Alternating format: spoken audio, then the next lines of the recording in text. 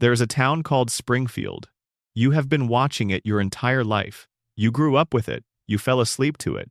You quoted it in school hallways and watched reruns on lazy Sunday afternoons, when the light through the windows was warm and slow and nothing else needed doing.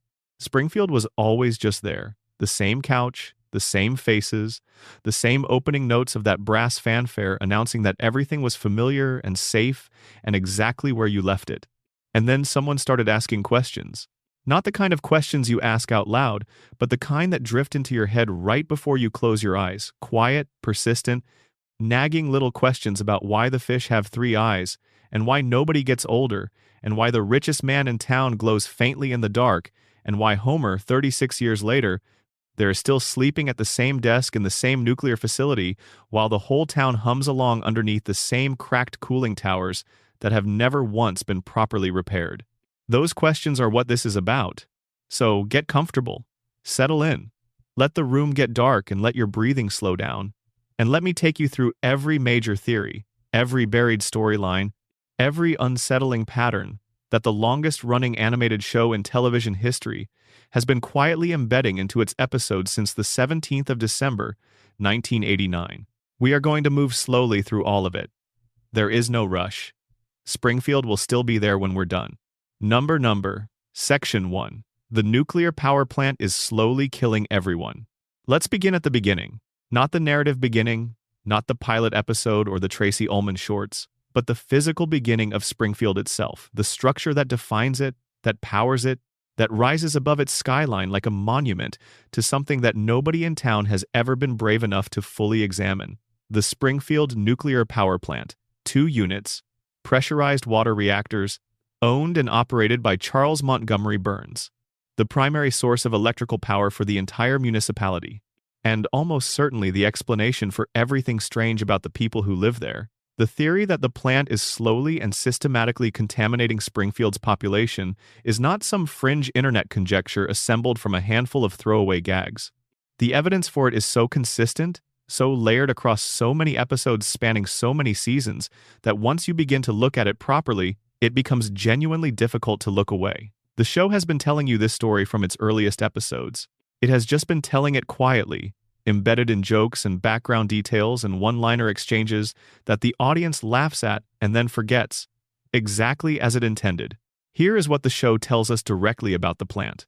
During a surprise safety inspection, and the word surprise is doing significant work in that sentence, because Burns was clearly not maintaining any level of preparedness for outside oversight, inspectors found 342 separate violations. Not 3, not 12, 342. The estimated cost to bring the facility into compliance with basic safety standards was $56 million. Burns, a man whose personal wealth has been described across multiple episodes as extending into the billions, declined to spend it. Not because the money wasn't available. It clearly was. He declined because spending it would require acknowledging that the violations existed, and acknowledging the violations would open the door to questions that Burns had spent decades keeping firmly closed. What kind of violations are we talking about? Radioactive waste being discharged directly into bodies of water. Radioactive material left on children's playgrounds. Plutonium being used as an informal paperweight on someone's work desk, sitting there in the open air of an office environment as though it were a novelty item, rather than one of the most dangerous substances on the periodic table. Cooling towers with structural cracks that had been patched, and this detail is important, patched with chewing gum. Not repaired, not replaced. Sealed temporarily with a substance designed to hold flavor for approximately 45 minutes. And somewhere in the lower reaches of the facility, behind doors that presumably weren't opened very often, human skeletal remains. Bones. In the basement, the show shows them to you, notes them, and then moves on without ever providing an explanation for how human skeletons ended up inside an operating nuclear reactor. Nobody in Springfield asks. Nobody investigates. The bones simply exist as part of the facility's ambient horror, filed away alongside the luminous rats running through the maintenance tunnels and the broken emergency alarm systems, and the control rods that may or may not have been functioning at any given point across the last 3 decades. Now consider who the show placed in charge of preventing all of this from causing a catastrophe. Homer Simpson, Safety Inspector, Sector 7G, A man whose intelligence quotient, according to the show's own creator, sits at approximately 55, a number that places him in a clinical category of cognitive impairment by any real-world medical standard. A man who, in the episode where doctors finally extract a crayon from his nasal cavity, is revealed to have had a foreign object physically lodged inside his brain since childhood, suppressing his neurological function for decades without anyone in Springfield's medical establishment ever detecting it during any of his routine checkups. Homer has slept at his workstation. He has eaten donuts during active meltdown warnings. He once threw a donut into the reactor core to determine whether it would grow larger inside the radioactive environment. That last incident is played entirely for comedy, but sit with the image for a moment, a man whose literal professional responsibility is preventing nuclear catastrophe, casually dropping food items into an active reactor out of personal curiosity. And this man has been standing between Springfield and radiological disaster for over 3 decades. The first visible mutation attributable to the plant appears in Season 2, in the form of a 3-eyed fish named Blinky, pulled from a river downstream of the facility. The discovery becomes national news inside the show's universe. A gubernatorial candidate uses Blinky as the centerpiece of a campaign against Burns, arguing that the fish is physical proof of environmental contamination. Burns, in response, sits down to eat the fish on live television, insisting it is perfectly safe for consumption. The camera cuts away before we see the outcome of that meal, but the town watches the performance, accepts the reassurance, and moves on. No follow-up water testing is conducted.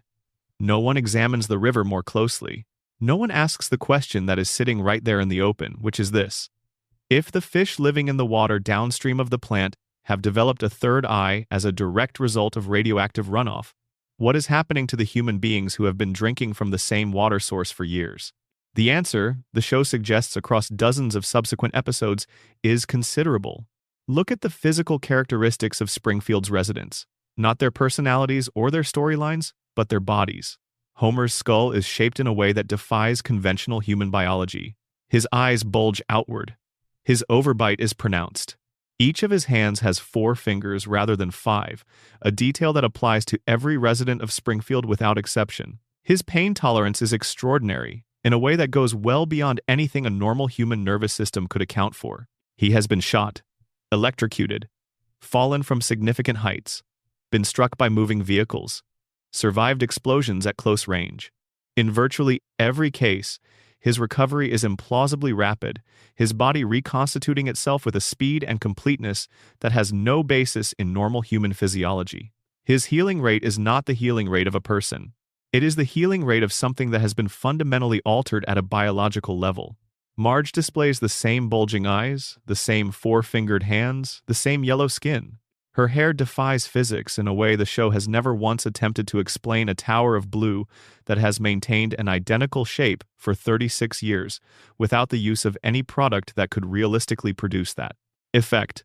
She briefly worked at the plant herself, was exposed to the same facility, the same leaking systems, the same ambient radiation that saturates every corner of the building where Homer has spent the bulk of his adult life. Their children, all 3 of them, were conceived and born after both parents had already been living in Springfield's contaminated environment for years. Bart's hair grows in rigid spikes without apparent product. Lisa's hair is a ring of identical points. Maggie's physical development has been frozen at 1-year-old for a span of time so vast that it has stopped being remarkable to anyone who watches the show regularly. And here is the detail that makes the whole theory click into focus. When characters from outside Springfield appear guests, celebrities, visitors from other places, they look different, meaningfully, structurally different. Their proportions are more natural, their features more closely approximate actual human anatomy. Their eyes sit in their skulls the way eyes are supposed to sit.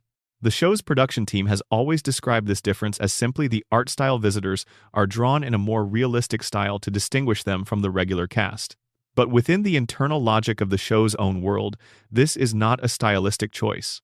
It is a visible, observable, biological distinction between people who live inside Springfield and people who come from somewhere else. The people who live near the plant look one way. The people who don't look another. And the 2 groups are physically distinguishable from each other in every scene they share. The animals tell the same story. Santa's little helper, the Simpson family dog, has the same distinctive bulging eyes and distorted proportions as his owners. Springfield's wildlife is demonstrably affected by the plant's runoff. The show confirms this directly with Blinky, and then implicitly reinforces it through the appearance of every creature that lives in and around the town. Burns knows all of this. Not suspects, knows. The show makes this clear across multiple episodes. Burns undergoes a weekly medical regimen of such intensity that it causes his body to emit a faint green glow visible in darkness. The treatment, which involves radiation therapy among other experimental interventions, keeps him alive for exactly 7 additional days. Without it, his body would fail within a week. He requires this intervention the way a normal human being requires food and water. The implication is that Burns has been managing his own radiation exposure for a very long time, that his body has been so thoroughly altered by proximity to nuclear material that it can no longer sustain itself through natural biological processes. He depends on controlled radiation the way a machine depends on fuel. And a man in that position, a man who understands radiation because he is personally dependent on its management for his continued survival, would be acutely aware of what decades of uncontrolled radiation exposure would do to the people living downwind of his facility. Burns has personal physicians. He funds private medical research. He has an entire pharmaceutical infrastructure devoted to keeping him functional. He knows exactly what his plant is doing to Springfield, because he has spent a century learning precisely what radiation does to biological systems, which raises a question the show introduces quietly and then declines to fully answer. Homer's continued employment, despite an almost incomprehensible record of professional failure, is not accidental. When a group of German investors briefly acquired the plant, the first thing they did was terminate Homer's employment. The second thing they did was assess what it would cost to bring the facility into regulatory compliance. The estimate they received nearly bankrupted them, and they sold the plant back to Burns as quickly as they could arrange the transaction. Burns then immediately rehired Homer. A competent safety inspector would find those 342 violations. A competent safety inspector would be obligated by their professional responsibilities to report them. Homer Simpson, a man whose cognitive limitations the show has documented in exhaustive detail across hundreds of episodes, ensures that no report of consequence is ever filed. The violations continue. The radiation continues leaking. The town continues being exposed. And Burns maintains his monopoly over Springfield's power supply, its economy, and by extension, the lives of every person living inside what the show eventually in the theatrical film has the federal government formally designate as an environmental containment zone. That is the moment when the theory stops being a theory and becomes something closer to a documented fact within the show's own continuity. The United States Environmental Protection Agency, a real federal institution depicted within Springfield's universe, looks at the town and concludes that its pollution levels are so extreme, so far beyond any reasonable threshold of public safety, that the only viable solution is physical quarantine. They lower a massive glass dome over the entire town. The people of Springfield, all of them, everyone who has been drinking that water and breathing that air and living under those cracked cooling towers for decades, are sealed inside, not evacuated. Sealed in. The government's conclusion is not that the residents need to be protected from the contamination. The conclusion is that the contamination needs to be contained from the rest of the country. Springfield is not a quirky cartoon town with some colorful residents and an eccentric billionaire. Springfield is a classified environmental hazard. The contamination zone the radiation theory has always described finally receives its official federal designation in the film, and the show presents this as a plot complication rather than the confirmation of every dark implication it has been building towards since Season 2. The crayon in Homer's brain is not a standalone absurdity. It is a piece of a larger picture. Homer went through his entire childhood, his entire adolescence, his entire adult life, visiting Springfield's medical professionals for routine checkups, and not a single one of them ever detected a foreign object inside his skull.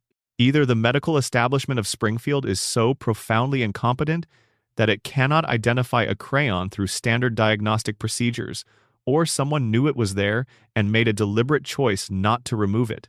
Both possibilities are terrible in different ways.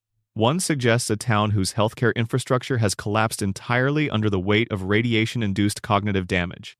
The other suggests something more intentional, a medical system with reasons to keep certain patients in certain states. And the radiation theory absorbs all of the show's most persistent mysteries without straining to accommodate them. The characters don't age because whatever the plant has done to their cellular biology has altered the normal mechanisms of aging. The town resets after catastrophic events because the population's neurological function is compromised. They genuinely cannot retain the memory of what happened the way an uncontaminated population could. Homer survives the unsurvivable because his body has adapted to conditions that would kill a normal human being, adapted in the way that all organisms adapt to persistent environmental pressures over generations of exposure. Burns remains alive after a century because he is actively managing what the radiation has done to him, using resources that none of his employees have access to. And nobody in Springfield notices any of it. Nobody looks up at the cooling towers and asks why the children are yellow, why the fish have 3 eyes, why the same billionaire who has been running this town since before their parents were born still looks essentially the same. Nobody asks because the plant has already taken care of that. The same exposure that mutated their bodies has compromised the neurological architecture responsible for critical thinking, for pattern recognition, for the ability to look at the accumulated weight of evidence and ask the question that all the evidence demands. Why are we all like this? That question is the one Springfield will never ask, because the plant already made sure they couldn't. If you're watching this late at night, drop a comment with your location and the time. It's always interesting to see where people are tuning in from. And if you're enjoying this breakdown, consider subscribing. There's a lot more to get through. Number. Section 2. Homer has been in a coma since 1993. Now that you have settled into the radiation theory, now that you have seen how completely it accounts for the strangeness of Springfield, I want to introduce you to a second explanation. One that doesn't necessarily contradict the first, but layers over it in a way that changes what all of that strangeness actually means. Because what if the contaminated town, the mutations, the 3-eyed fish, the glowing billionaire, what if all of that is real, but only inside the mind of a man who has been unconscious since April of 1993? Let's go back to that date carefully, because the episode it marks is the kind of thing that seems unremarkable on first viewing and then refuses to leave your head once someone points you at it properly. The 1st of April, 1993. Season 4, Episode 18. The title is So It's Come to This, a Simpsons clip show. The setup is relatively simple. It's April Fool's Day, and Bart has been escalating a series of pranks on Homer throughout the day, each one building on the last. The final prank involves taking one of Homer's cans of beer to an auto body shop and placing it inside an industrial paint shaker. The machine vibrates the can at an intensity that would be appropriate for preparing a car panel for repainting. What it does to a pressurized aluminum container full of carbonated liquid is considerably more violent. Bart brings the can home, replaces it in the refrigerator, and waits. Homer finds the can. Homer opens the can. The explosion sends him to the hospital. This part, at least for The Simpsons, is familiar territory. Homer sustains grievous bodily harm and ends up in a medical facility with some regularity across the show's run. What happens next is the part that matters. Homer is lying in his hospital bed, recovering, and he sees a vending machine across the room. He wants a candy bar. He gets out of bed, goes to the machine, reaches for the candy bar. The machine tips forward and lands on top of him. The impact puts him into a coma. A real coma. Not a dream sequence, not a cutaway gag, not the show using coma as a loose synonym for unconscious for a moment. Homer Simpson flatlines. His brain function drops to a level that requires medical monitoring. His family is called. He is placed on clinical support. He is, by any definition the show acknowledges, in a coma. The episode ends with what appears to be Homer waking up. Bart is at his bedside, tearfully confessing that the whole escalating prank sequence was his fault. Homer opens his eyes, grabs Bart by the throat, and begins strangling him. The family laughs. The laugh track acknowledges the joke. Everything goes back to normal. But before the credits, the show tells us one more thing. Homer lost 5% of his brain function during the coma. Permanently. Gone. The damage is described as irreversible, not something that will heal over time, not something that therapy or medication can address, simply a 5% reduction in the cognitive capacity Homer was operating with before the vending machine fell. And Homer's response to learning that his brain has been permanently damaged is to laugh, even as he acknowledges on camera that he doesn't understand why he's laughing. The family finds this funny. Nobody expresses any concern. The episode ends. The show continues for 32 additional years. And here is where the theory takes root. What if Homer never actually woke up? What if the moment where he opens his eyes and grabs Bart is not a recovery but a dream? The first frame of a coma, dream so detailed, so persistent, so emotionally vivid that it has been generating episodes ever since. What if every single thing that has happened in Springfield since April 1993 is a simulation being run by the damaged brain of a man lying in a hospital bed, slowly losing function, dreaming of his family because his family is the only thing his injured mind has the capacity to hold on to? This theory, sometimes called the Homer coma theory, was originally proposed on a Simpsons discussion forum by a user whose account is no longer active, and it has been circulating and expanding ever since. The writers are aware of it. Executive producer Al Jean addressed it publicly in 2015 and said it wasn't true. A full animated sequence depicting Homer waking from a coma was produced for a later season and then described as a fake deleted scene planted by hackers. The show acknowledged the theory, animated it, and then denied it a response that is, in its own way, exactly the kind of thing you would expect from a show that has been deliberately refusing to resolve its biggest mysteries for 3 decades. But what makes the theory compelling isn't just the coma episode itself. It's what happens to the show on either side of it. Before Season 4, The Simpsons was a grounded show. Not realistic, it was always a cartoon, and the comedy was always somewhat heightened, but the storylines dealt with recognizable human problems. Homer tries to stop drinking. Marge considers whether she might be falling for someone other than her husband. Lisa develops a serious crush on a substitute teacher that the show treats with genuine emotional weight. Bart faces the real possibility of being held back a year in school.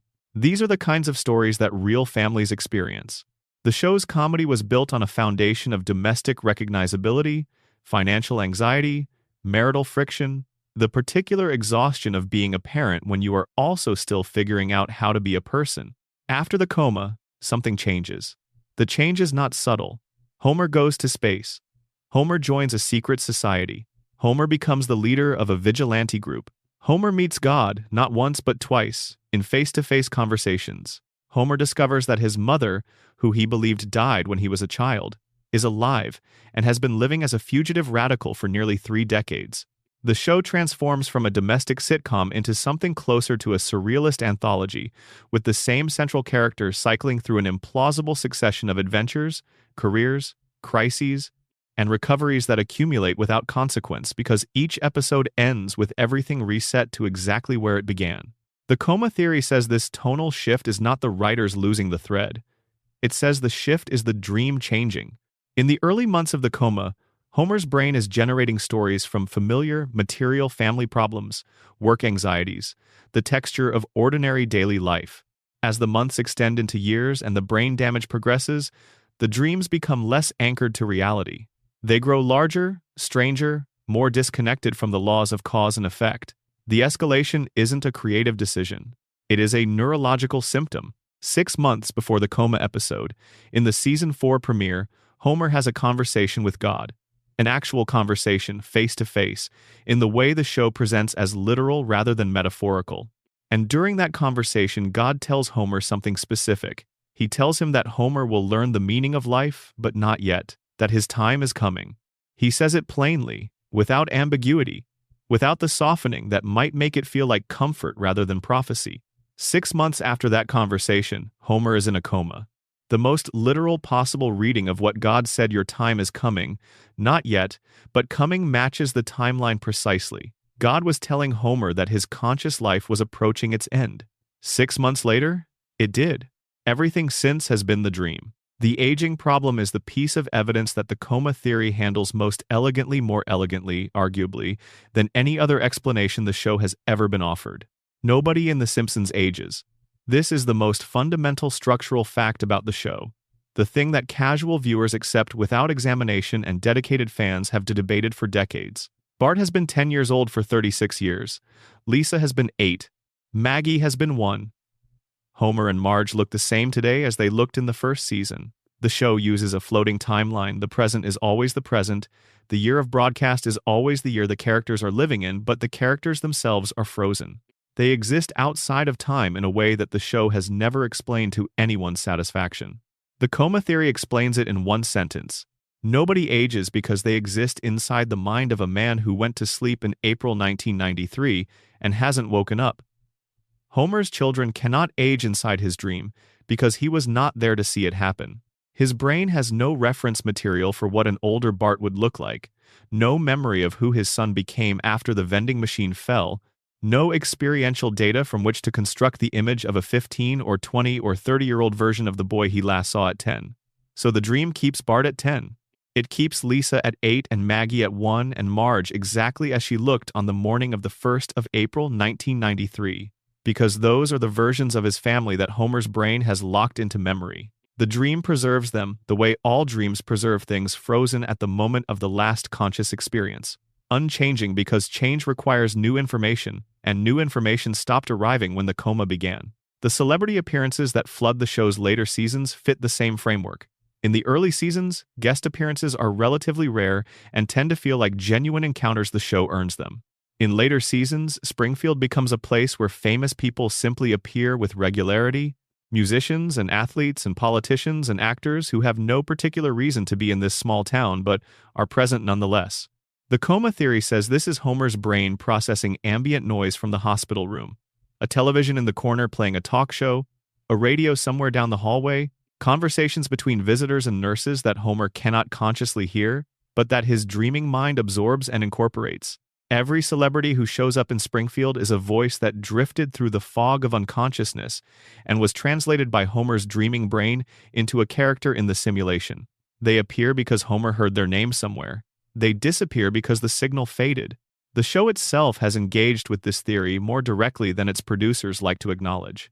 In season 34, an episode called Lisa the Boy Scout included a sequence that was described, after the fact, as a deliberately leaked fake deleted scene in which Homer wakes from a long coma, and the reveal is that everything, every outlandish storyline, every impossible adventure, every guest appearance and fantastical plot was a dream generated by an unconscious brain. The sequence was animated. It was voiced. It existed as a fully produced piece of content.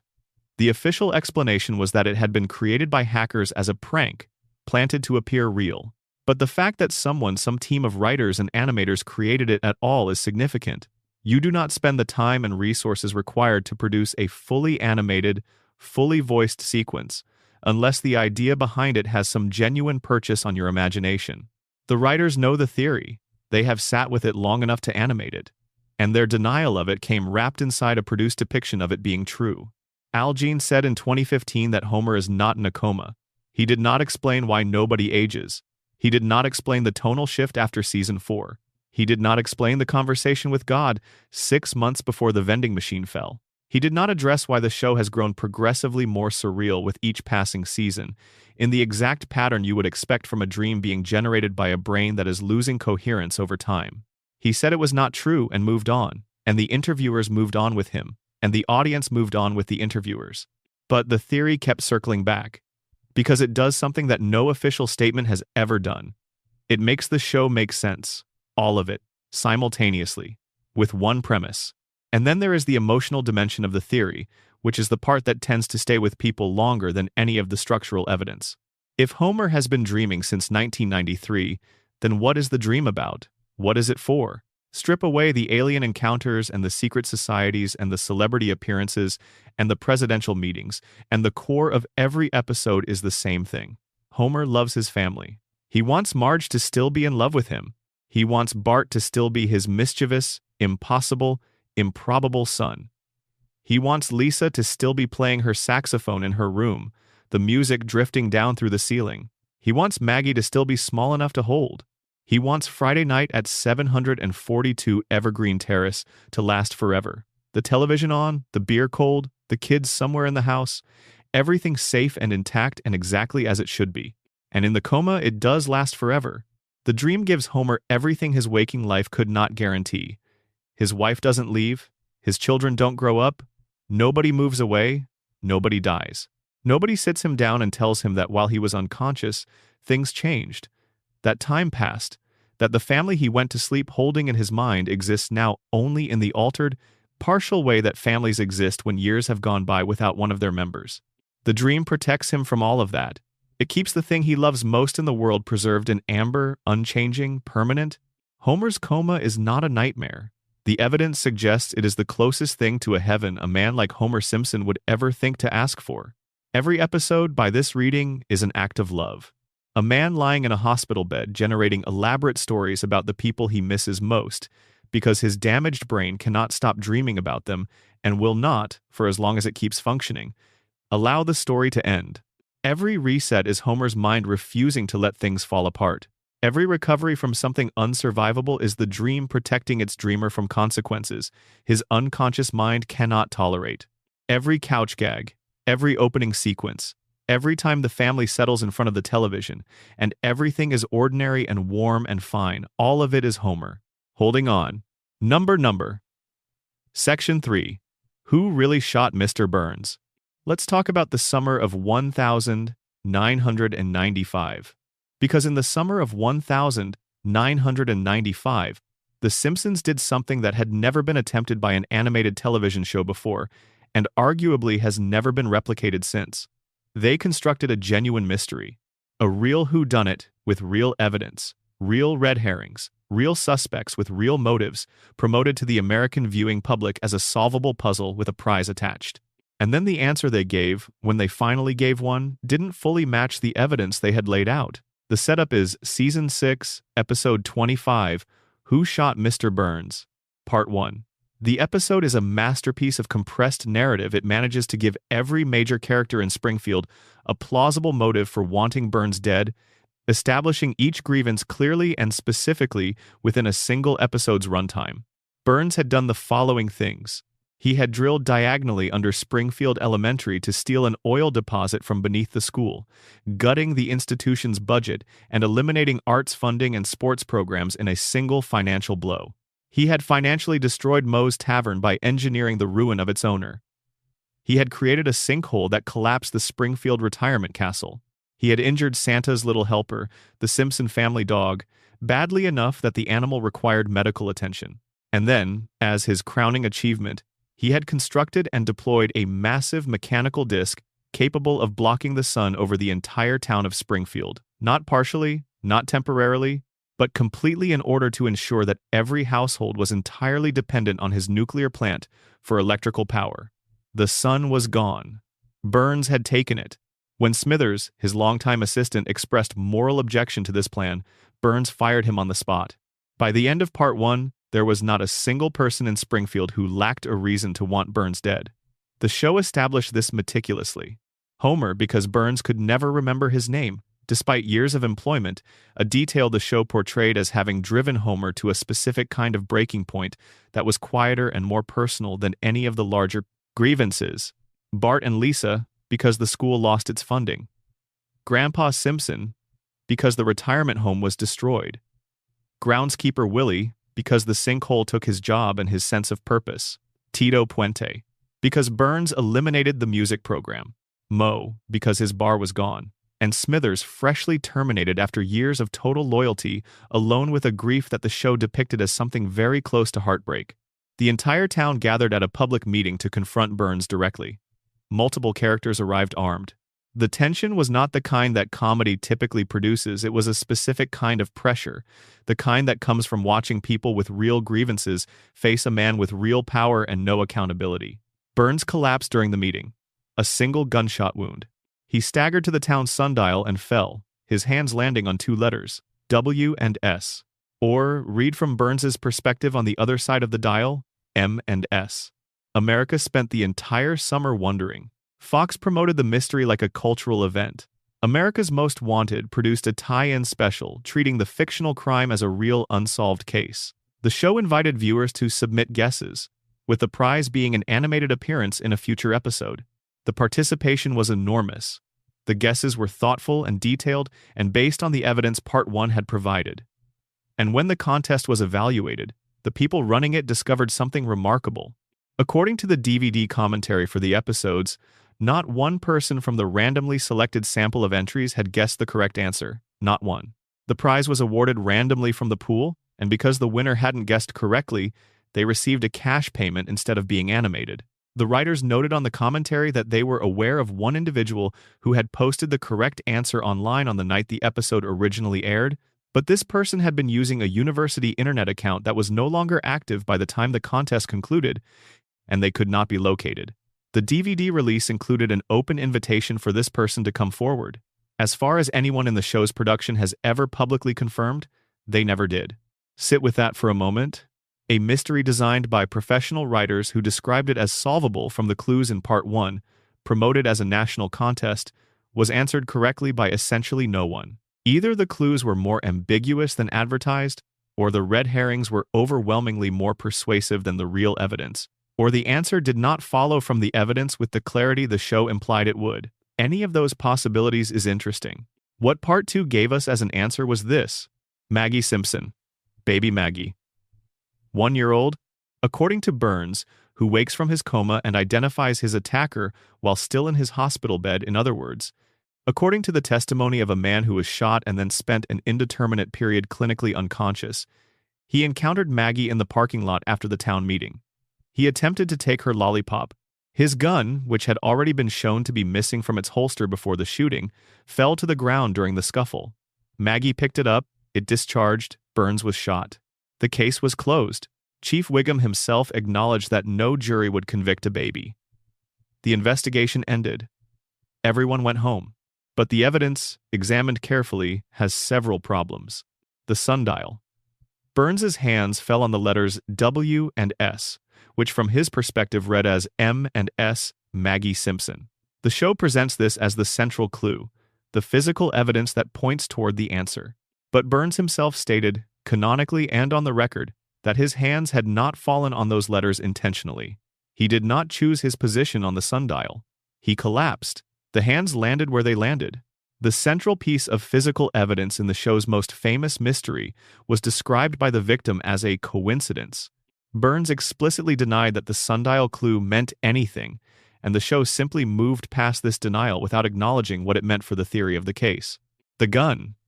Burns's weapon was shown missing from its holster before the shooting occurred. This means the shooter used Burns's own gun.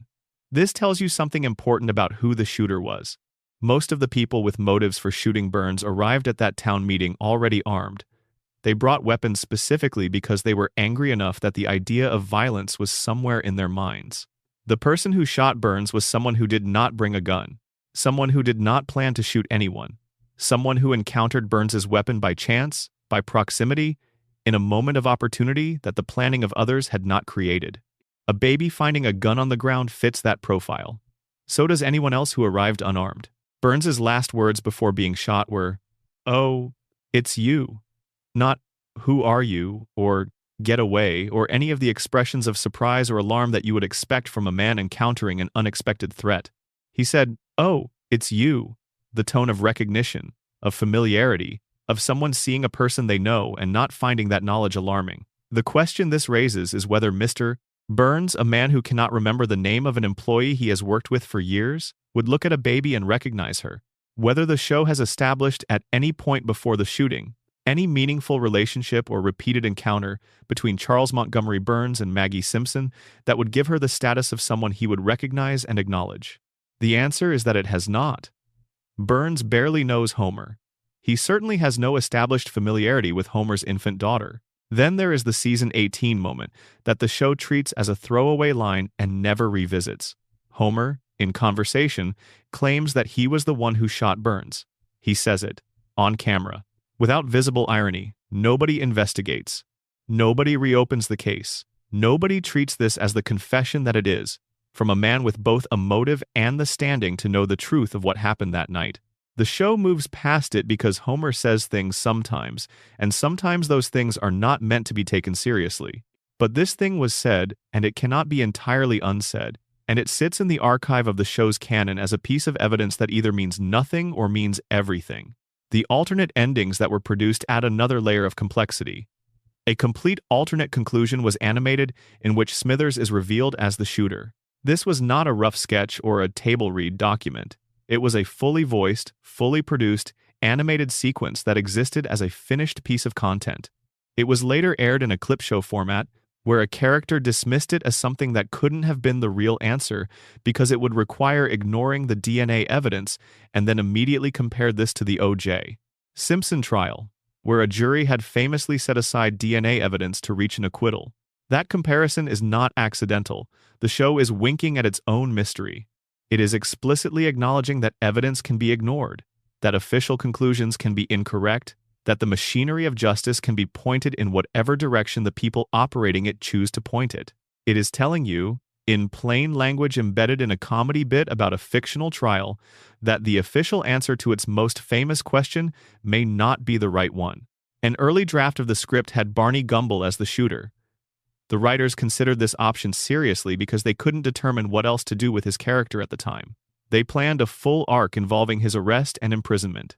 The storyline was abandoned, but the consideration of it means that the creative process for this mystery involved cycling through multiple possible answers before settling on one. The answer was not predetermined by the clues, and the clues were adjusted to fit whatever answer the writers eventually chose. The mystery was reverse-engineered from its conclusion, not built organically from its evidence. The Marge theory deserves time here because it is the alternate explanation with the most structural support within the show's established canon. Marge is a devoted mother. She watched Burns systematically destroy things that mattered to her family. He took the school funding that affected her children. He injured her family's dog. He took the sun from her town. She had every reason to want him stopped. Burns, in a separate episode, had developed a romantic fixation on Marge during her brief employment at the plant. An infatuation the show depicted as genuine, rather than entirely predatory, in the complicated way that Burns's humanity occasionally surfaces through his villainy. If Burns had recognized Marge in the parking lot after the meeting, if she had been the one holding his gun, he might have said, "Oh, it's you," in exactly that tone. The tone of a man who is surprised and not entirely displeased to see someone he has thought about. And if Burns, waking from a coma and examining his memory of the encounter, had understood what would happen to Marge if he named her, he might have looked around the hospital room and allowed his gaze to rest on the most convenient available alternative. A baby. Someone Chief Wiggum himself confirmed no jury would ever convict. Maggie became the answer because Maggie was safe. She was legally and practically immune to prosecution by virtue of her age. She could not deny the accusation because she could not speak. She could not comprehend what she was being accused of, could not be traumatized by the accusation in any way that would register visibly. She was, as a fall guy, essentially perfect. The final shot of part 2 has Maggie alone in the room after everyone else has departed. She looks around carefully, confirming that nobody is watching. Then she moves her pacifier in a motion that precisely mimics pulling a trigger. The show wants you to read this as confirmation she did it. She knows she did it. She is replaying the moment in private. But it can also be read as something else entirely. A baby who witnessed a shooting, who saw someone pick up a gun and fire it, who is doing what babies do, which is repeat and imitate and process through mimicry what they have seen the adults around them do. She is not confessing. She is remembering. The greatest mystery in The Simpsons was not solved in September 1995.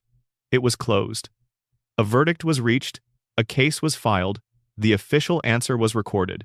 But the contest that nobody won, the clues that Burns himself described as coincidental, the alternate endings that were fully produced, the confession in season 18, and that final shot of Maggie in the empty room, all of it says the same thing. In Springfield, closed and solved are two very different things. And the case of who shot Mr. Burns has always been one and never the other. Section 4. How Mr. Burns is still alive. The question of Burns's age is one that the show raises repeatedly and answers never. His birth year has been implied, suggested, and contradicted across dozens of episodes, but every version of the timeline places it somewhere in the late 19th century. He has personal memories of events that occurred before the turn of the 20th. He has told stories about the early 1900s as though he experienced them firsthand. He attended Yale. He served in the Second World War, during which he reportedly stole a $1 trillion bill from the United States government and kept it hidden for decades. He has referenced the Gilded Age not as a period he read about in history books, but as a time he personally remembers. He knew Howard Hughes. He has described working relationships with figures who died before most of the show's current audience was born. By the most conservative calculation, Burns is over 100 years old. By the more generous reading of what the show's various timelines imply, he may be considerably older than that. And he is not merely surviving, he is functioning. He runs a multi-billion-dollar corporation. He manipulates municipal and regional politics with precision and patience. He orchestrates complex schemes that require sustained cognitive effort, long-term strategic planning, and a working understanding of modern finance, modern law, and modern technology. His body is frail. The show has always depicted him as physically fragile, a thin and ancient figure whose physical strength is essentially negligible, but his mind is sharp. Burns is arguably the most cognitively capable character in Springfield, operating with a strategic clarity and ruthlessness that nobody else in the town can match. He has been operating at that level for longer than any human being should be capable of sustained consciousness. The Springfield Files episode is where the show provides its most direct explanation for how this is possible, and then immediately treats that explanation as a minor plot point and moves on. Burns undergoes a weekly medical regimen. The show describes it as a treatment so intensive, so saturated with chemicals and radiation therapy, that it causes his entire body to emit a visible green glow. Not metaphorically, literally, Burns glows in the dark after his weekly appointment. The treatment keeps him alive for exactly 7 more days. Without it, he would die within a week. The margin is 0. One missed appointment and the biological equilibrium that has been keeping him functional collapses entirely. His life is not sustained by natural biological processes. It is maintained the way a complex and aging machine is maintained, through scheduled servicing, through precise interventions administered on a strict timeline, through the constant management of systems that would fail without external support. Burns is not alive in the way that Homer Simpson is alive, or in the way that Marge or Bart or Lisa is alive. He is alive in the way that a very old and very complicated piece of equipment is operational, because someone with the knowledge and resources to keep it running has been doing exactly that, every single week, for a very long time. And the treatment involves radiation. Of course it does. The man who owns a nuclear power plant, whose facility has been leaking radioactive material into Springfield's environment for decades, has a body that requires controlled radiation exposure to sustain itself. He does not merely profit from radiation, he is powered by it. His biology has been so fundamentally and comprehensively altered by a century of proximity to nuclear material that it cannot sustain normal cellular function without an ongoing external input. Take the radiation away and his system shuts down within a week. He has become, at some level, a nuclear process himself, a biological reactor that requires regular refueling to continue operating. This explains the scene that is probably the most quoted in the show's history for reasons that have nothing to do with how disturbing it actually is. Burns visits a doctor who, after conducting what appears to be a thorough examination, delivers a diagnosis that the doctor finds baffling and the audience finds hilarious and which, under any serious examination, is genuinely horrifying. Burns has every disease known to medical science, simultaneously present in his body at the time of examination, every single one. But they exist, the doctor explains, in a state of perfect equilibrium. Each illness is canceling out every other illness, creating a biological gridlock in which no single condition can progress to the point of being fatal because every other condition is blocking it. The doctor calls this the Three Stooges syndrome, comparing it to the classic gag of 3 people trying to fit through a doorway at the same time and none of them getting through. Burns's diseases are all trying to kill him at once and none of them can because they are all in each other's way.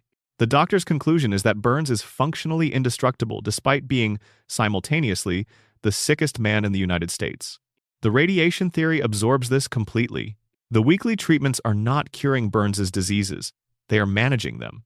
They are keeping every illness in exactly the precarious stasis that the doctor described balanced against every other illness, held in a perfect and terrible equilibrium that requires constant external maintenance to prevent any one condition from tipping the balance and breaking through. It is not medicine in any conventional sense. It is nuclear maintenance. Burns's body is a reactor in which the diseases are the fuel rods and the weekly treatments are the control systems. Let the controls slip and everything surges forward at once. Keep the controls precisely calibrated and the system runs indefinitely, producing a man who is simultaneously dying from everything and surviving everything in a state of perpetual biological contradiction. Smithers is the person who makes all of this possible. The show has spent 36 years depicting Waylon Smithers as Burns's devoted assistant, loyal to a degree that most viewers interpret as a combination of professional dedication and something warmer and more personal, that the show has handled with varying degrees of directness over the years. But the coma and radiation framework suggests that Smithers' devotion has a dimension that even the show has not fully articulated. Smithers manages Burns's schedule. Smithers ensures that the weekly treatment appointments are kept. Smithers monitors Burns's physical condition with an attentiveness that borders on medical vigilance. Every time Burns has been hospitalized or incapacitated, Smithers has been the first responder, the person who calls the doctors and coordinates the care and stays beside the bed until the crisis is resolved. Without Smithers managing the treatment schedule, Burns misses a dose. The equilibrium collapses. Every disease in his body surges. He dies. Smithers is not devoted to Burns out of loyalty alone. He is devoted because he understands, with a precision that nobody else in Springfield possesses, that his absence is a death sentence. He is the only person who knows exactly how the maintenance protocol works, who has the access to schedule the appointments and verify the interventions, and track the physiological indicators that determine whether the system is running correctly. He is Burns's cardiologist and pharmacist and ICU nurse and personal assistant simultaneously, and the one role is inseparable from the others. Remove Smithers from the equation and Burns does not survive the week.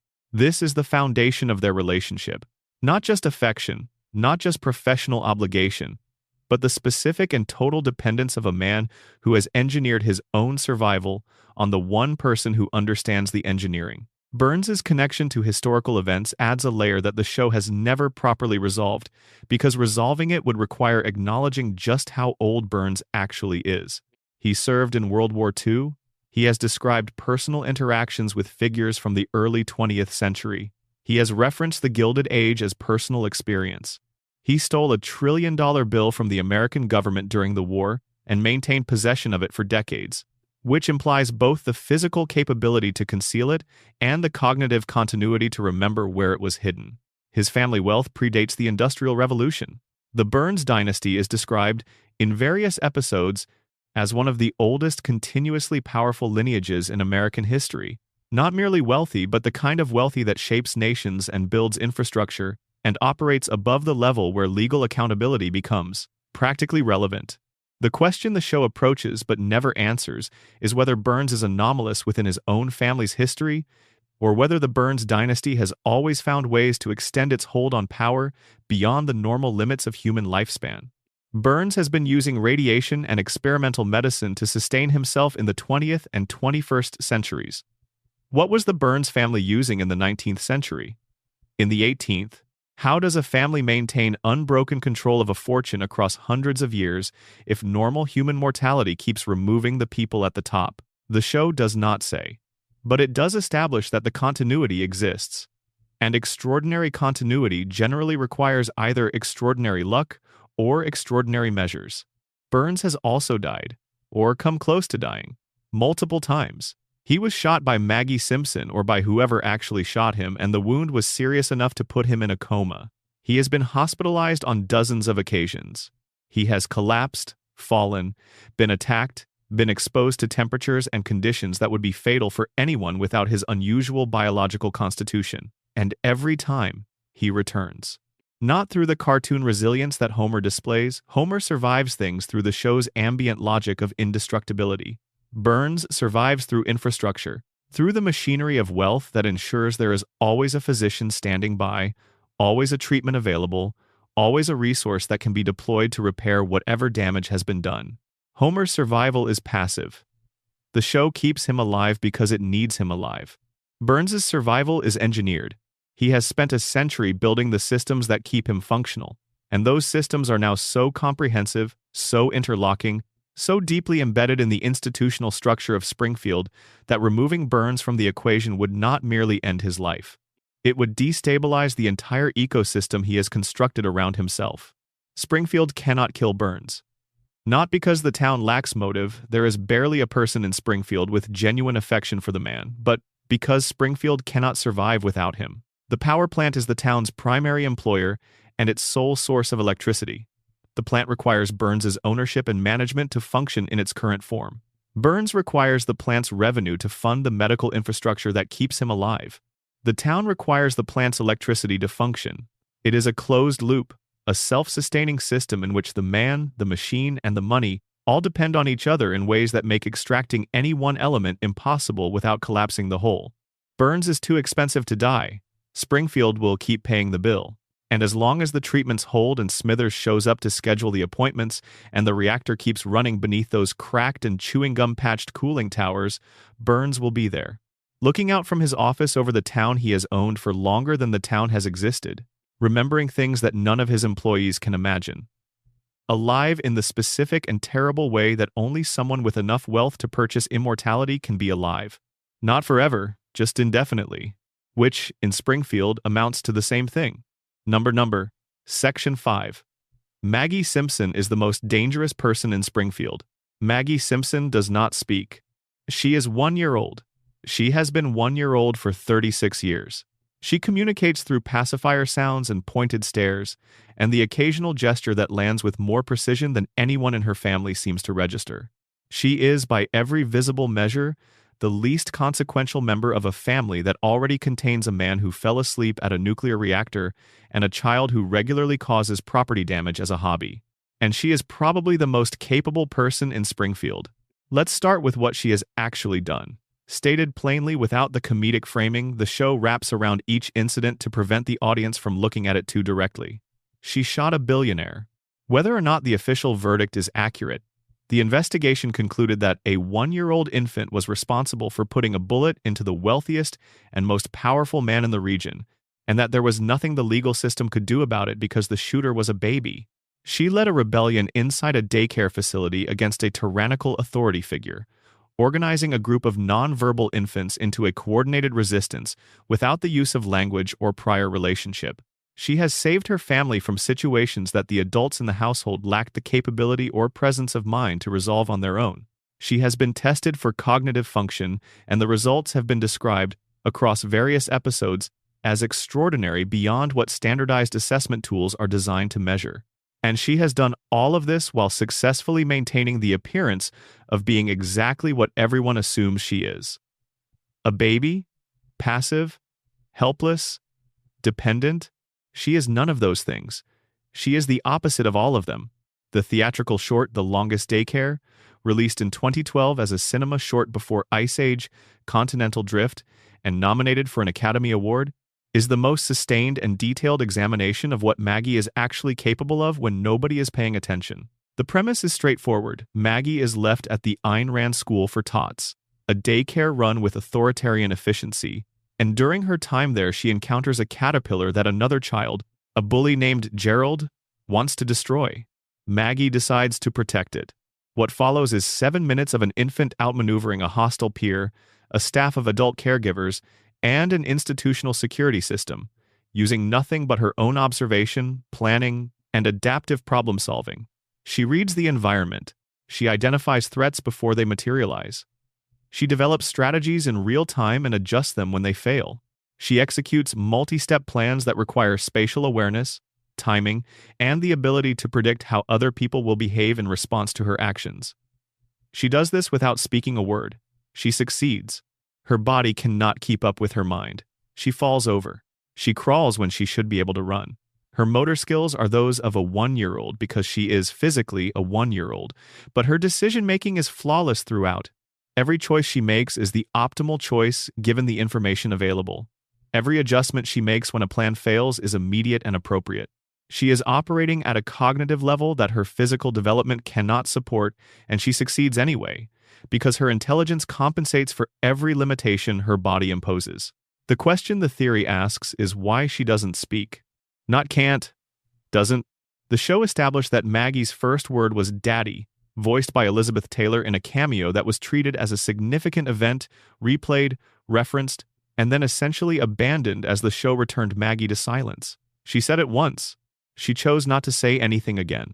Over 36 years of episodes in which she has been surrounded by a family of extremely verbal people. Homer, who never stops talking, Marge, who narrates her anxiety out loud, Bart, who provides running commentary on everything, Lisa, who lectures and debates and advocates Maggie, has been the silence at the center.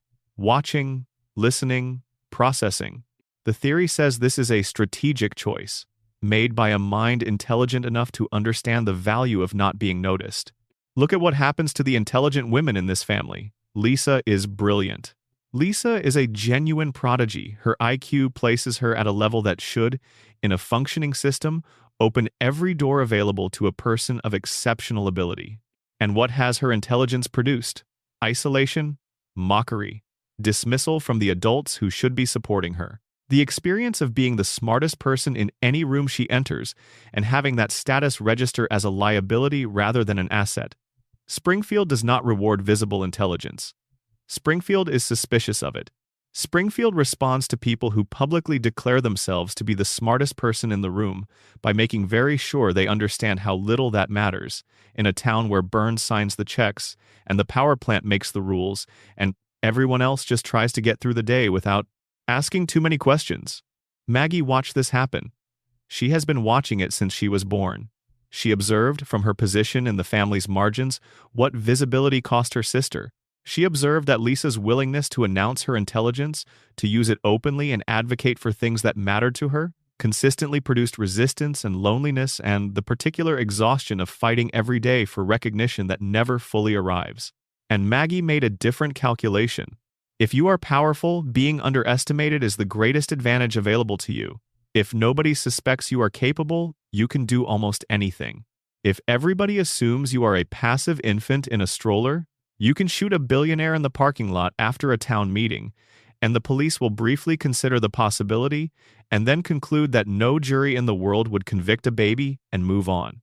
Every act of competence Maggie has ever displayed has happened below the radar. Every rescue, every rebellion, every display of intelligence that should have permanently recalibrated the family's understanding of who she is. All of it has been absorbed by the ambient chaos of life. At 742 Evergreen Terrace, and never followed to its logical conclusion. She saves the day. Everyone is relieved. Nobody asks how a 1-year-old managed to do what a room full of adults could not. Maggie ensures that nobody asks, by returning, every time, to the performance. The pacifier, the stare, the silence, the presentation of a baby who is exactly what babies are supposed to be. Connect this to the radiation theory and the picture becomes sharper still.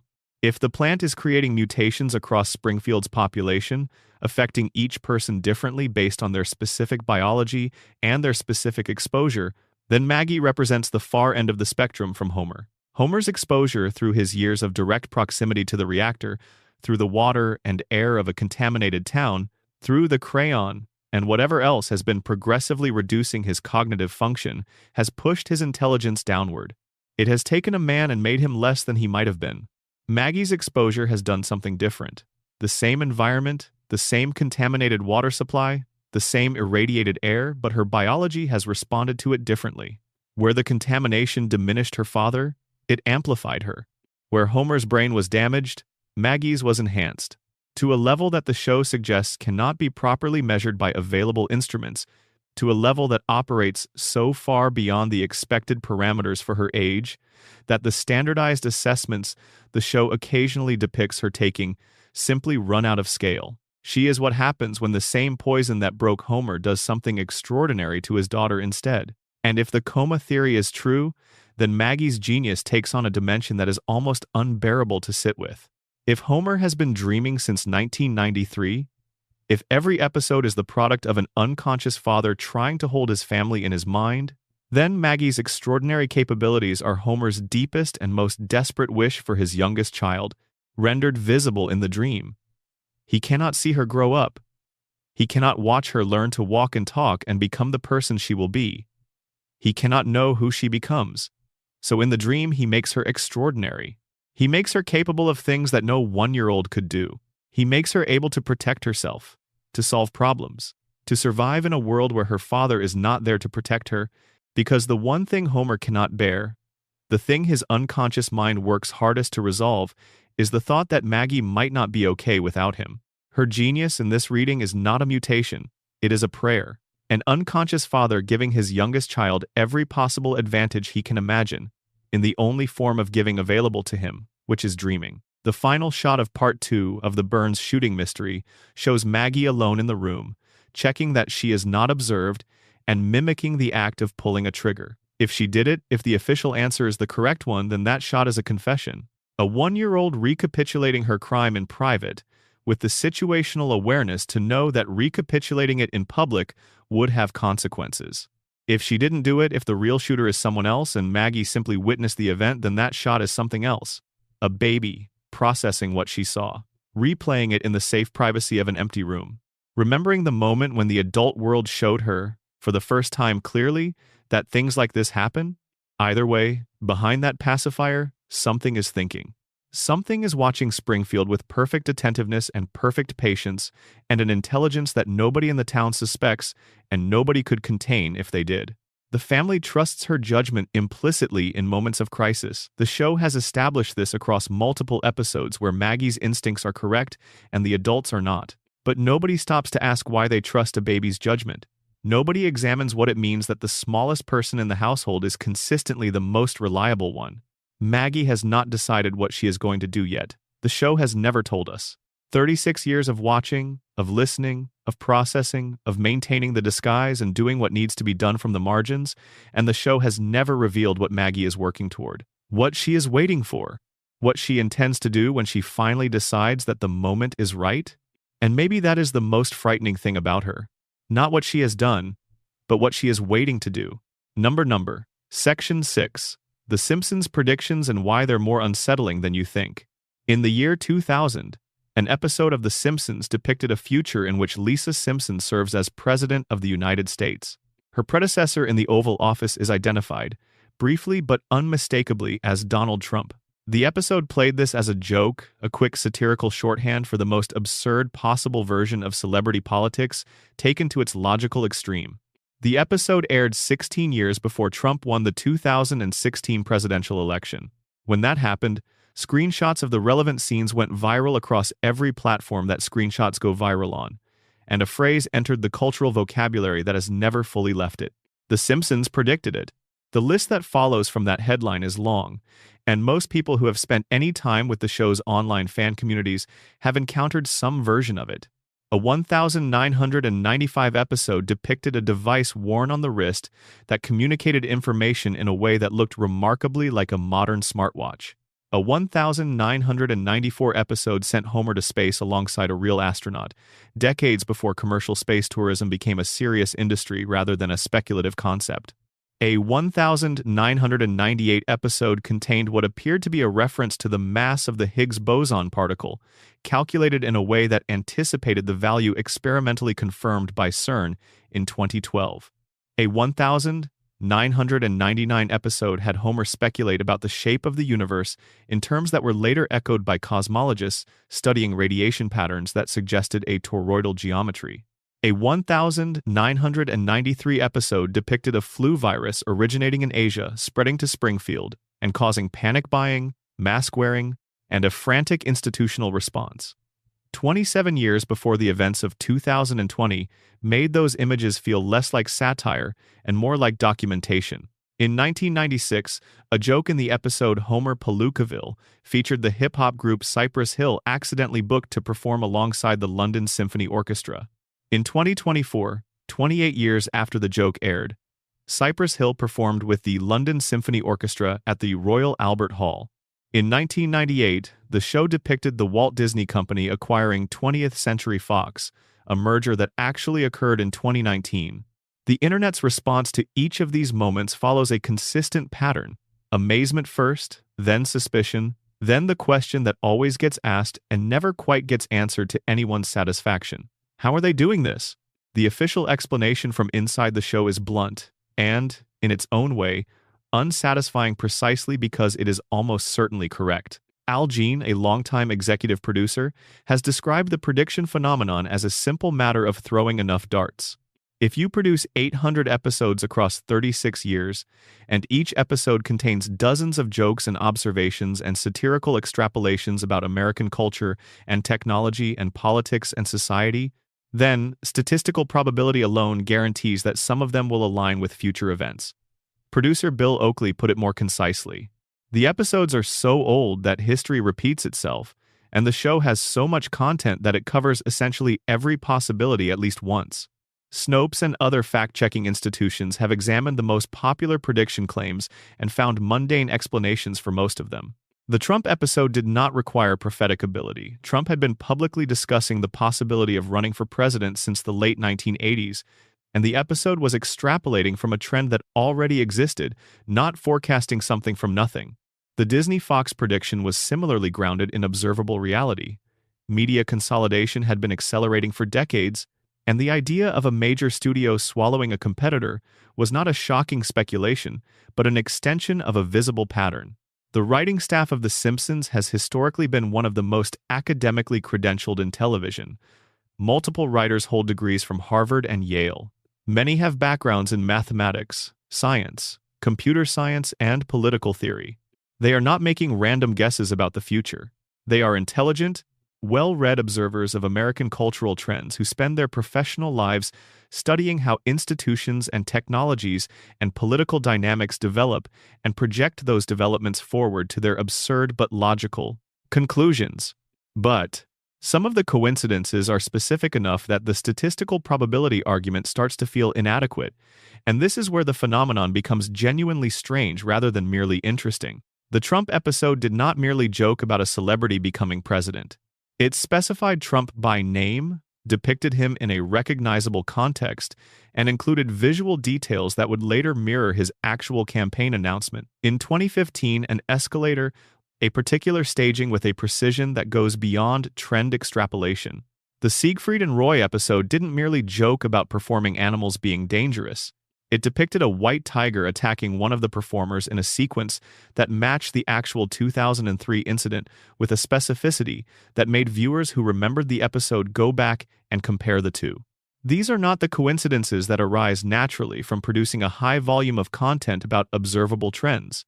These are the coincidences that happen when something specific is depicted with sufficient detail to match a future specific event in ways that trend projection alone cannot fully account for. Which is where the meta-theory arrives. The one that is more interesting than any conspiracy about time travel or prophetic screenwriting, and more disturbing in its implications. The Simpsons does not predict the future. The Simpsons shapes the future. Not through magic, not through any mechanism that cannot be described in plain language. Through cultural influence, through the specific and enormous power that 36 years of ubiquitous presence in American media has given this show over the collective imagination of the people who grew up watching it. The Simpsons is one of the most watched, most quoted, most referenced, and most deeply embedded pieces of American culture ever produced. It has been running for longer than most of its current audience has been alive. Its jokes have become part of the vocabulary. Its observations have become part of how Americans understand and describe their own experience. When the show makes a joke about the absurdity of a Trump presidency, that joke does not merely reflect a cultural moment. It enters the cultural bloodstream. It is seen by millions of people. It becomes a reference point. It becomes the thing people say when they see Trump on the news. Oh, the Simpsons did this, and that act of recognition, of connecting a present reality to a remembered joke, changes how the reality is processed. The joke makes the reality feel familiar before it happens. It makes a Trump presidency feel less like a shocking impossibility and more like an inevitable punchline. And when the punchline arrives, what the audience experiences is not the shock of something unprecedented, but the recognition of something already anticipated. The show did not predict that punchline. It wrote the punchline early, and then reality delivered it on schedule. This is not a small thing. This is an enormous thing. A show that runs long enough and reaches widely enough and is embedded deeply enough into the cultural imagination of an entire country does not merely reflect that country back at itself. It begins to influence what that country considers possible, inevitable, funny, terrifying, normal. It becomes part of the way the country tells its own story about itself, and stories are not passive. Stories shape the people who tell them. They shape the events that people create and allow and participate in. Springfield isn't a mirror held up to America. America has spent 36 years staring into that mirror until it started to resemble what it saw. The nuclear power plant run by a corrupt billionaire with no accountability. The incompetent government that cannot protect the people it is supposed to serve. The population too distracted by immediate concerns and ambient entertainment to track the systemic forces dismantling their quality of life. The endless cycle of catastrophe and reset, in which something terrible happens and then is absorbed into the background and forgotten, and then happens again in a slightly different form. Springfield is not a prediction of where America was heading. Springfield is a diagnosis of where America already was. The show just documented it early enough that it looks, in retrospect, like prophecy. And here is the final piece. The confirmation bias problem. The Simpsons has also made thousands of jokes that did not come true. Jokes about jetpacks and moon colonies and political outcomes that went the other way, and technologies that never materialized, and cultural shifts that failed to occur. Nobody compiles these. Nobody shares them on social media. Nobody builds Reddit threads about the Simpsons' predictions that missed. Because confirmation bias does not work that way. We remember the hits and we forget the misses, and when you apply that filter to a body of content as large as 36 seasons of American satire, what you get at the end of the filtering process is a highlight reel that looks exactly like prophecy. The predictions are not supernatural. They are the natural result of a brilliantly written show running for an impossibly long time, staffed by people who are very good at reading American culture, and then having that output filtered through the most powerful confirmation bias engine ever created, which is the internet at scale. But knowing how the trick works does not entirely diminish it. Even understanding the mechanism, the volume, the trend extrapolation, the confirmation bias, there are moments when the specificity of a match is striking enough to make you pause, to make you sit back from the screen and look at the clip again, to make even the show's own creators, who know exactly how many darts they have thrown, pause and wonder if maybe, once in a while, one of those darts found a target that wasn't entirely explained by statistics. 800 episodes, 36 years, thousands of satirical observations about American life, and enough bullseyes to make the question perpetually interesting, even when the answer is probably mundane. Probably. Number, Section 7. Mona Simpson and the Conspiracy That Broke 3 Generations. For the first 6 seasons of The Simpsons, Homer's mother was dead. That was the official story. Abe Simpson told it. Homer believed it. He was given a grave to visit. He grew up as a boy whose mother had died when he was young, raised by a father who was cold and distant and unable or unwilling to fill the absence she left. That absence shaped everything about Homer. His desperate need to be liked, his terror of abandonment, his compulsive clinginess toward Marge, the way he holds on to her, with a tenacity that sometimes looks like love and sometimes looks like the grip of someone who cannot afford to lose the one person who has stayed. His willingness to endure years of humiliation from Burns without ever seriously considering leaving, because the alternative, losing the stability of his job and the structure it provides, feels more threatening than the humiliation itself. Homer Simpson's entire personality, the particular shape of his neediness and his love, and his inability to understand why the world works the way it does, is a coping mechanism for maternal loss. He is a person who was abandoned early and built everything else on top of that wound. In Season 7, the show revealed that the abandonment was a lie. The episode is called Mother Simpson. It aired the 19th of November, 1995, and it is one of the most genuinely devastating pieces of television the show has ever produced, not because of its tragedy, but because of what its tragedy reveals about everything that came before it. Homer fakes his own death to avoid working on a Saturday. He pushes a dummy off a cliff near the plant and the town temporarily believes he has died. When Marge insists he go to the Hall of Records to correct the error in the official documentation, Homer makes a discovery that changes his understanding of his own life.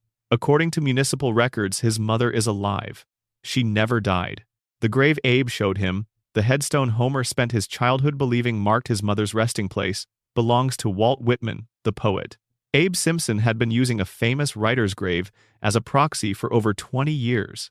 Homer finds Mona at a cemetery, visiting what she believes is her son's grave, because she received word that Homer was dead.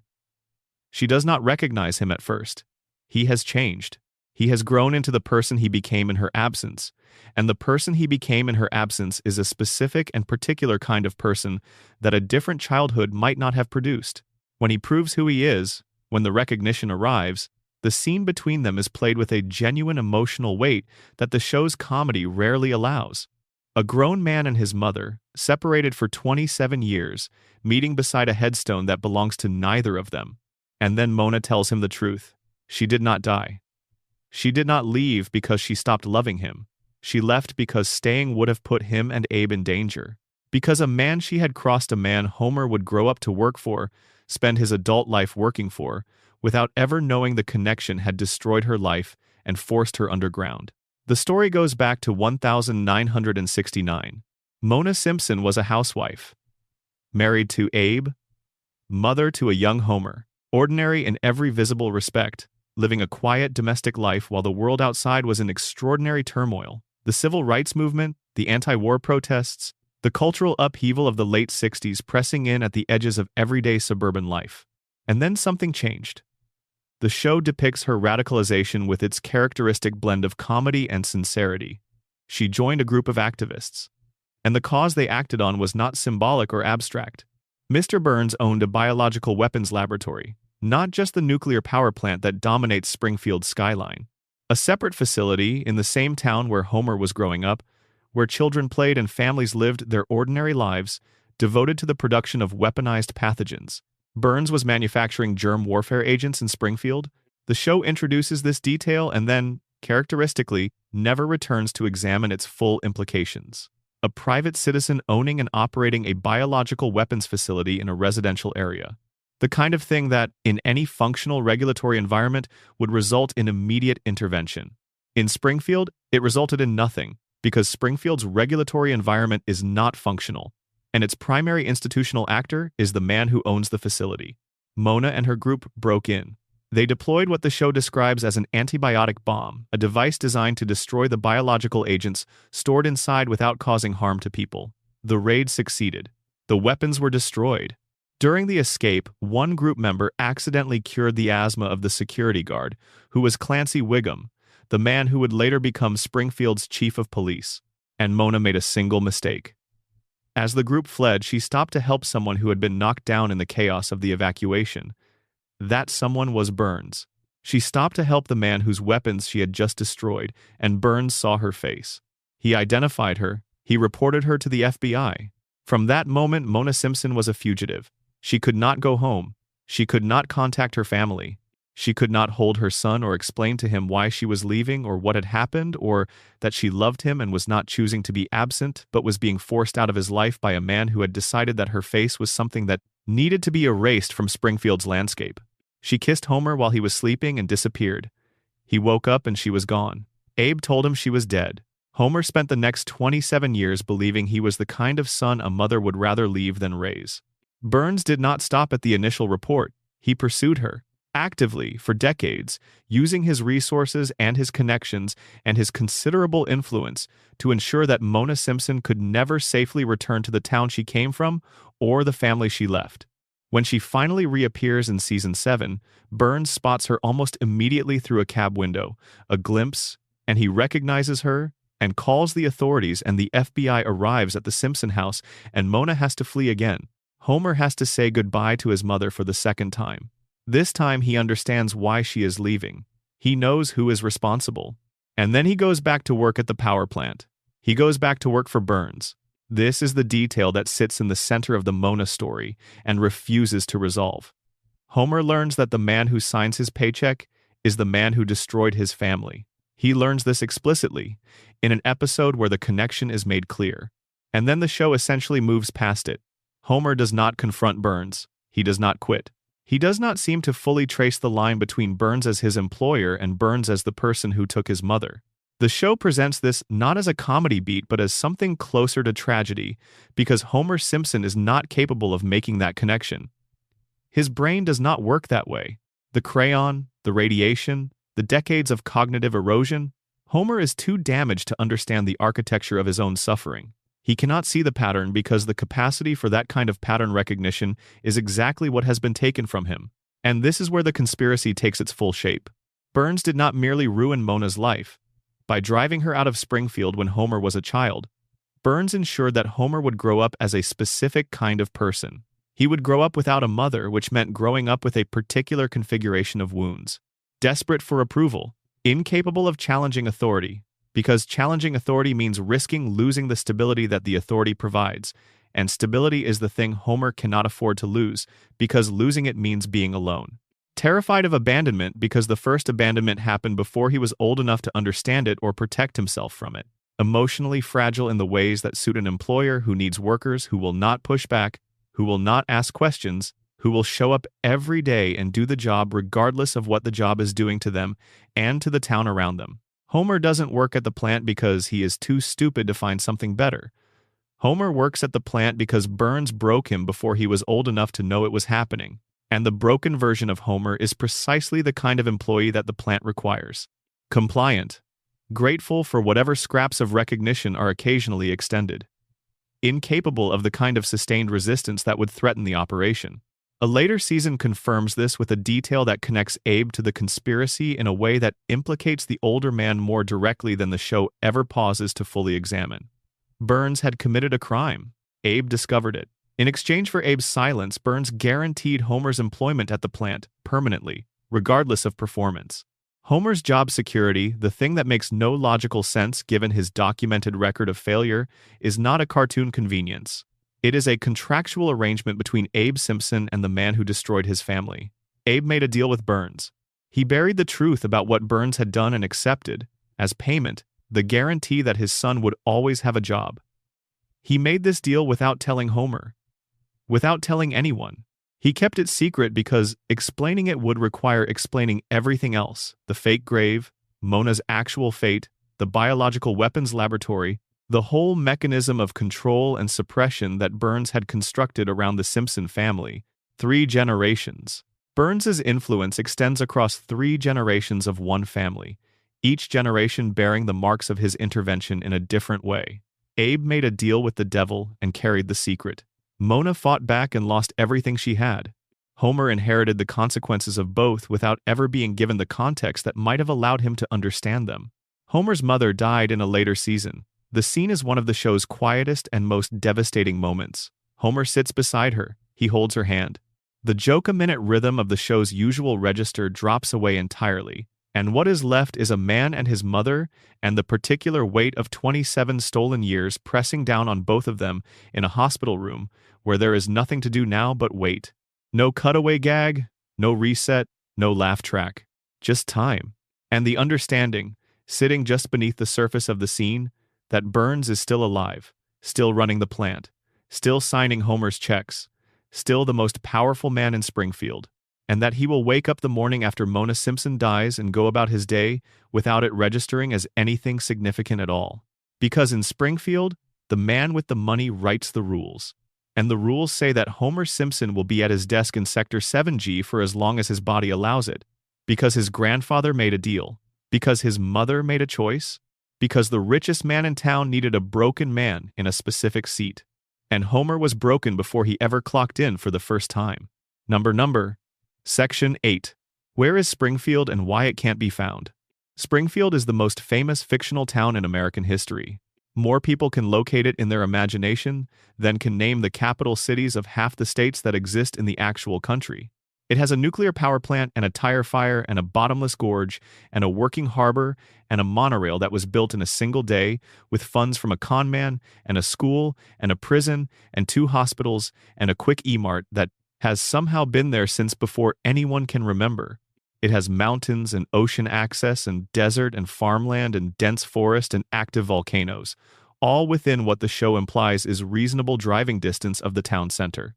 It has bordered, depending on which episode you are watching, the states of Ohio, Nevada, Maine, and Kentucky.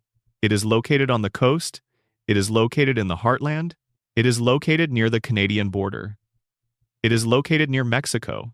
Its weather ranges from severe blizzard conditions to tropical heat waves within a single calendar year.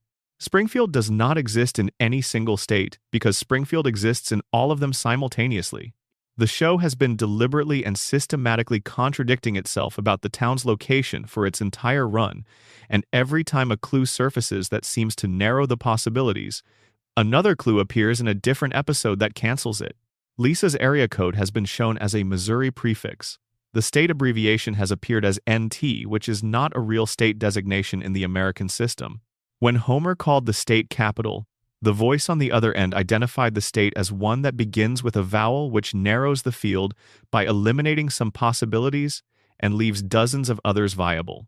Matt Groening, the show's creator, admitted in a 2012 interview with Smithsonian Magazine that he named Springfield after Springfield, Oregon, the town near where he grew up. For approximately 48 hours, the mystery appeared to be resolved. Springfield was in Oregon. The case was closed. And then the show kept going and kept placing Springfield in contexts that were geographically inconsistent with Oregon, and the writers declined to honor the creator's confession, and the mystery reasserted itself as if the interview had never happened. Because the mystery is the point, the surface explanation is the one the show's producers have confirmed openly. Springfield is designed to be universal. It is meant to feel like every American town, to resonate with viewers from every zip code, to belong to no specific geography so that every specific geography can claim it. A town that could be anywhere is a town that belongs to everyone.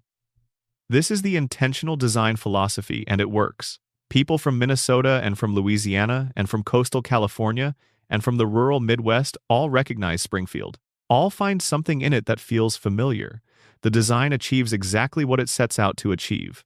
But underneath the surface explanation, the impossibility of Springfield's geography takes on different meanings depending on which theory you bring to it. The radiation theory says, if the contamination from the plant can alter human biology, if it can give fish 3 eyes and give people 4 fingers and produce mutations that defy normal biological parameters, why should it be limited to biological systems? Maybe the contamination has affected the physical landscape itself. Maybe the radiation has warped the space around Springfield in a way that compresses geography that should be separated by hundreds of miles into a single impossible region. Maybe the mountains and the ocean and the desert and the Arctic weather patterns are all present because whatever the plant has done to Springfield's environment extends outward from the biological and into the spatial. The town is a contamination zone. The contamination zone does not obey the normal rules. Why would geography be exempt? The coma theory says, Homer's dreaming brain does not have a precise and accurate map of the continental United States stored in its memory banks. It has impressions, fragments, the emotional residue of places he has visited or seen on television or driven through on family vacations, mountains from somewhere he went once when he was young, ocean from a commercial he saw in the hospital waiting room, desert from a movie that was playing somewhere in the ambient noise of his unconscious existence.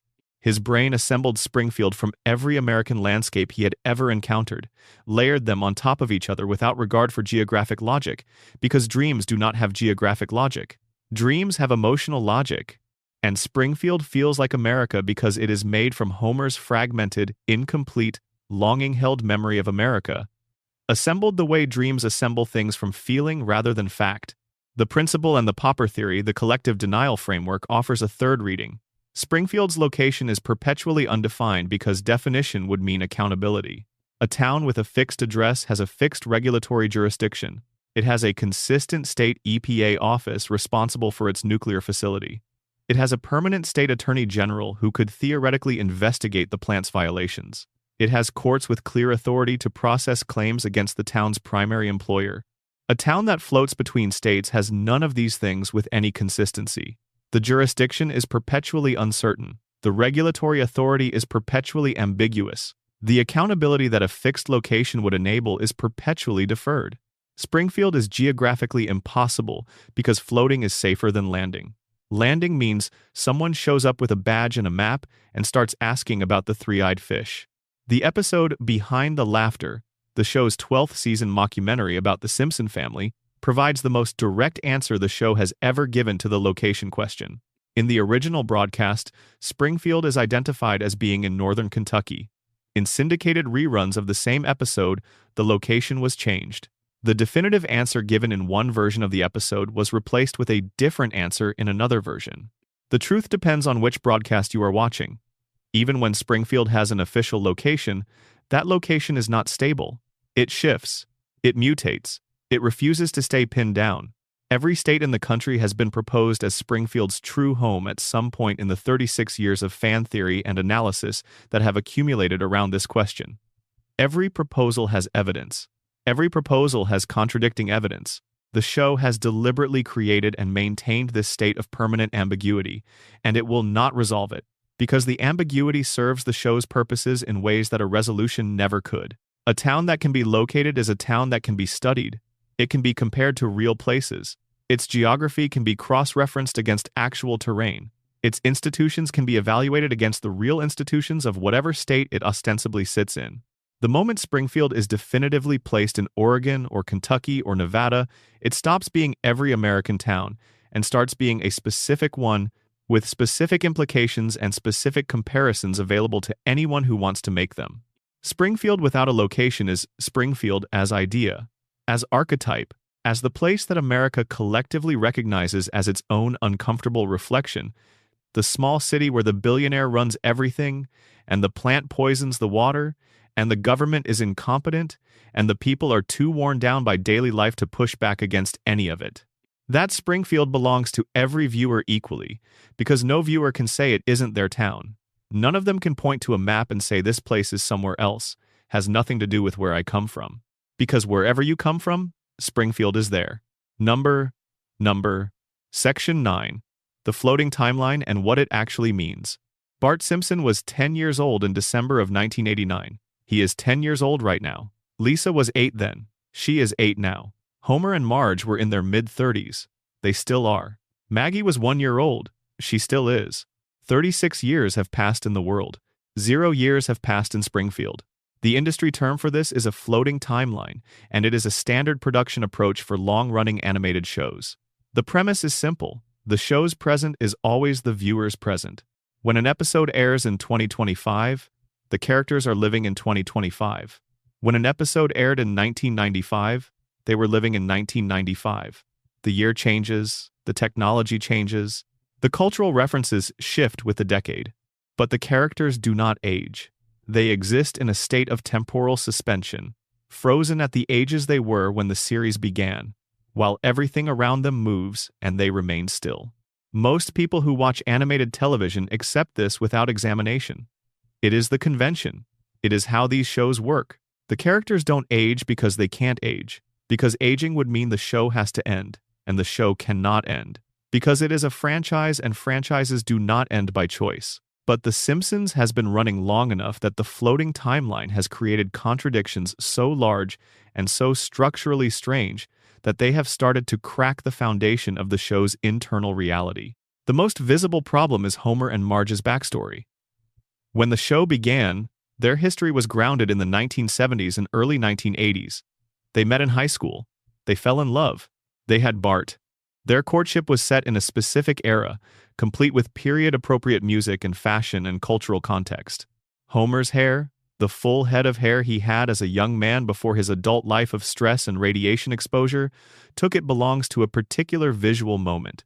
Marge's prom dress belongs to a particular decade. The whole romantic narrative was anchored to a time period that made sense for parents in their mid-30s during the late 1980s. But as the floating timeline moved the show's present forward, the backstory had to move with it. If Homer and Marge are still in their mid-30s in 2025, they cannot have met in high school in 1980.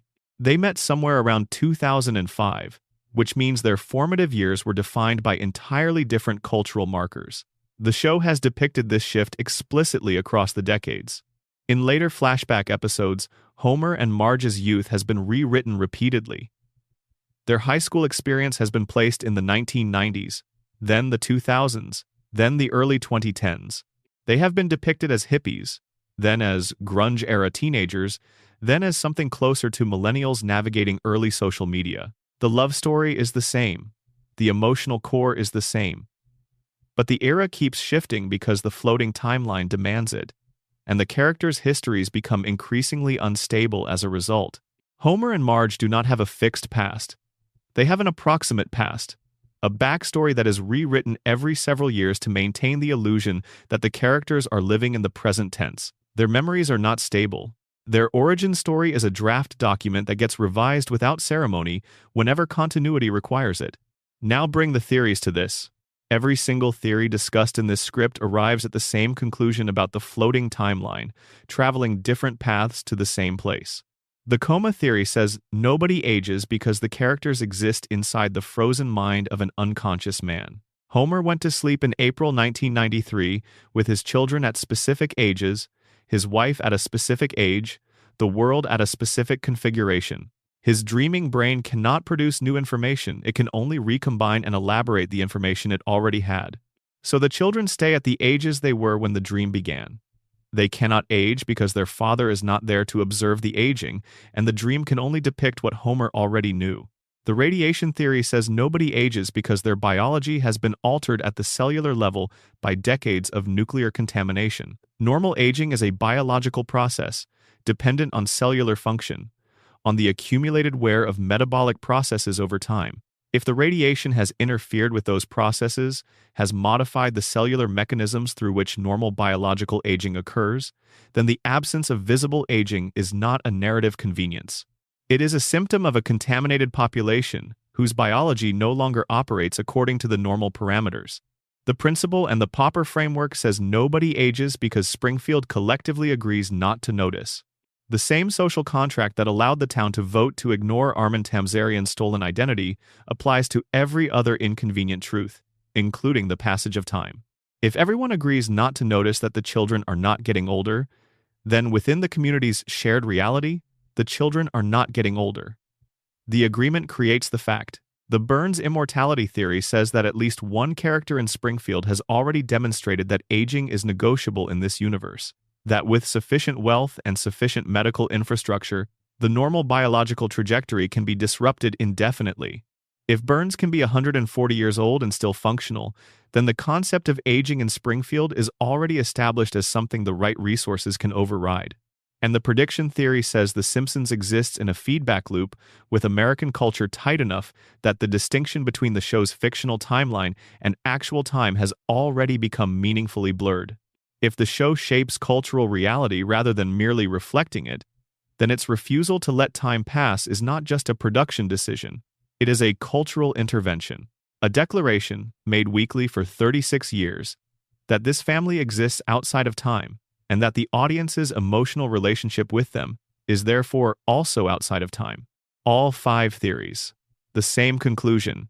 Time does not work in Springfield.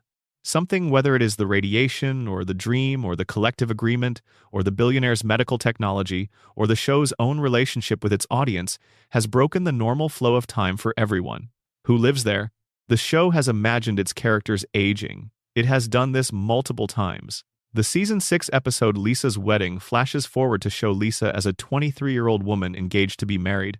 And the future it depicts is specific and emotionally rich, in ways that suggest the writers know exactly who these characters would become if time were permitted to pass. Lisa is intelligent and principled and lonely and searching for connection in a world that still doesn't fully understand her. The episode proves that the show can imagine its characters as adults. It can envision who they become. It can tell that story. And then it folds the flash forward away and returns to the permanent present. Lisa goes back to being 8. Bart goes back to being 10. The future is glimpsed and then locked away, and the loop reasserts itself. The most interesting reading of this pattern is not about production logistics.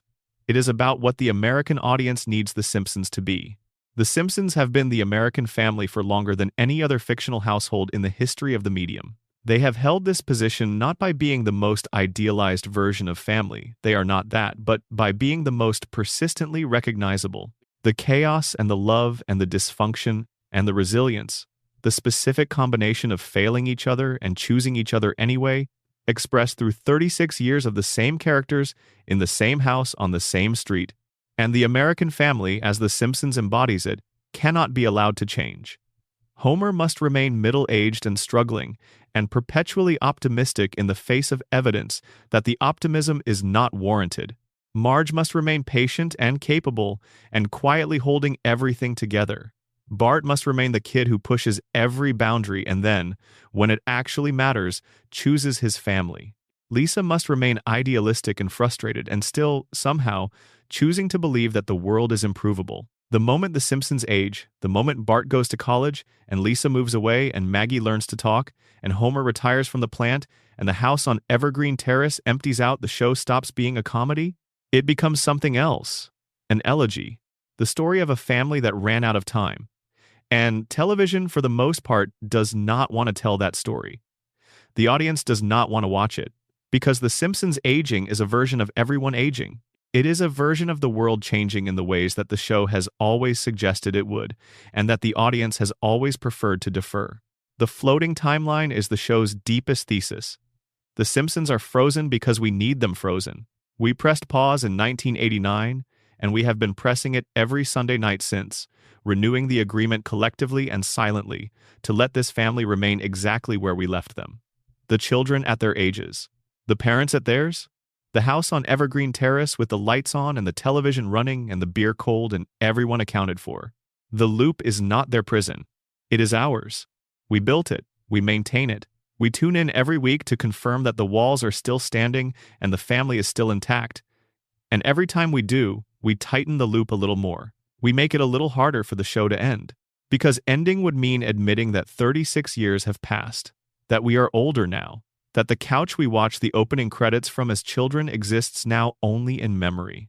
And as long as The Simpsons keeps running, as long as Bart stays 10 and Lisa stays 8, and Homer keeps stumbling through the front door at 5:30 after another day at the plant, we don't have to admit any of that. We can go home to Evergreen Terrace every week, as long as we want. The Simpsons will be there.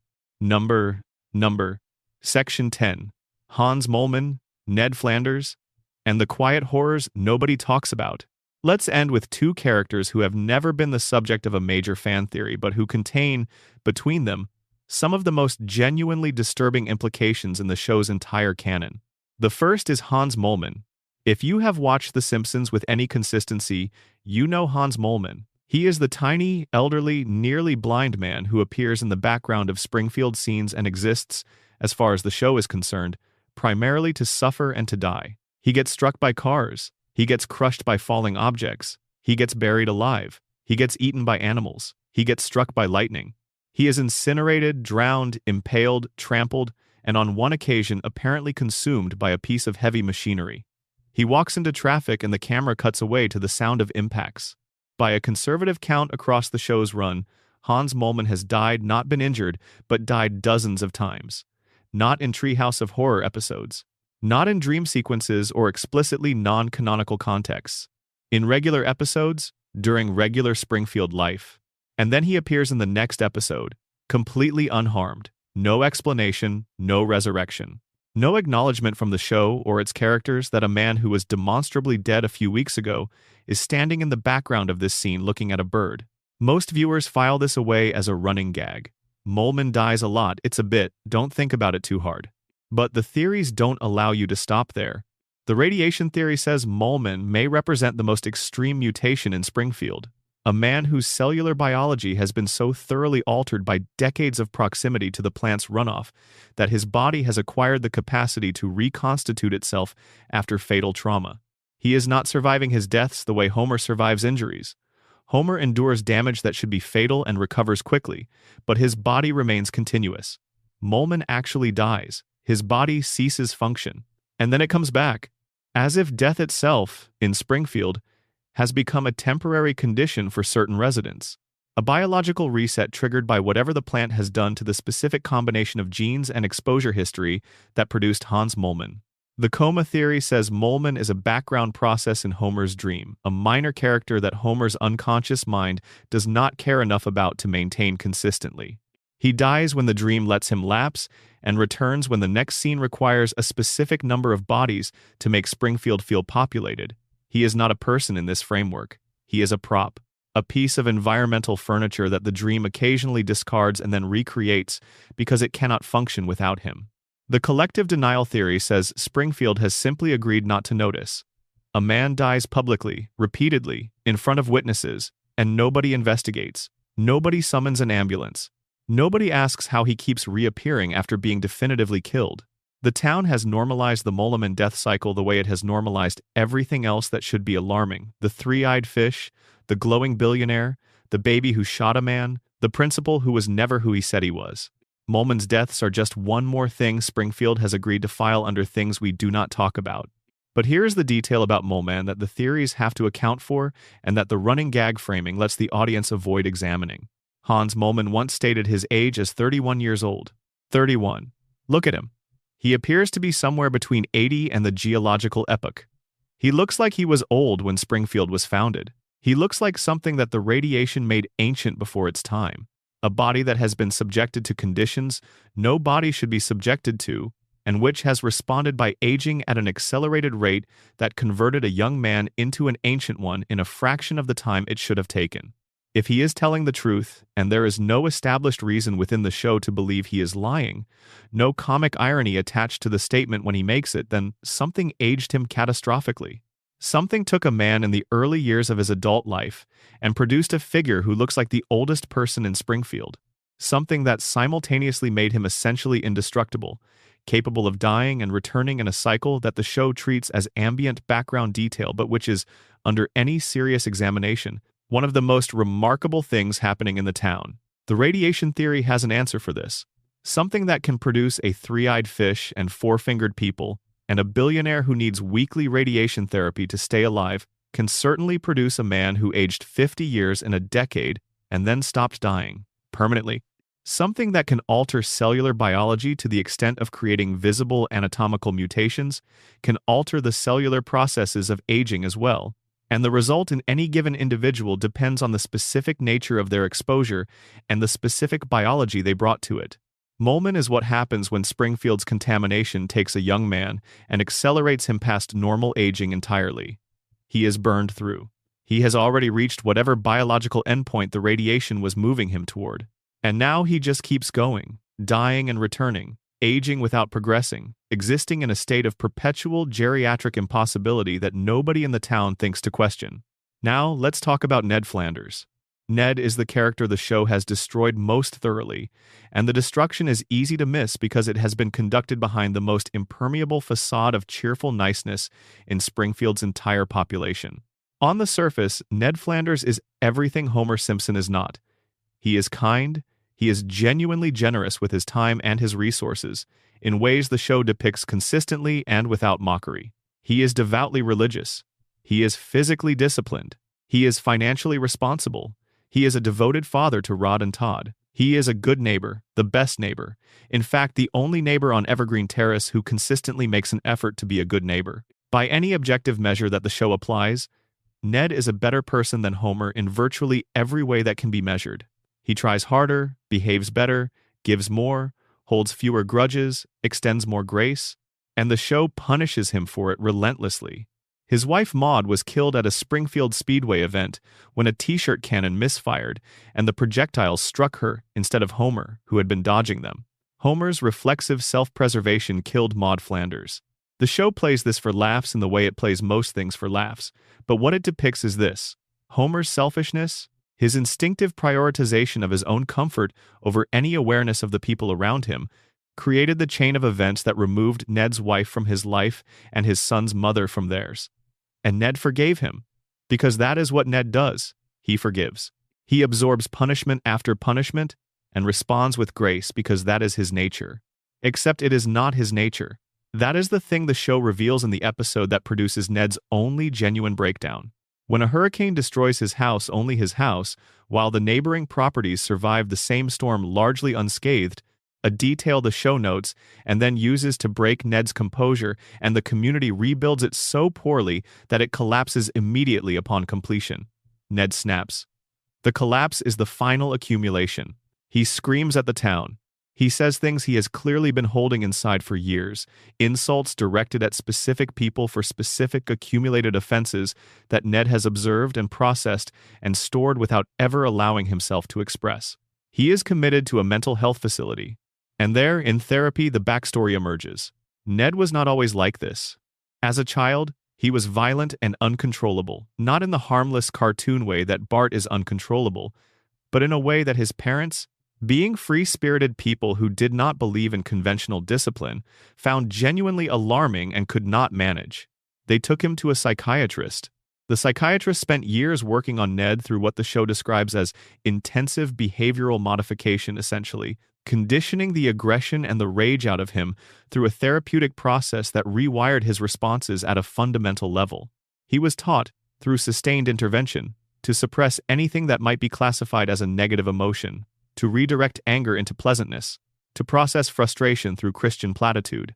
To convert every internal experience that might naturally produce conflict or confrontation into something socially acceptable, something that does not disturb anyone and does not reveal anything threatening about the person underneath.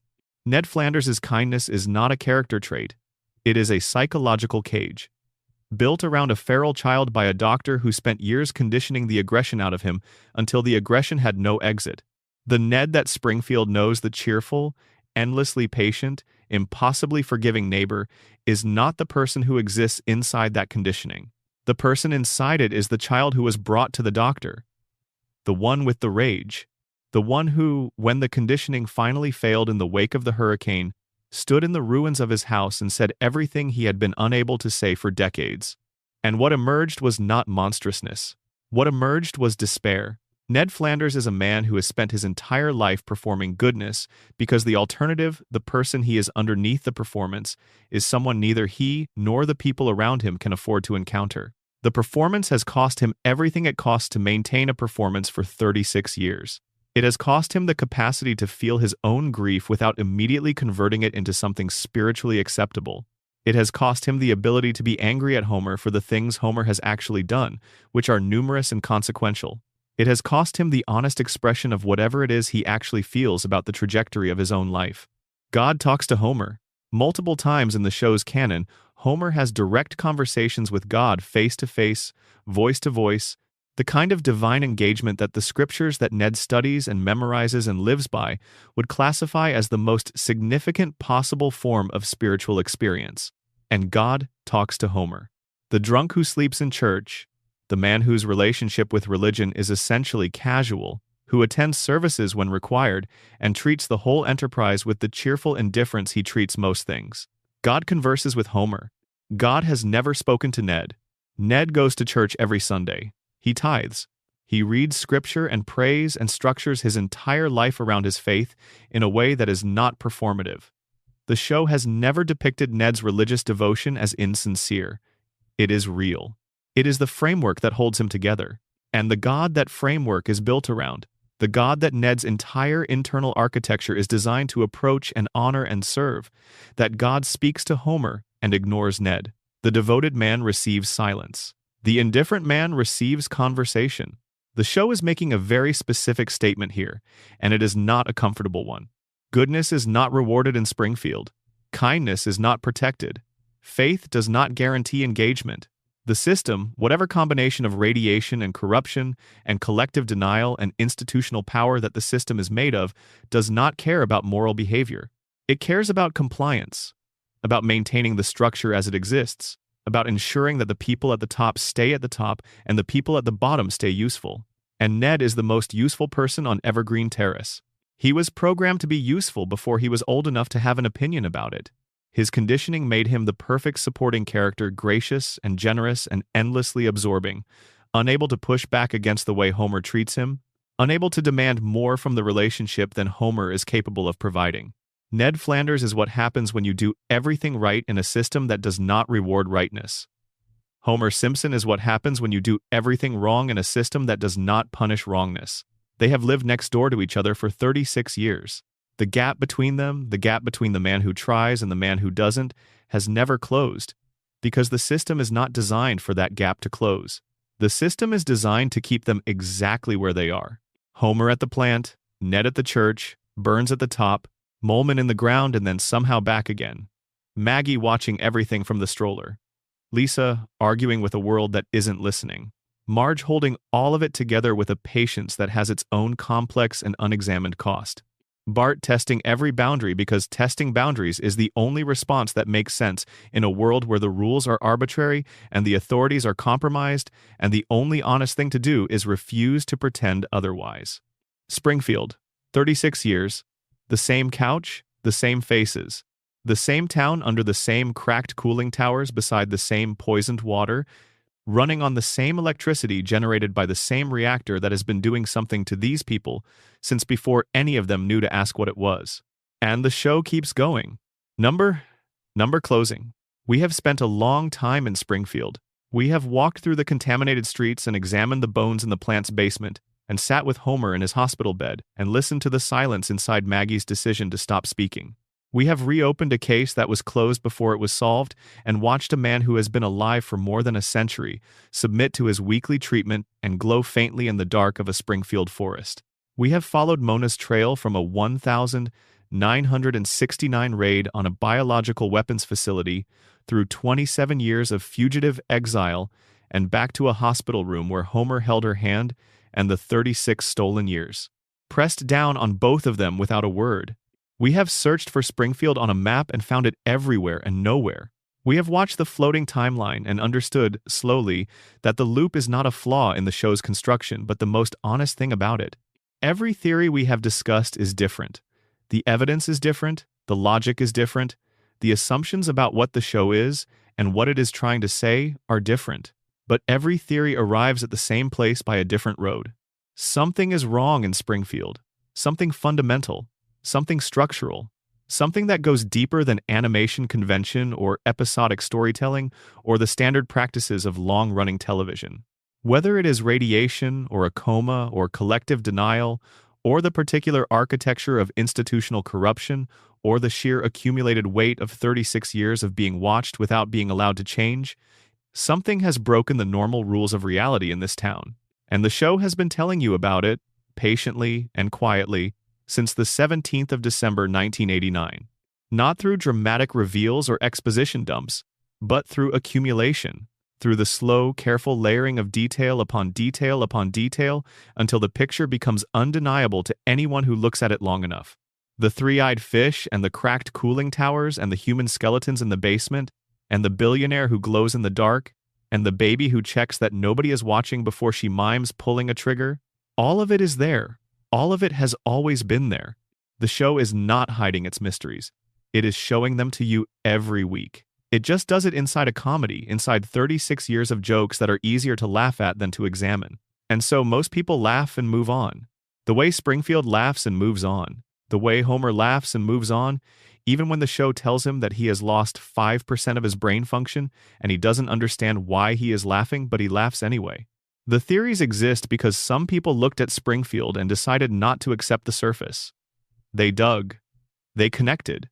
They asked the questions that the characters cannot ask because the characters are inside the loop, and the loop, by design, prevents the asking. And what they found at the bottom of 36 seasons of accumulated detail is a version of Springfield that is stranger and sadder and more beautiful than the version the show presents at face value. A version where Homer's stupidity is a scar left by a system that broke his family before he was old enough to understand what was being broken. Where Maggie's silence is the most sophisticated strategic decision anyone in the household has ever made.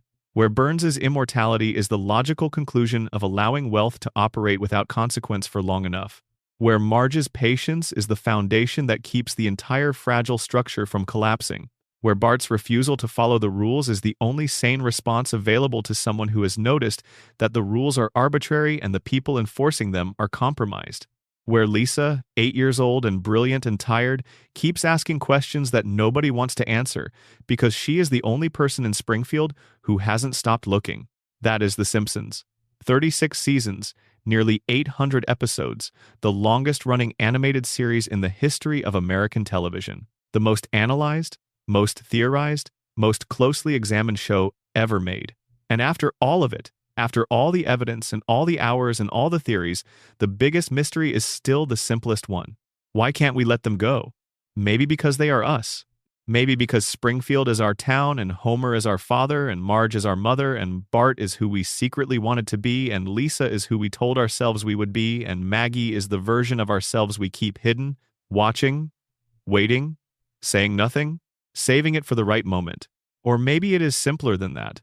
Maybe we cannot let them go because letting them go means admitting that the years have passed, that we are older now, that the room we watched the opening credits from as children is different now, or gone, or belongs to someone else, that the world outside the television has been changing in ways that we have not always had the tools to process, and The Simpsons has been a fixed point while everything else moved.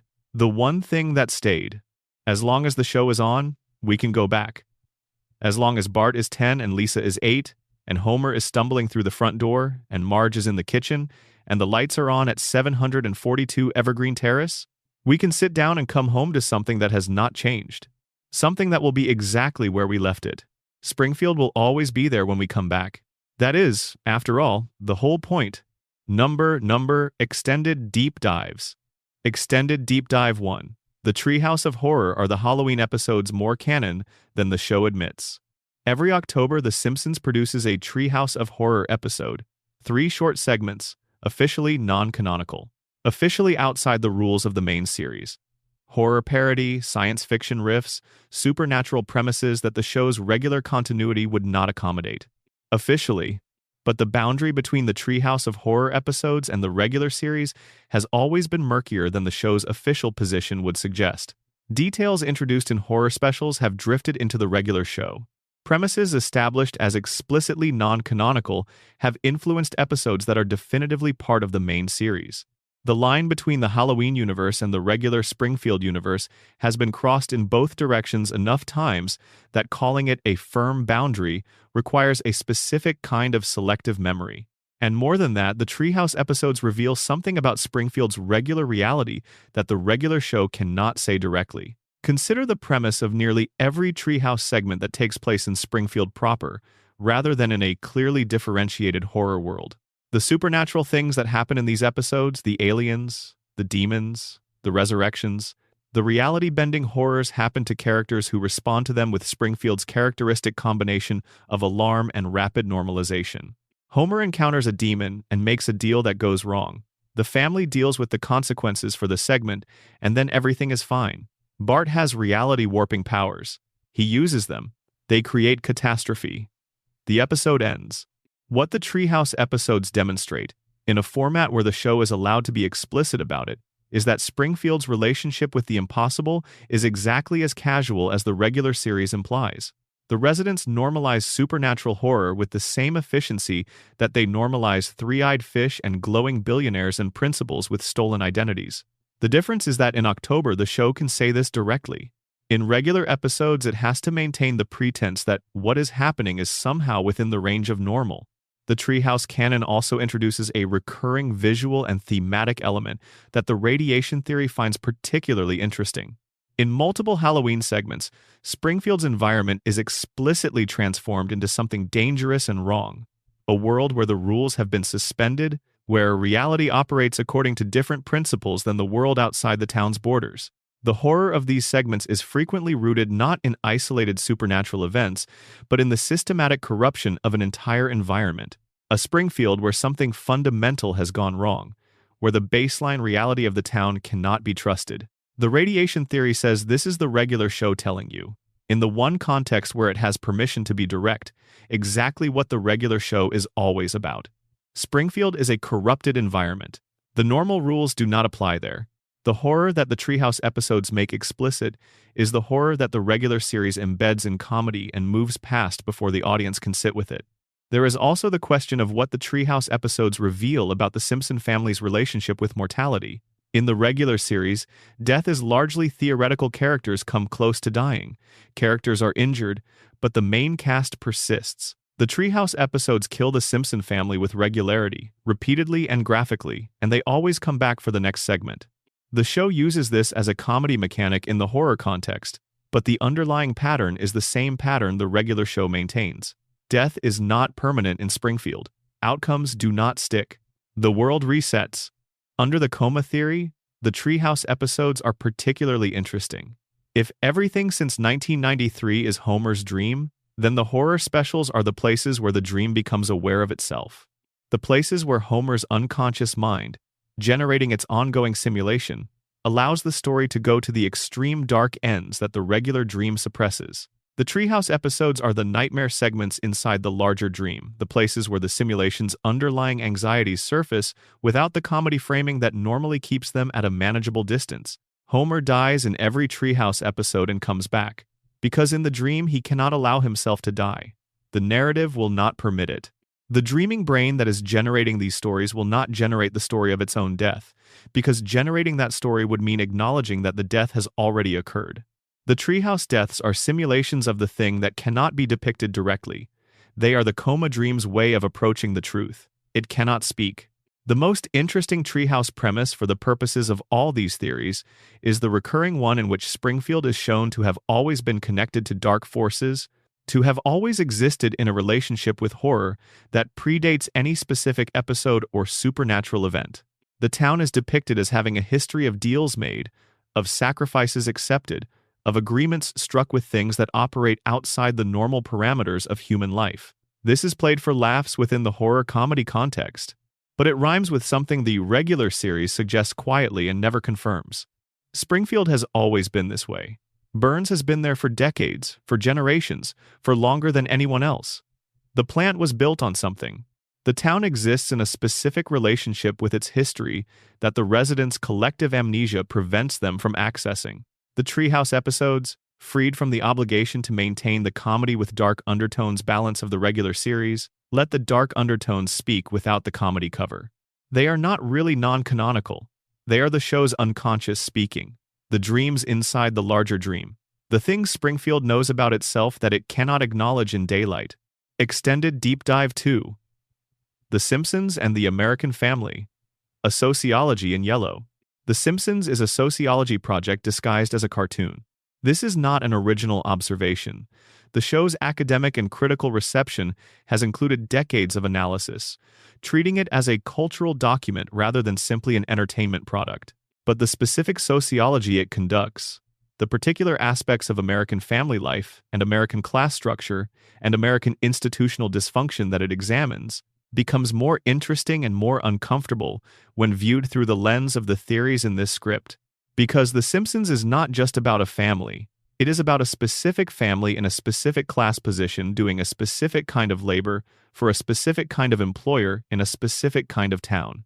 And the details of that specificity, the nuclear plant, the billionaire, the working class neighborhood, the underfunded school are not incidental to the comedy. They are the comedy's foundation. Homer works at a nuclear plant. This is the show's central economic fact. He works in a position that nominally carries enormous responsibility and is compensated at what the show depicts as a level adequate to support a family of 5 in a house they own in a neighborhood with a yard, but not at a level that provides comfort or security beyond that. He has no meaningful workplace power. He cannot effectively challenge his employer's decisions. He cannot leave, not really. Not sustainably, because the alternatives available to someone with his skill set and his history in a company town where the single largest employer dominates everything are not genuinely alternatives. This is the labor situation of a huge proportion of American working-class families, depicted with satirical exaggeration but recognizable in its structure to anyone who has experienced it. The specific details of Homer's workplace are absurdist: the donuts, the sleeping at the console, the 342 safety violations, but the power dynamics are not.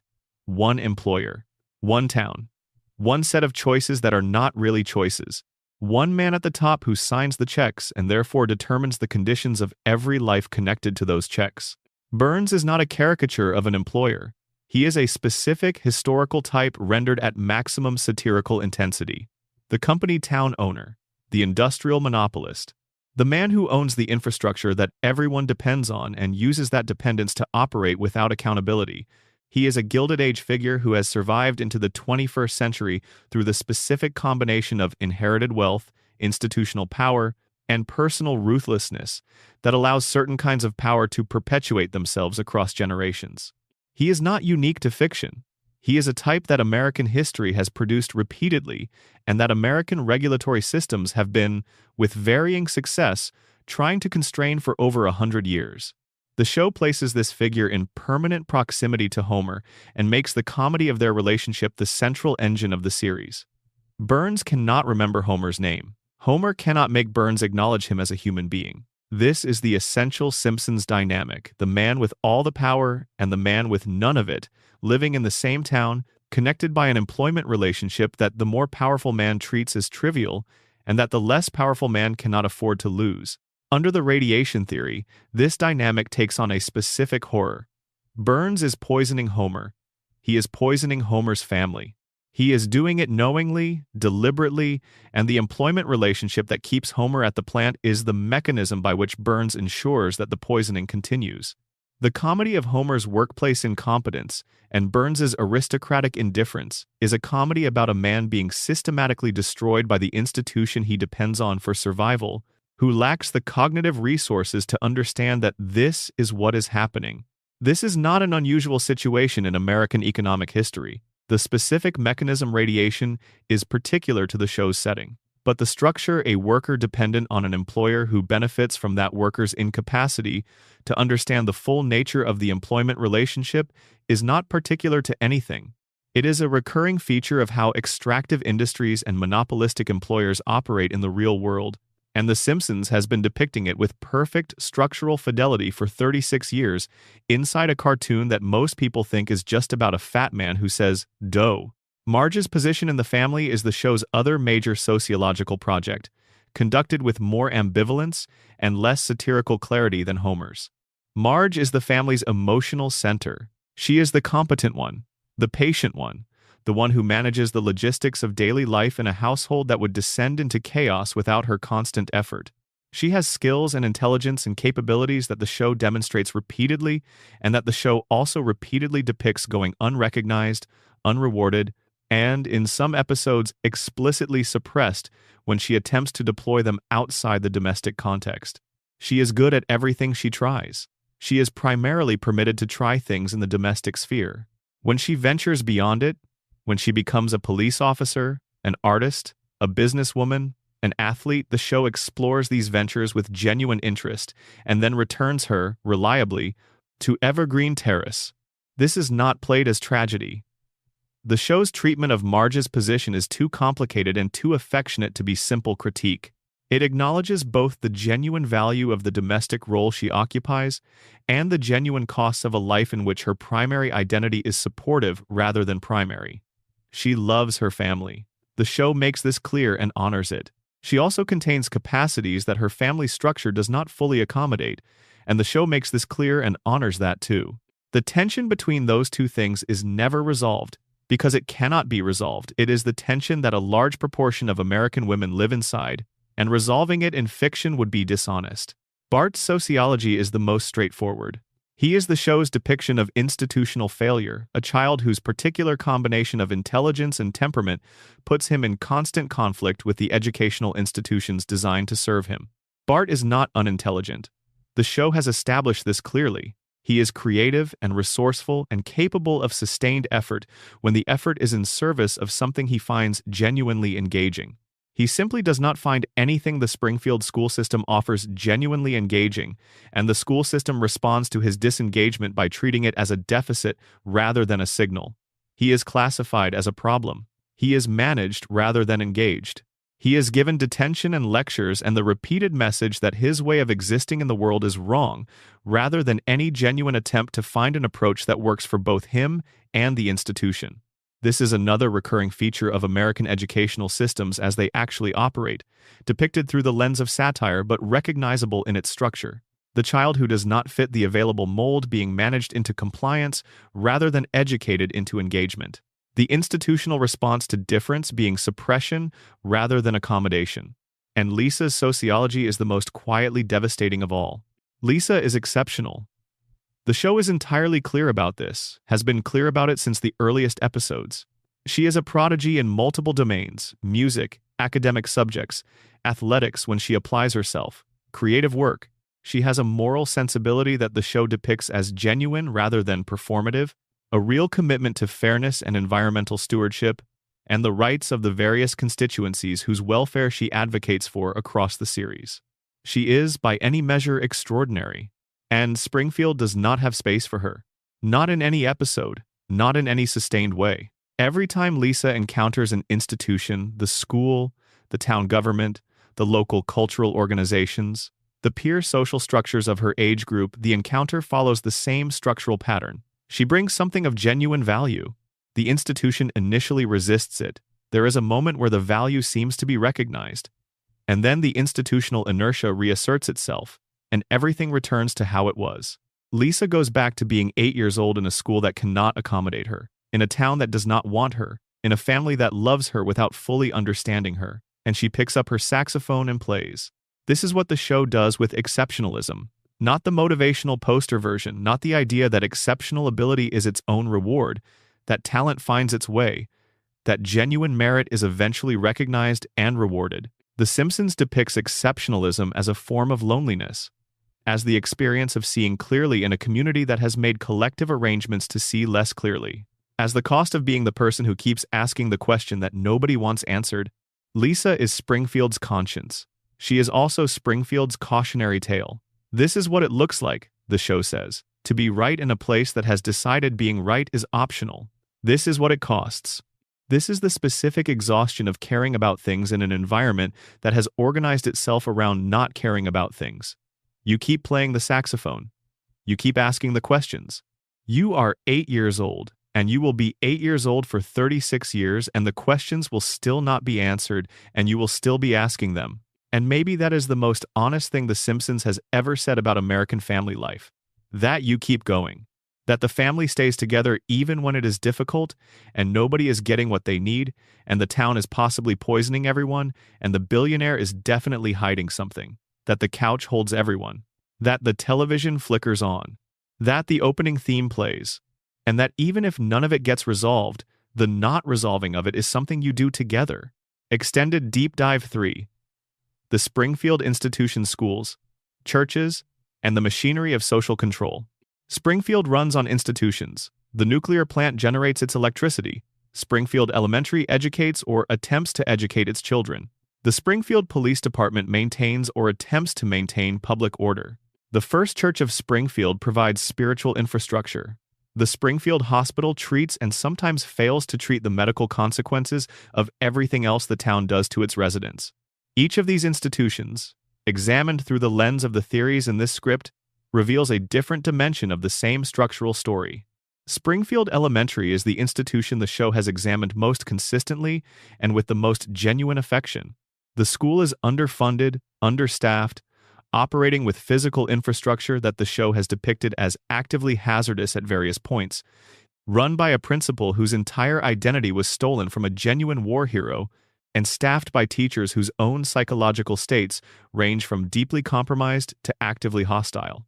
And somehow, despite all of this, the show treats the school as a place where something real happens, where Lisa finds her teachers, where Bart encounters authority figures whose authority he can respect even when he cannot follow their rules, where children learn things, imperfectly and incompletely, in the way that children in real institutions learn things more from the texture of their daily experience than from any formal curriculum. Principal Skinner, or Armin Tamzarian, if you want to use the name the show briefly revealed before Springfield voted to make it illegal to do so, is one of the show's most complex ongoing portraits. The episode that revealed his identity is broadly hated by the fan base and broadly understood as the moment the show betrayed its own continuity. But what it actually depicts, as the last section of this script noted, is the most honest thing the show has ever said about how institutions maintain their fictions. Skinner has been running this school under a stolen name for over 20 years. The institution has formed around him.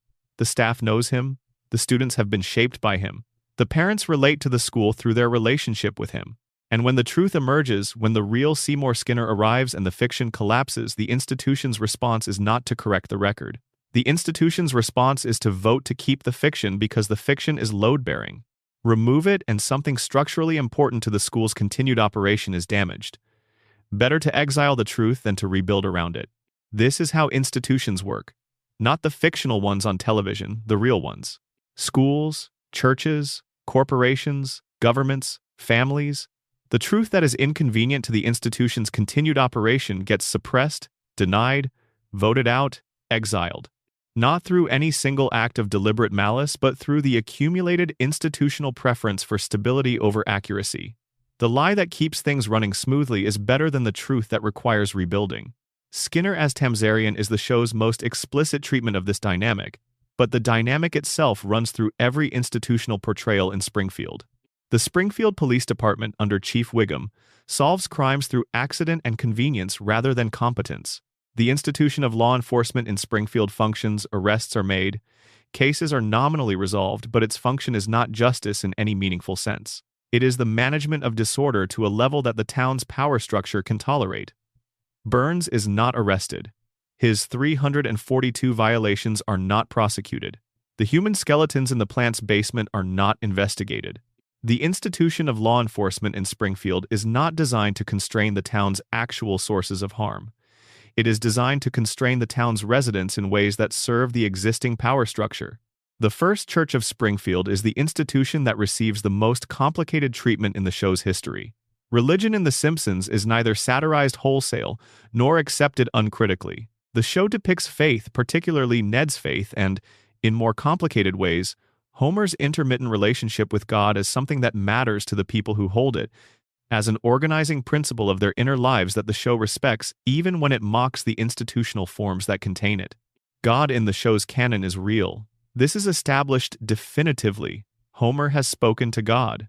God has appeared in Homer's dreams and his waking life in forms that the show depicts as genuine divine contact rather than hallucination or metaphor. This means the show is not satirizing the existence of the divine, but rather the institution that claims to represent it. The church is the building where Ned goes, and where the congregation occasionally assembles, and where Reverend Lovejoy delivers sermons that the show treats as largely irrelevant to the spiritual lives of the people supposedly served by them.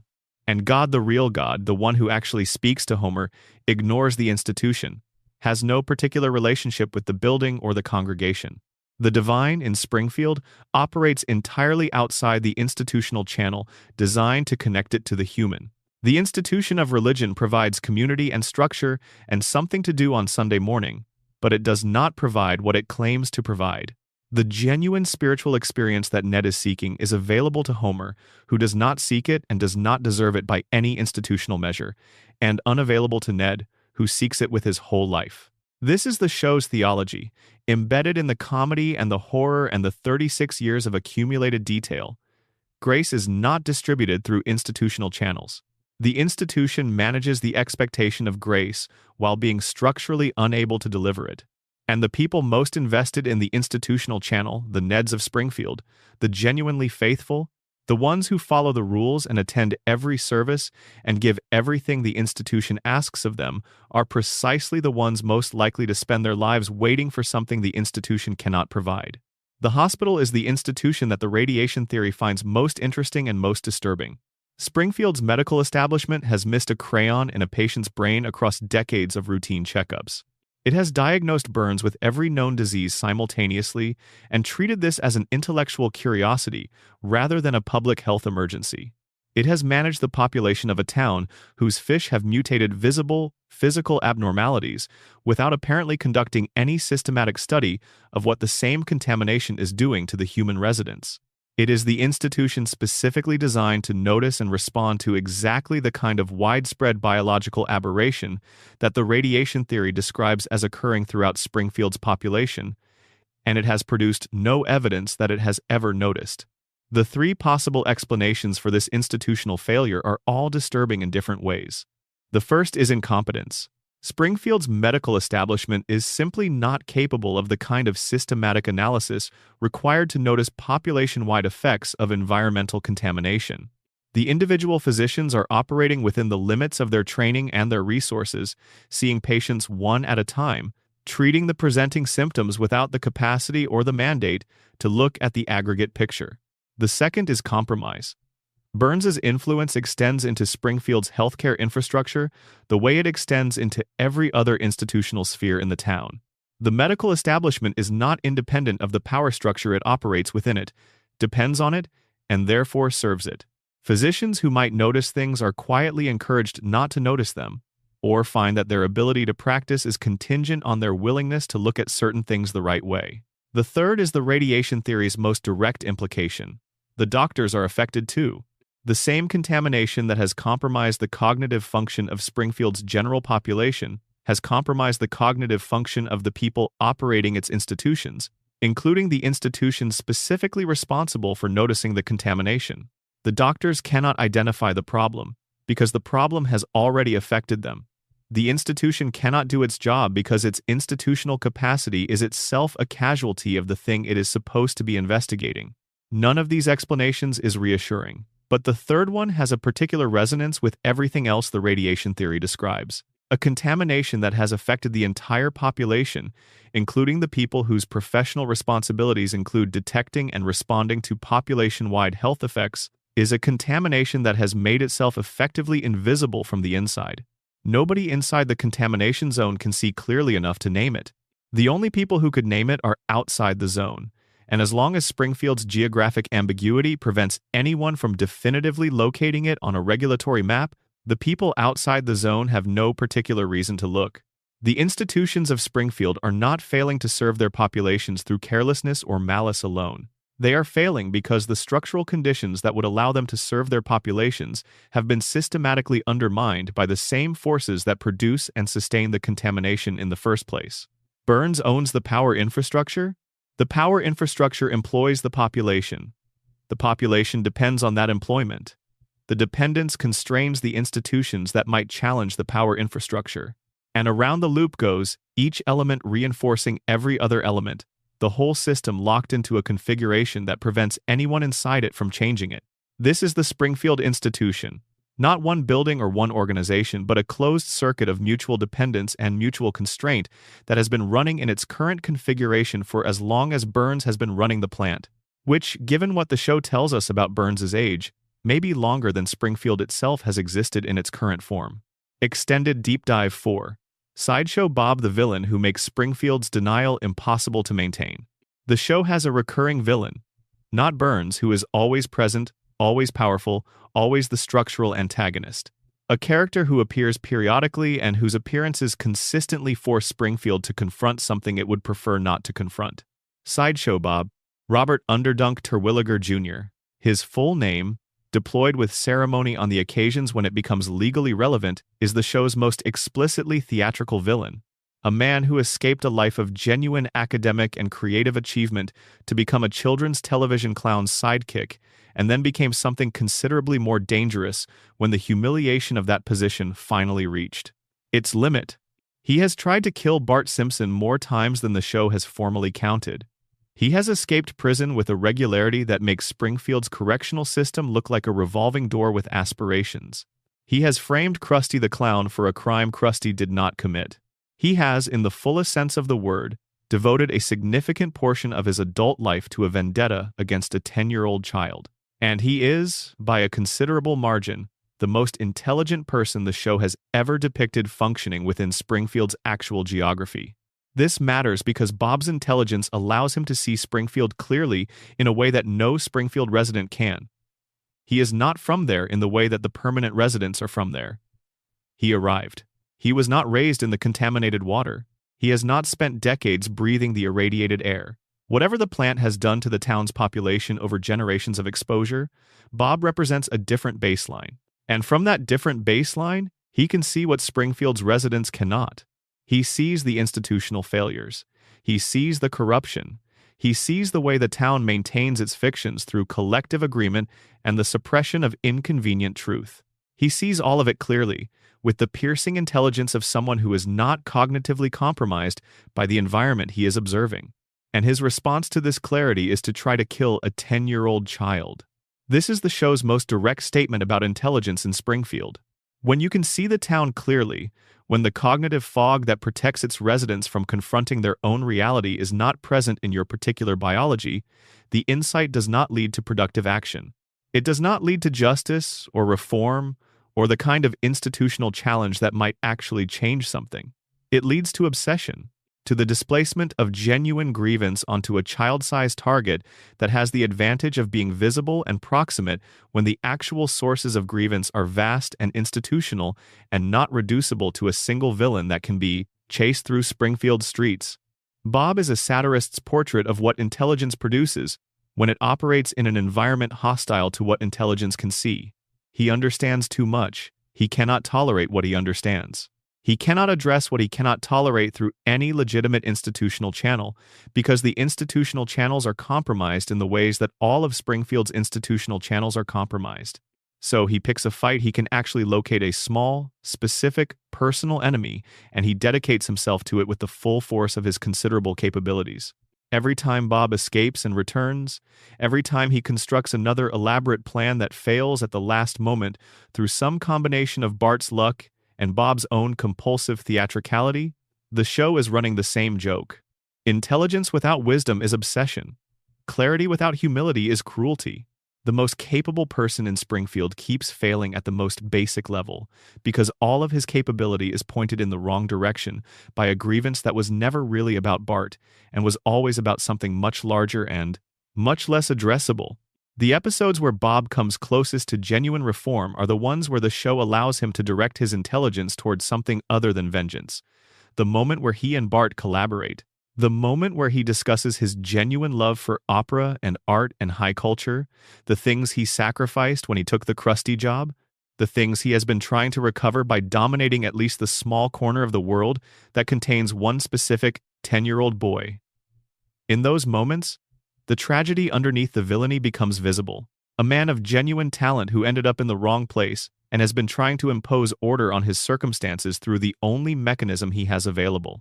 Springfield created Bob.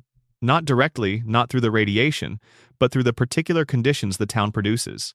When intelligence arrives in Springfield with the expectation of being met with institutional environments that reward it, and encounters instead the specific configuration of institutional failure and power structure distortion and collective denial that defines the town, the intelligence does not quietly accommodate itself to those conditions.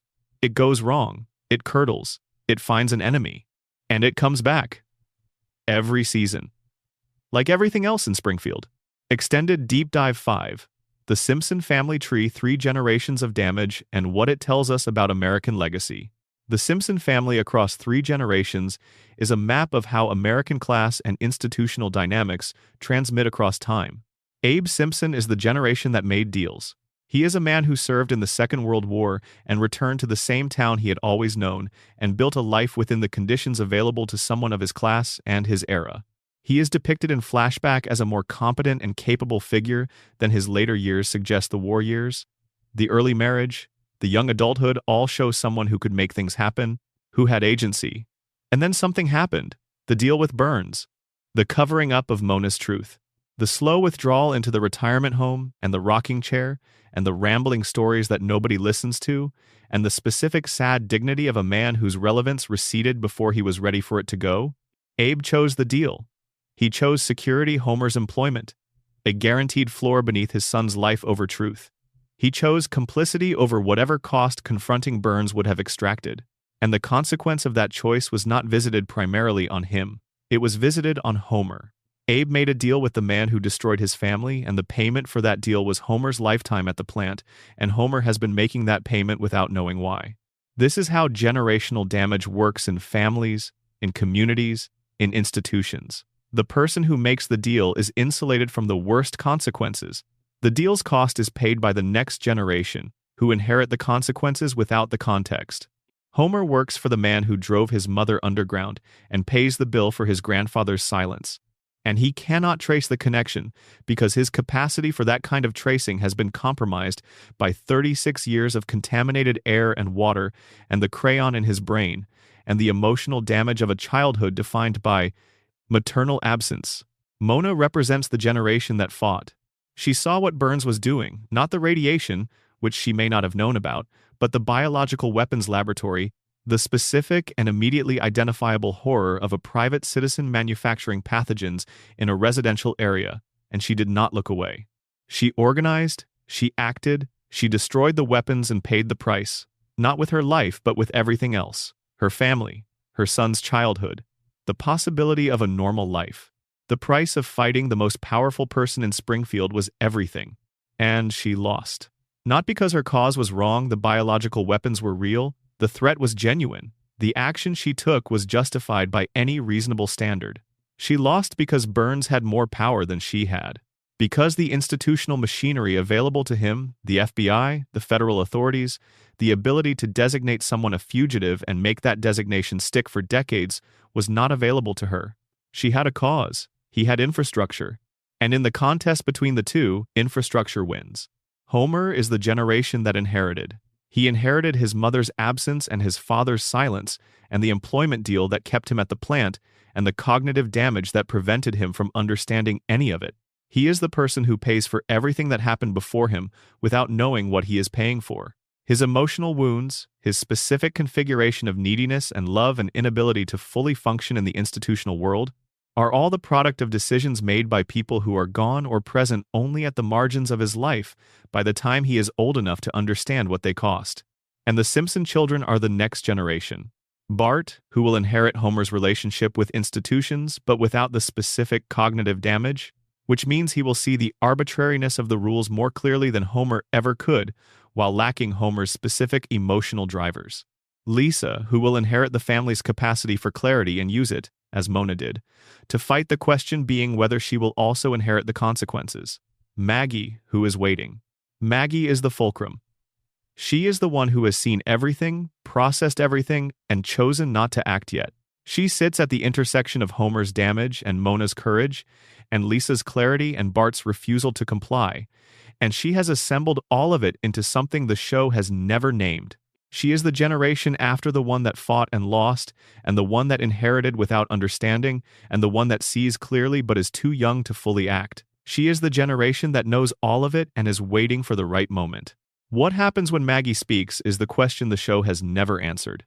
What does the daughter of a man who was broken by Burns, the granddaughter of a woman who fought Burns and lost, the great-granddaughter of a man who made a deal with Burns and hid it? What does that person do when she finally decides that silence has served its purpose? The show does not say. 36 seasons and counting, and the show has preserved Maggie's silence as its final unresolved mystery. The thing that is still coming. The thing that has been watching and learning and waiting since before it could walk without falling. Springfield is still standing. The plant is still running. Burns is still alive. And somewhere in a house on Evergreen Terrace, in a yellow room in a yellow house in a town that cannot be found on any map, Maggie Simpson is thinking. She has always been thinking. We just haven't found out what she's thinking about yet. Extended Deep Dive 6. What happens after the future episodes and what they tell us about Springfield's destiny. The Simpsons has visited its own future multiple times. Not through prophecy, not through the kind of predictive mechanism that produces the real-world resonances discussed in Section 6, but through deliberately constructed flash-forward episodes that ask the question. The show's regular format prevents it from answering. What happens next? Lisa's wedding is the most emotionally complete of these visits. Set in the year 2010 from the perspective of a 1995 broadcast, the episode depicts Lisa as a young woman engaged to be married to a British man she met at a university and uses the occasion to examine who the Simpson family has become in the intervening years. Homer is still Homer, still working at the plant, still defined by his enthusiasms and his emotional directness and his fundamental inability to fully understand the world around him. Marge is still Marge. Bart is a failed businessman who keeps starting ventures that don't work out, which is exactly the trajectory you would predict for someone with his particular combination of creativity and difficulty with institutional structures. And Lisa is exactly who the regular show always suggested she would be: brilliant, principled, lonely. Trying to build a connection with someone who can meet her where she actually lives intellectually and emotionally, in a world that keeps rewarding people who operate at a lower register than she does. The future the show imagines for Lisa is not the redemptive narrative of exceptional ability finally recognized and rewarded. It is the continuation of the same struggle the regular show depicts, simply moved forward in time and extended into adulthood. She is still the smartest person in the room. She is still fighting to find a place where that matters. She is still connected to her family through love that is real and complicated and imperfect and sustaining. Bart to the Future visits a different future, one in which Bart has not found his footing. He is living a marginal existence while Lisa occupies the highest office in the land, which is the most honest prediction the show has ever made about its own characters. The one who keeps failing by conventional metrics is the one whose irreverence and refusal to comply with institutional expectations produce a specific kind of freedom. The one who excels by every conventional metric is the one who ends up in the position of maximum responsibility and maximum constraint. They have simply traded the forms of their childhood dynamic for adult versions of the same. Future drama and other later flash-forwards continue this project with varying degrees of success, but the consistent through line is this: the Simpson family in the future looks like the Simpson family in the present. The specific configurations of their strengths and weaknesses persist. Homer remains emotionally capable and cognitively limited in the same ways. Marge remains the center. Bart remains in friction with the world's expectations. Lisa remains brilliant and searching. What these episodes collectively describe is not growth but persistence. The family as they are is the family as they will be. Not because the writers lack imagination, but because this is the show's argument about character. That the deepest things about who we are do not change with time. That the core configuration of a family, the specific way its members relate to each other and to the world, is established early and maintained across decades. And this is where the floating timeline and the flash-forward episodes speak to each other in an interesting way. The floating timeline keeps the family frozen in the present because it has to, structurally. But the flash-forward episodes suggest that even in the futures where time has been allowed to pass, the family looks essentially the same. The aging is visible. The circumstances have changed. But the people are recognizable. Homer is still Homer 30 years from now. Marge is still Marge. The family has persisted in its essential character across whatever the future has thrown at it. Maybe the floating timeline is not preventing something that would otherwise happen. Maybe it is simply making explicit what the flash-forwards confirm. These people do not change in any fundamental sense because they are who they are. The loop is not constraining them.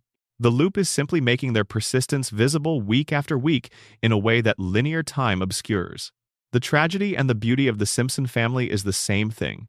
They are going to keep being themselves. Whatever Burns has done to them, whatever the radiation has produced, whatever the coma has frozen in amber at the end of the episode, on the couch, together, they are themselves. Imperfect and loving and trapped and free and yellow and ordinary and impossible. And the credits roll and the couch gag lands, and next week everything is the same again. Exactly as we need it to be. The script ends here. Springfield will be waiting when you come back. It always is. Number. Extended section. The darker corners of Springfield, minor characters who carry major theories. The mystery of Patty and Selma. Marge Simpson has two sisters.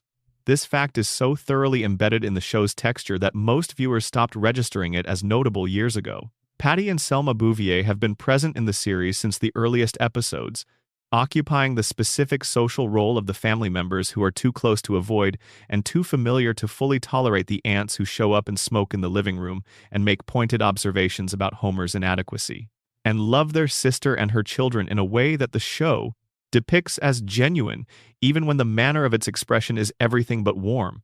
They are among the show's most thoroughly defined supporting characters.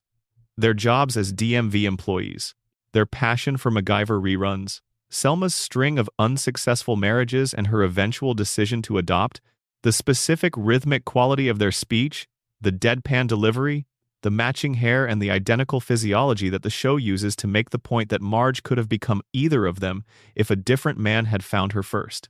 But Patty and Selma are also the show's clearest portrait of what happens to women in Springfield who are not beautiful in a conventional sense, who are not wives and mothers, who exist in the spaces that the town's social structure has not designated as important. They are rendered largely invisible by the institutional structures around them. Their jobs at the DMV are depicted as positions of minor authority. They can withhold licenses, they can extend wait times, they can exercise the particular bureaucratic power of the person behind the counter, who controls access to a service you cannot avoid needing. But within the town's actual power hierarchy, they are essentially absent. Burns does not know they exist. The mayor does not interact with them. They exist at a level of civic life that the town's official structures treat as beneath the threshold of relevance. And they have been watching, like Maggie, in their own way. The show has given them the perspective of people who have accepted their marginalization and made something functional out of it. They smoke because they have already absorbed the lesson that Springfield's air is going to compromise their health regardless of what they choose to do. They watch MacGyver because the fantasy of competent problem-solving is comforting when the actual world provides so little of it. They show up and make their observations about Homer because they have been making the same observation. This man is not good enough for our sister for 36 years. And the observation has never been wrong, and it has never mattered, and they have made peace with the gap between accurate perception and effective influence. Patty's storyline about her sexuality, the show eventually depicts her as gay, in an episode that handles the subject with varying degrees of care, depending on which aspect of it you examine, adds another dimension to the portrait. She has been living in Springfield for her entire life. Springfield is not depicted as a town that accommodates this particular form of self-knowledge with any grace or sophistication. The institutional structures around her, the family, the community, the social expectations of her generation have not created conditions in which she could easily be who she is.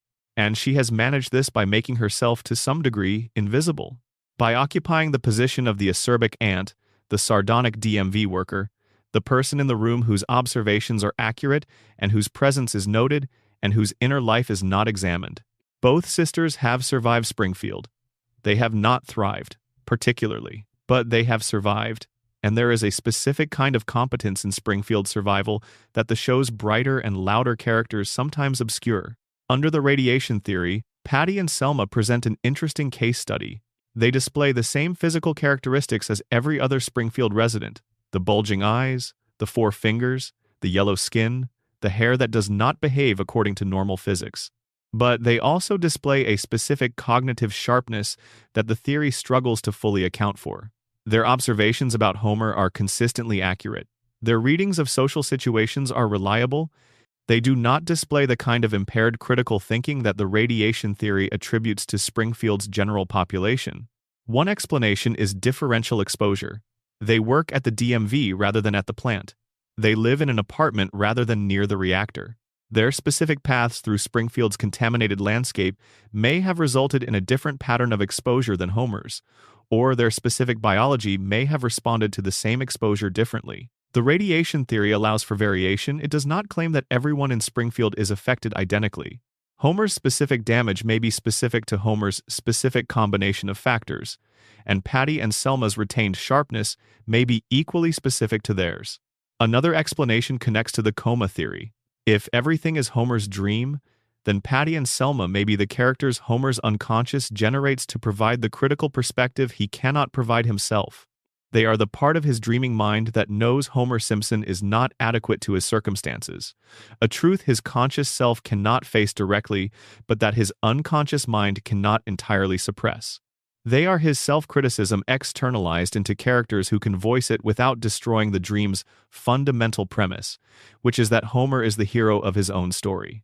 And a third reading is simply human. They are women who have been underestimated by an entire town for their entire lives and who have converted that underestimation into a kind of protective camouflage. Not unlike Maggie, at a different register. Springfield has not noticed them because Springfield does not notice women who do not conform to the social roles it has designated as worth noticing. And not being noticed, as Maggie understood before she could walk, is one of the most useful conditions available in a town where being noticed tends to produce bad outcomes. Krusty the Clown, a man who cannot stop. Herschel Schmoikel, Pinchas Yeruchim Krustofsky, known to Springfield as Krusty the Clown. Beloved children's entertainer. Veteran of decades of television performance. Holder of a personal history that the show has revealed piece by piece over 36 seasons. Building a portrait of a man whose public face and private self are so different from each other that the gap between them has become the primary story of his life.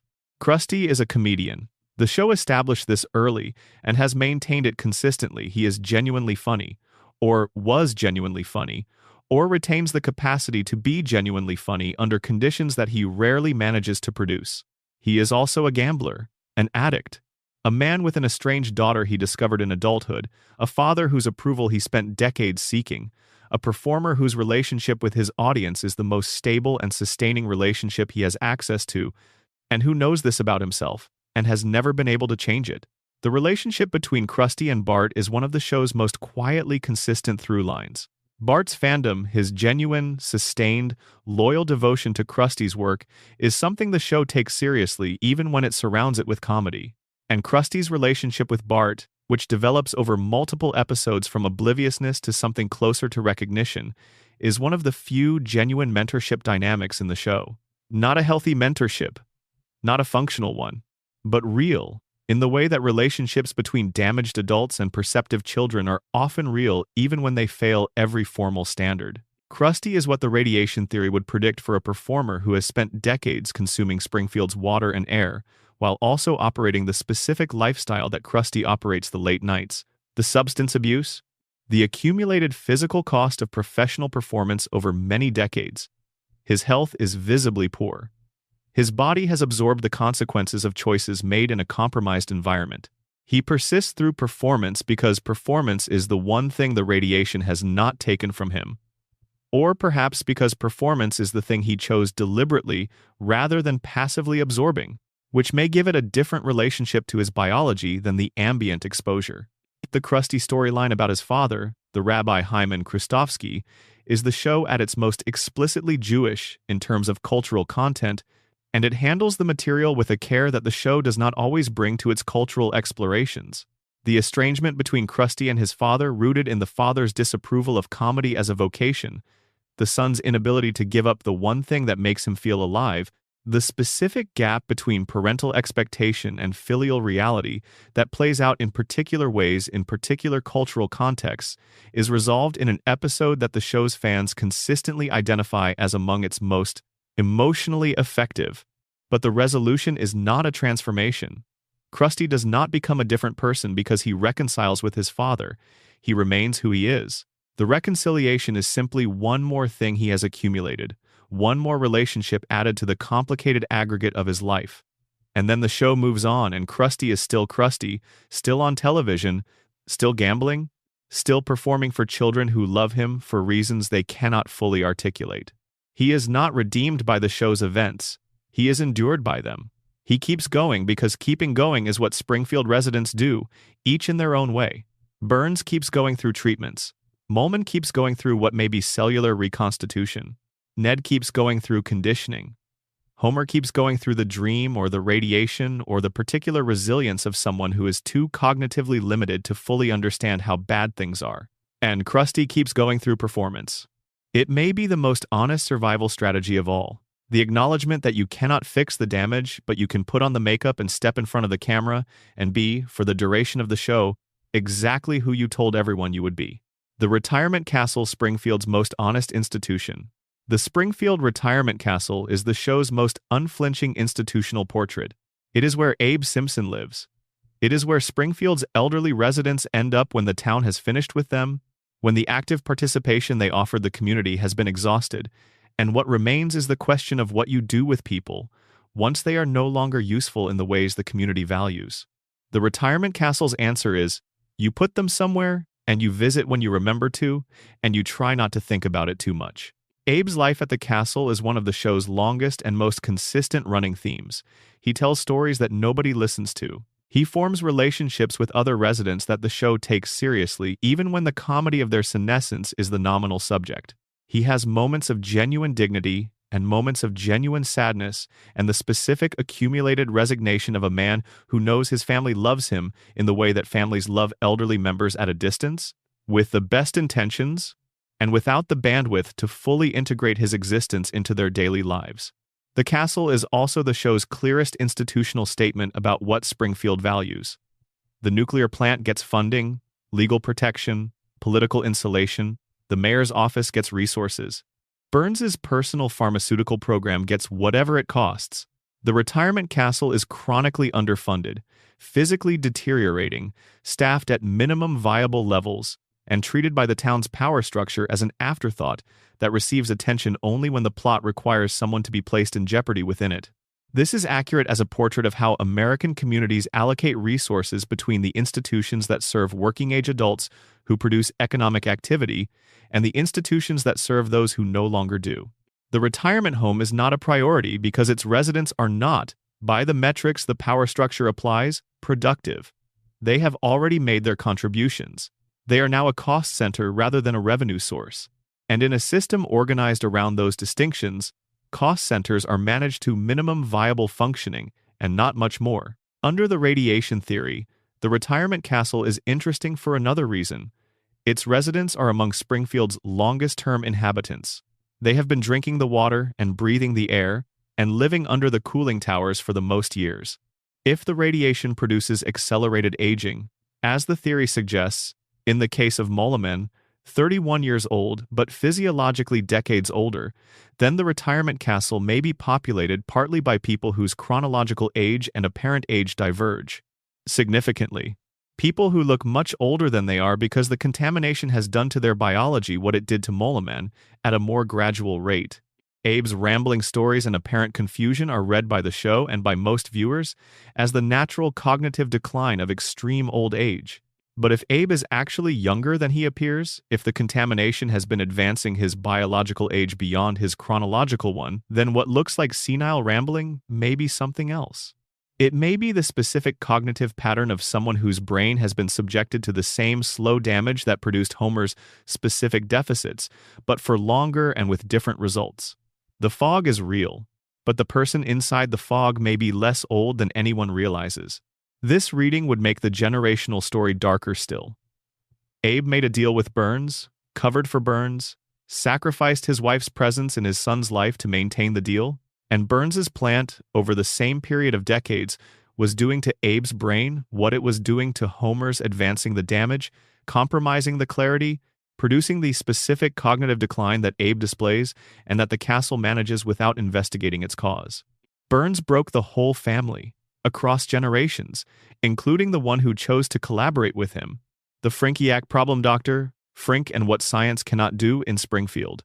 Professor John Frink is the show's scientist character. He has multiple advanced degrees.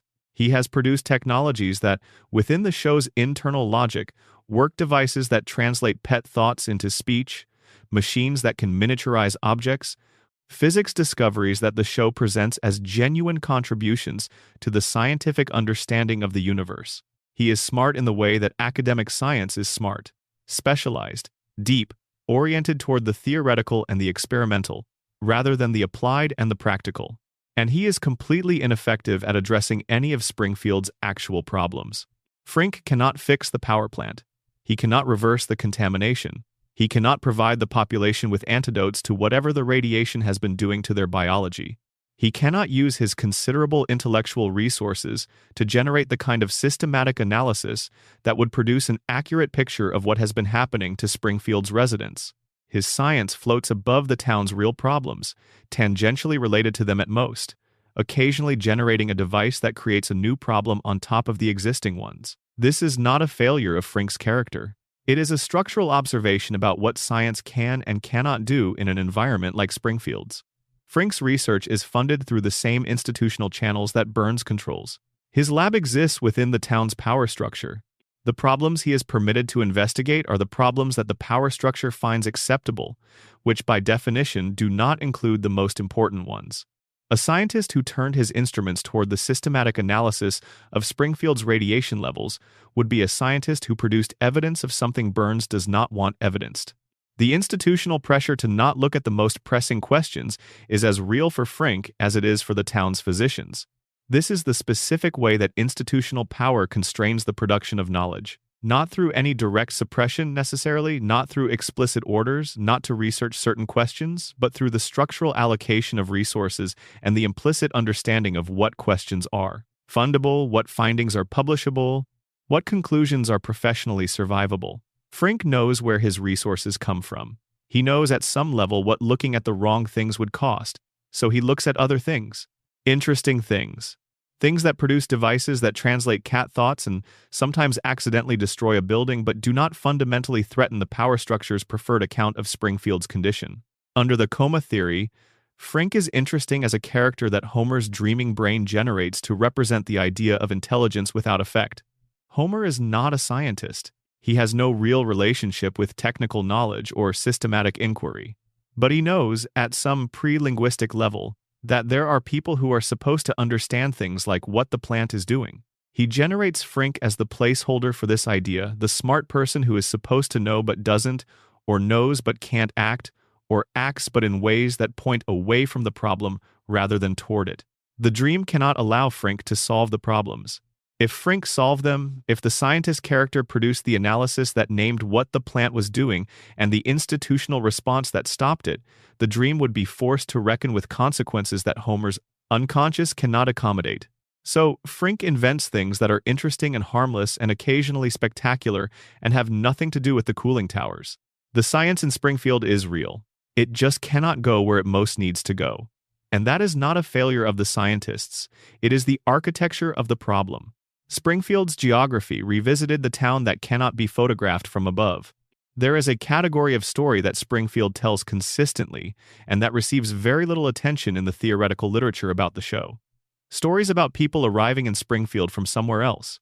Not celebrities, whose appearances follow the logic the coma theory describes, but ordinary people.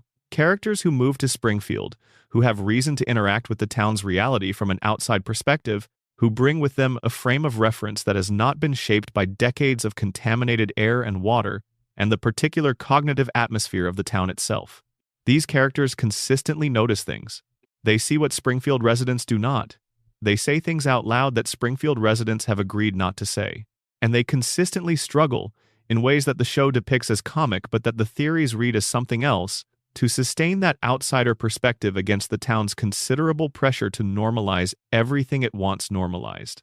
The German investors who briefly owned the plant are the clearest example. They arrive with a competence that Burns's management has never permitted at the facility.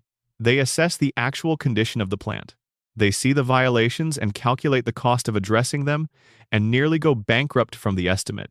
They experience the reality of the Springfield nuclear power plant as what it actually is: a catastrophically mismanaged facility that would require an enormous investment to bring into compliance, and that is currently operating in a state of continuous regulatory violation that poses ongoing risk to the surrounding population. This experience is so immediately destabilizing that they sell the plant back to Burns as quickly as they can arrange it. Burns buys it back and rehires Homer, and everything returns to its previous configuration. The outsiders looked. They saw. They could not sustain what they saw in the face of the practical reality of owning the thing they had just assessed, and they fled. This pattern: outsider arrives. Outsider perceives something. Outsider cannot maintain the perception or acts on it in a way that Springfield's institutional structure absorbs without changing runs through dozens of episodes across the series. The federal government arrives and sees the contamination and puts up the dome. The dome is eventually removed. Everything returns to its previous configuration. The EPA looks at Springfield and classifies it as a containment zone. The containment fails. Everything returns. The real Seymour Skinner arrives and proves that the man running the school is an imposter. The town votes to expel the truth and maintain the fiction. Everything returns. Springfield has a gravity. It pulls things back. Every external intervention, every outside perspective that threatens to produce lasting change, every arrival of someone who can see clearly because they have not been shaped by the same conditions that have shaped everyone already inside the town, all of it gets absorbed. The town adjusts. The episode ends. Next week the plant is still running and Burns is still alive and Homer is still at his desk and the water is still whatever it has always been. The town that cannot be photographed from above.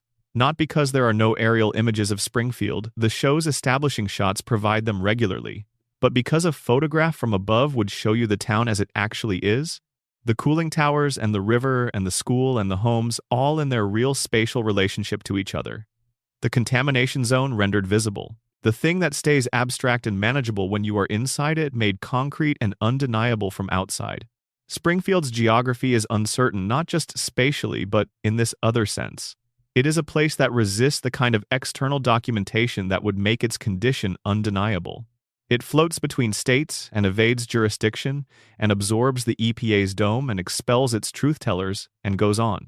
The people inside it breathe and eat and love their families and watch the cooling towers and do not ask what those towers have been doing to them for the last 3 decades. Because the asking is the thing the town has made impossible, and the outside is too far away to see what's happening from here. The music of Springfield, what the show sounds like when it's telling the truth. The Simpsons has a musical vocabulary that most analyses of the show ignore entirely, which is a significant oversight given how deliberately and specifically the show deploys it. The theme music, Elfman's horn-led fanfare, bright and manic and slightly too fast for comfort, is one of the most recognizable pieces of television music ever composed. It announces the show with a specific emotional tone that is hard to name precisely. It is not happy. It is not sad. It is energetic in a way that has an edge to it, a brightness that is slightly too bright, a tempo that is slightly too urgent, as though the family needs to get to that couch before something catches up with them. This is the music of a family in motion, of people who have places to be and obligations to meet and a daily life that requires constant forward momentum to maintain. The couch gag that follows is the joke about what happens when the momentum stops. For a moment the family arrives, and something always goes wrong, and the arrival is never straightforward, and the couch is never simply there waiting for them without complication. The theme says, "We are in motion." The couch gag says, "Motion does not protect you." Within episodes, the show uses music to mark its emotional intentions in ways that become invisible when they are working well and conspicuous only when they are absent. The warmth of the family scenes, the specific, gentle quality of the music that accompanies Homer's better moments with his children, is the sound of the show meaning what it means about love, that it is real, that it matters, that whatever else is true about Springfield and about Homer's limitations, and about the radiation or the coma or the institutional corruption, the love inside the Simpson house is real. The episode Bart Gets an F from Season 2 contains the single moment in the series that is most frequently cited by viewers as the one that made them cry. Bart, having failed a test that means he will have to repeat 4th grade, sits alone in the early morning as snow falls unexpectedly. He prays. He promises to study if God will just give him one more chance. The snow provides the chance a snow day, one more day to prepare. Bart studies. He fails the test anyway, by 1 point, but he demonstrates to his teacher that he has actually learned something, and she gives him the 1 point. And Bart, who has spent the entire episode being the worst possible version of himself, lazy, avoidant, desperate to escape accountability, cries, and hugs his teacher. And the music underneath this moment is exactly right, in a way that the show almost never is, because the show almost never needs to be. It holds the moment with the same gravity the moment deserves. The music is saying, "This is real. This child's failure is real. His prayer is real. His single point of genuine learning is real." And the teacher who recognizes it is doing the thing that the show says institutions should do and almost never get to. She is seeing a specific child in his specific struggle and responding to what is actually there rather than to the category the institution has placed him in. The music of Springfield is the show's honesty valve. When everything else is irony and satire and comedic distance, the music is allowed to mean what it means directly. And what it means most often is this: the family is real. The love is real. Whatever else is happening in this contaminated, possibly fictional, geographically impossible town, the love inside that house on Evergreen Terrace is the thing the show has always been about, and the music knows it even when the comedy pretends otherwise. The Simpsons movie When the Theories Collide. The 2007 theatrical film represents the single largest canvas The Simpsons has ever used, and the most sustained attempt to bring all of the show's ambient anxieties into direct confrontation. The plot is, at its core, the radiation theory made explicit.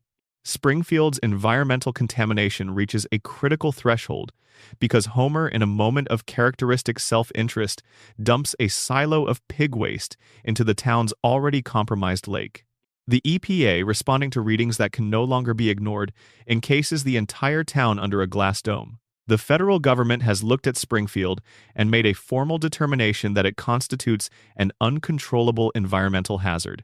The theory that has been embedded in the show since Season 2 is, in the film, the literal plot.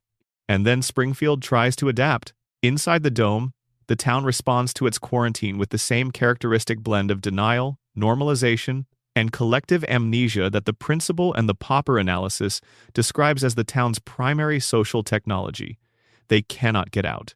They are trapped in a contained space with the full weight of their own contamination surrounding them. And for a while, a surprisingly long while given the circumstances they manage, they continue their lives.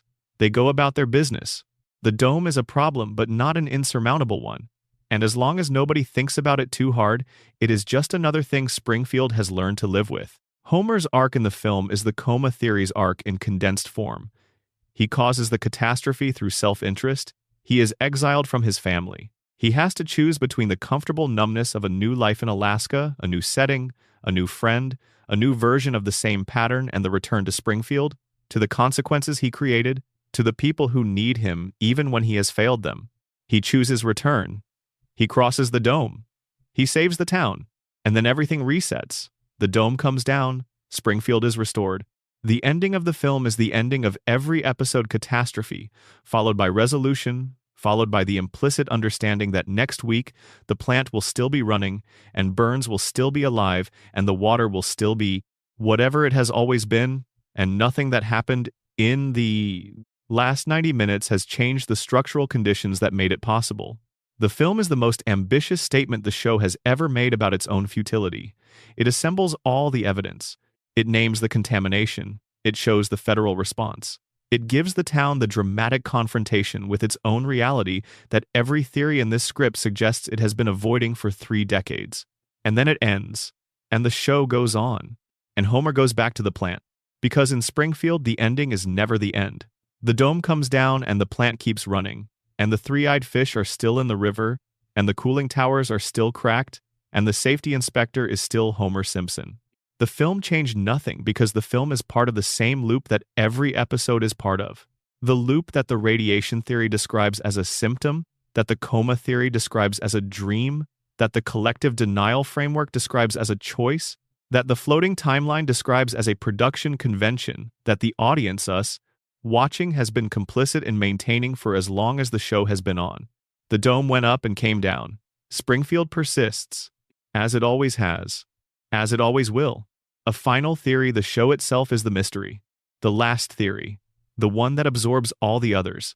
What if The Simpsons is not depicting a fictional town with real mysteries? What if The Simpsons is itself the mystery? What if the 36 years of continuity errors and impossible timelines and radiation theories and coma theories and predictions that came true, and the sun being stolen, and the dome coming down, and the coma and Mona, and the biological weapons laboratory, and the 342 violations, and Maggie waiting? What if all of that is not the show's subject, but the show itself, doing the thing it has always done, which is to show you America back to itself? Not America as it is, America as it feels. The specific texture of living in a country where the person in charge of safety is asleep at the desk and the billionaire is too expensive to hold accountable, and the town forgets things that should be unforgettable, and the family on the couch keeps laughing, because laughing is what you do when the alternative is sitting with what you actually know about your situation. The radiation theory is real. The coma theory is real. The prediction phenomenon is real. The floating timeline and the collective denial, and Burns' immortality, and Maggie's silence, and Molleman's impossible resurrection, and Ned's programmed goodness, all of it is real within the show's canon. All of it is in there. But what it is doing is not solving a mystery about Springfield. It is solving a mystery about the country that Springfield reflects. Why does nobody notice the contamination? Because the people downstream of contamination rarely have the resources to challenge the institutions responsible for it, and the show knows this and has always known it, and has been embedding that knowledge in jokes for 36 years. Why does Homer keep working at the plant? Because leaving the one stable employer in a company town requires resources and options that Homer does not have, and the show knows this and has always known it, and has been embedding that knowledge in the comedy of Homer's incompetence and Burns' indifference since the beginning. Why does the town vote to keep the lie about Skinner? Because every community, when given the choice between a comfortable fiction that holds the social fabric together and an uncomfortable truth that requires rebuilding something, tends to choose the fiction. And the show knows this and has always known it, and has been depicting it in increasingly direct ways as the series has aged and the audience has aged with it. The Simpsons is the longest-running American television series in history, not because it is the most entertaining show ever made, it is not, and not because it is the most innovative, it is not that either, but because it is the most comprehensive. It has spent 36 years constructing a portrait of American life that is detailed enough and accurate enough and affectionate enough to keep being watched, even by people who find it less funny than it used to be, because they are not watching it for the jokes. They have not been watching it for the jokes for a long time. They are watching it because Springfield is where they grew up, in the way that a feeling is where you grew up. Because Homer is someone they know, in the specific way that you know yourself when you are being honest about it. Because Marge is someone they have loved or been. Because Bart is who they wanted to be when they were young enough to mean it. Because Lisa is who they told themselves they would be if they just kept asking the right questions. And because Maggie is still waiting. That is the final theory. The one that the radiation and the coma and the predictions and the timeline and all the rest of it are all, in their various ways, pointing at. The Simpsons is a love story. About a family, about a country, about the specific experience of living through decades in a place that has real and serious problems, and choosing, week after week, to come home to the same couch and the same faces and the same laugh track because the love that makes you do that is real. Whatever else is also real. The dome will come up again. Someone will be shot. The plant will keep running. The fish will keep having 3 eyes. Homer will fall asleep at the console. Burns will get his treatment and glow faintly in the dark of a Springfield night. Mulman will die and come back. Ned will forgive something he shouldn't have to forgive. Lisa will ask the question nobody wants to answer. Bart will do something that should have consequences, and the consequences will be lighter than they should be. Maggie will watch all of it and say nothing and wait. And the family will end up on the couch. Together, watching the television, the credits rolling over them, everything exactly where they left it. The Simpsons will be on again next week. It always is. Number, extended section. The weight of 36 seasons. What longevity does to a show and its mythology. How the show changed by staying the same. There is a version of the Simpsons conversation that nobody who genuinely loves the show wants to have, and it goes like this. The show declined. The golden age ended somewhere around season 8 or 9. The episodes that followed, the ones that came after the creative peak, are lesser things, louder, broader, more reliant on celebrity appearances and rapid-fire gag delivery than on the specific kind of careful, grounded comedy that made the early seasons transformative television. This conversation has been happening for roughly 25 years. It has produced a substantial body of critical writing, fan analysis, and YouTube essay content dedicated to diagnosing exactly when and why the decline occurred and what it means for the show's legacy. The decline is real. Most people who watched the show during its first 8 seasons and then watched it again in its 20th or 30th would agree that something changed. But the coma theory offers a different framework for understanding the change, one that reframes it from creative failure to documented symptom. If Homer has been dreaming since April 1993, then the episodes that follow that date are not produced by writers losing their touch. They are produced by a brain that is losing its coherence. The very early post-coma episodes, the ones that still feel like they are in dialogue with the show's pre-coma sensibility, the ones that have the warmth and the groundedness of the first 4 seasons, alongside a new tendency toward the surreal, are the dream in its early stages. The brain is still functioning close to its original parameters. The story still resembles something the waking mind would produce, augmented by the specific latitude the dream state provides. As the seasons continue, as the years pass and the brain damage progresses, the 5% permanently lost in the coma, the accumulated effects of whatever the radiation and the crayon and the plant's ambient contamination have been doing to Homer's neurology, the dream changes. The stories get bigger and stranger and less anchored to the textures of ordinary domestic life that the early seasons understood so well. The comedy gets louder because subtlety requires neural architecture that the dream is losing. The character consistency becomes less reliable because consistent characterization requires the same kind of sustained cognitive work that the dream can no longer perform as well as it once could. The show did not decline. Homer's brain deteriorated. And what the audience experienced as a decline in creative quality was, from inside the theory, the observable symptom of a man's mind losing coherence across 3 decades of unconsciousness. This is, depending on how you hold it, either the most devastatingly sad reading of the show's later years or the most generous one. Because it converts every episode that critics have dismissed as a pale shadow of the show's former quality into something different. It makes them evidence. It makes them the documentation of a specific and measurable neurological process happening to a specific person who is deeply loved and who is, in the only way available to him, trying to hold on to the story that keeps him connected to the things he loves. The later seasons are not failures. They are the late stages of a long dream. The brain is still working. It is doing what it can with what it has left, and it is still producing, even in its most diminished state, the thing it has always produced, a family. A couch. The lights on at Evergreen Terrace. Homer making it home. The role of memory in Springfield's reality. The Simpsons has a complicated relationship with memory, and the complication runs in both directions. The characters forget things they should remember. Catastrophic events that should permanently alter the town's reality, the dome, the various near disasters at the plant, The multiple occasions on which Springfield has been destroyed or invaded or subjected to events that would reshape any real community's self-understanding are absorbed and forgotten with a speed and completeness that no normal population would achieve. The town resets.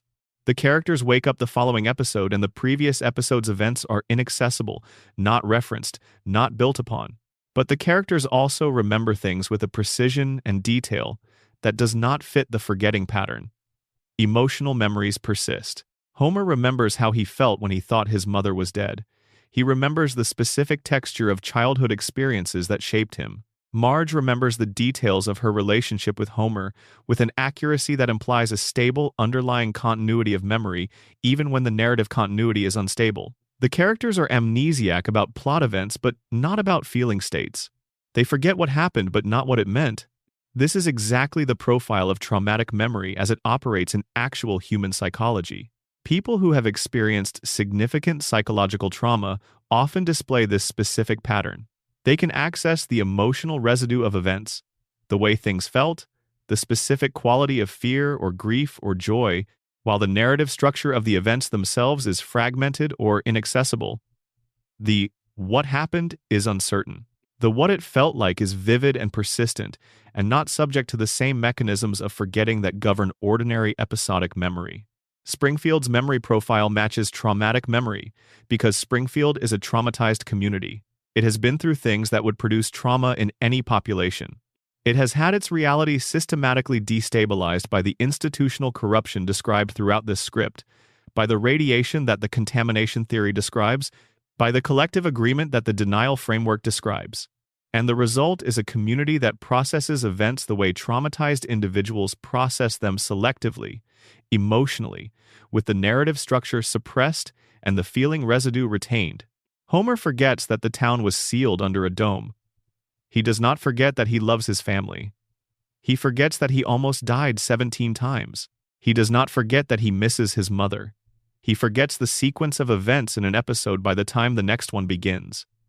He does not forget who he is, in the core sense, beneath all the damage.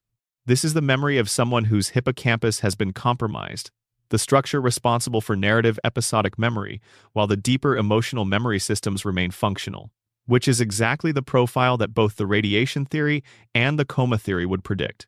The radiation damages the brain's higher executive functions, including the formation and retrieval of episodic memories, while leaving the more deeply rooted emotional memory systems intact.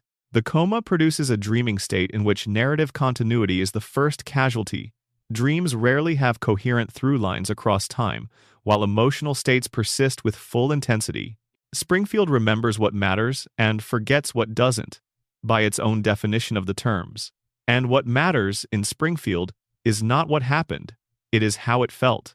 It is the love and the fear and the grief and the specific quality of an ordinary Tuesday evening when everything is where it belongs and the family is all home and nobody is in danger. That Springfield can remember with perfect precision. Everything else is subject to the fog. The question of free will in Springfield. If the radiation theory is correct, if Springfield's population has been cognitively compromised by decades of contamination from the plant, their critical thinking suppressed, their pattern recognition impaired, their capacity for sustained rational analysis of their own situation diminished, then the question arises whether the choices Springfield's residents make are actually choices in any meaningful sense.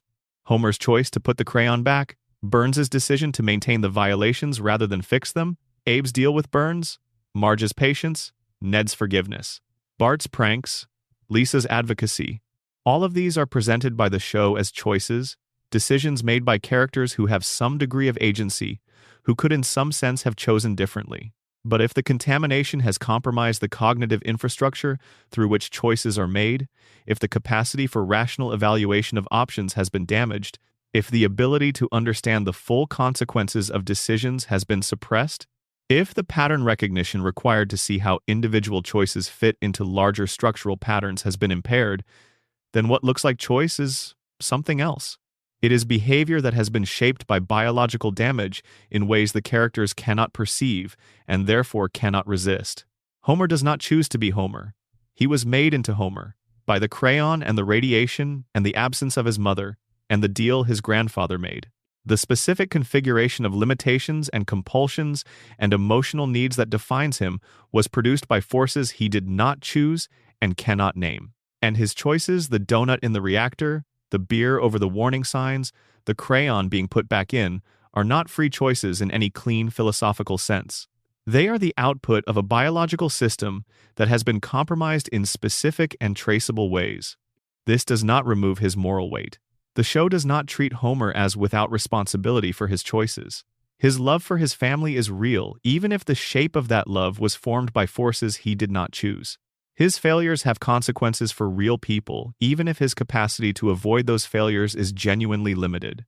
The responsibility and the constraint coexist in a way that the show handles with more sophistication than it is usually given credit for. But it does change what you are watching when you watch Homer. You are not watching a fully autonomous agent making free choices in a fair environment and generating consequences proportional to those choices.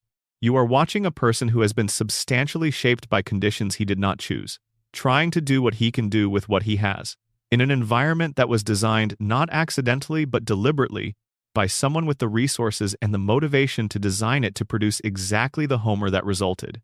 Burns designed the conditions. The conditions produced Homer. Homer maintains the conditions by occupying his specific role within them. And the cycle continues. Free will in Springfield is not absent.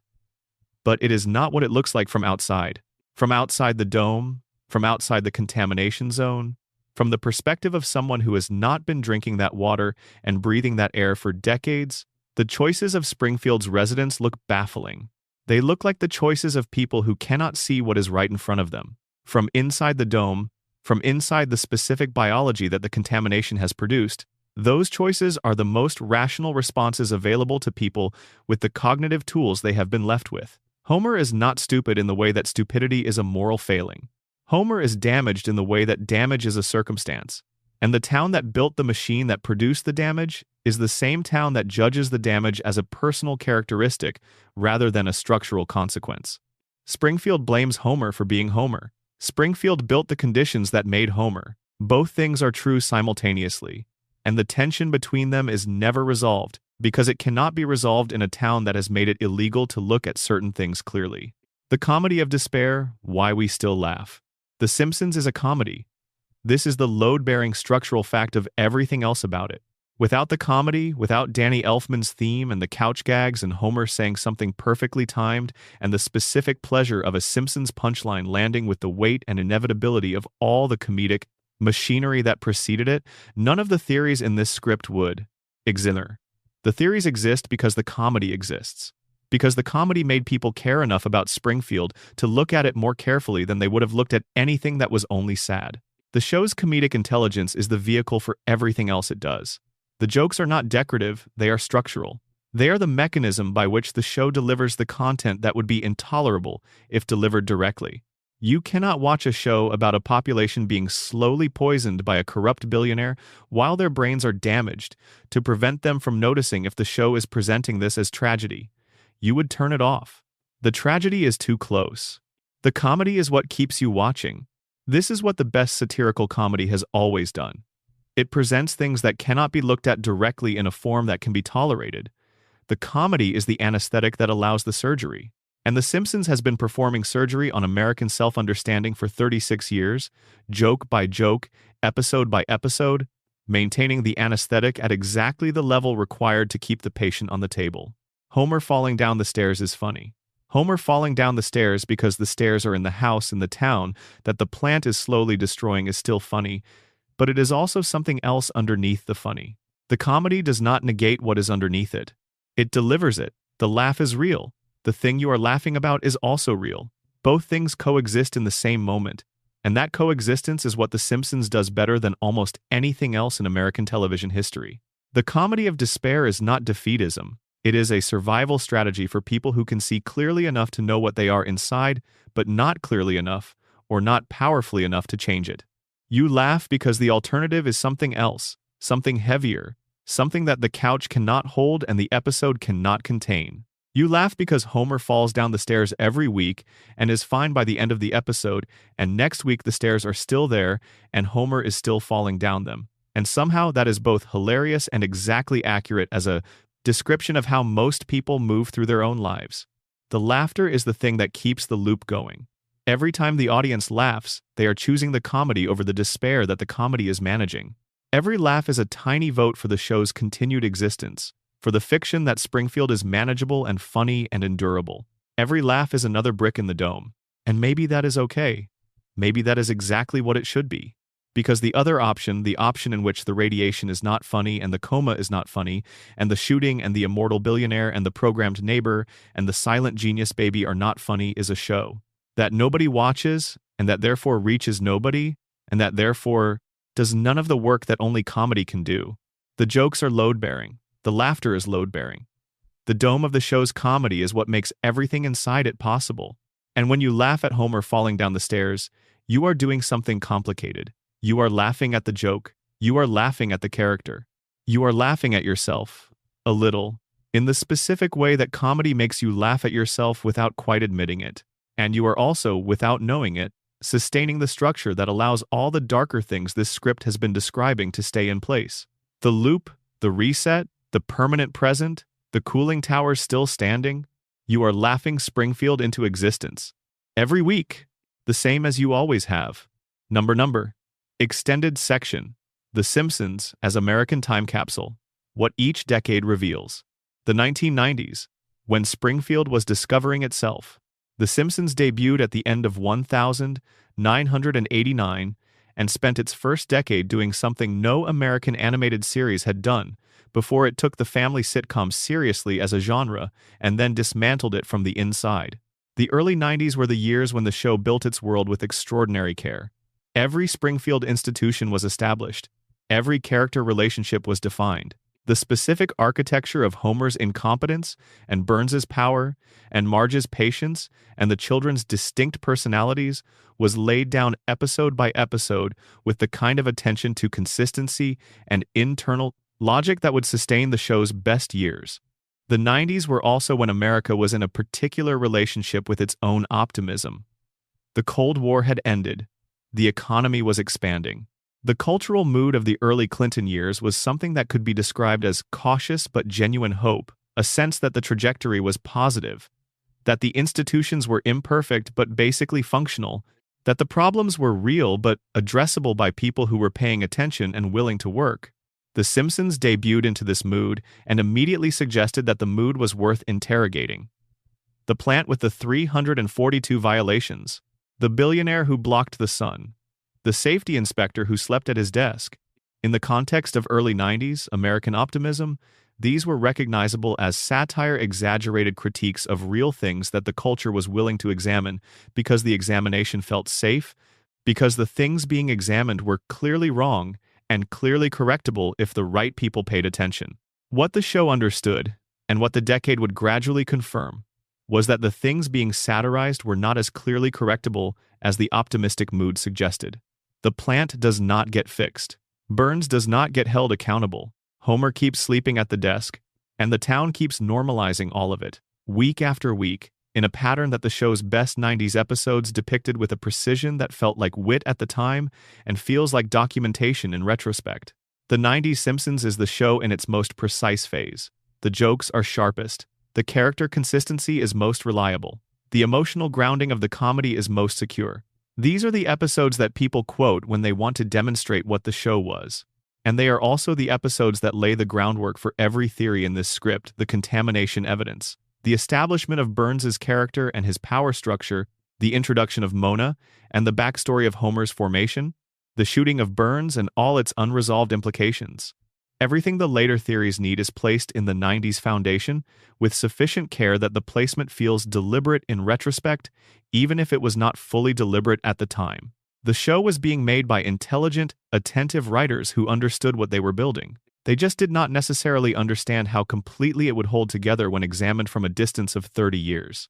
The 90s Springfield is the most structurally coherent Springfield, the one where all the pieces fit most cleanly, where the internal logic is most consistent, where the emotional reality of the characters is most accessible.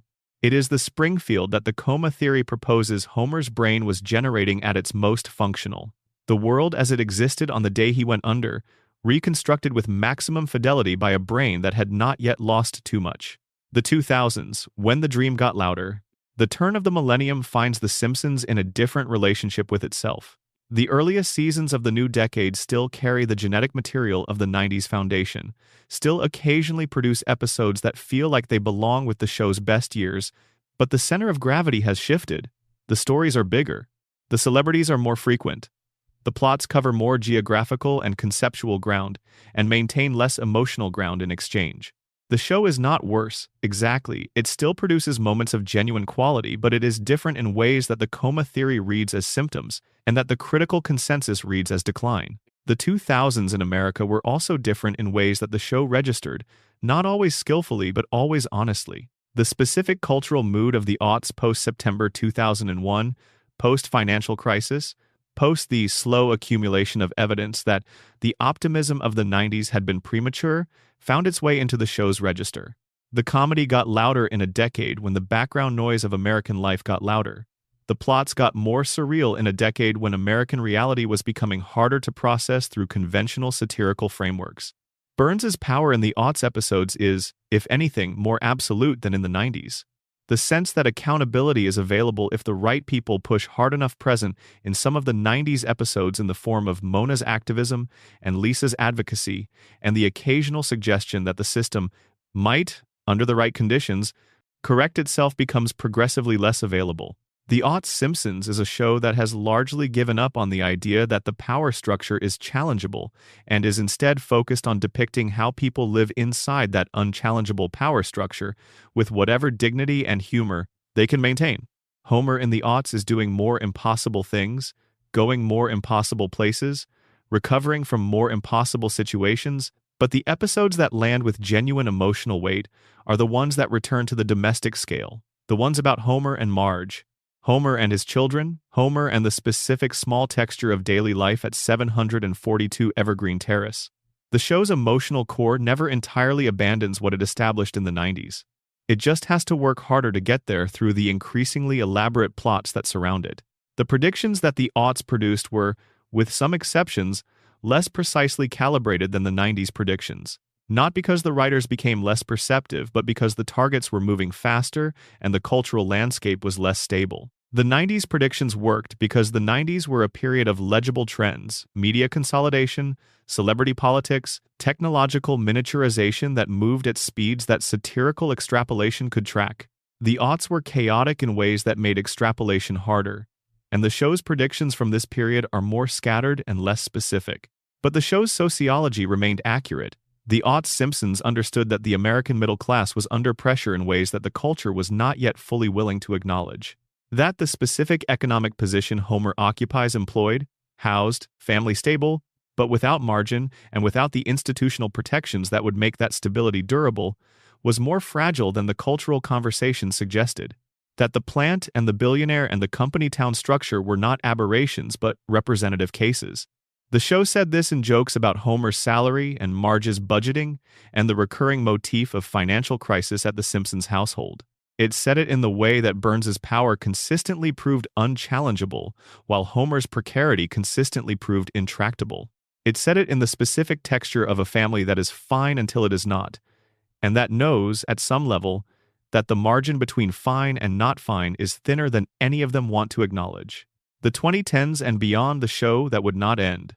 By the time The Simpsons entered its third decade of continuous production, it had become something unprecedented in American television, a show that had outlasted not just its own creative peak, but the cultural moment that produced it, the critical consensus about its significance, the careers of multiple showrunners and writing staffs, and the attentions of most of the audience that originally defined it.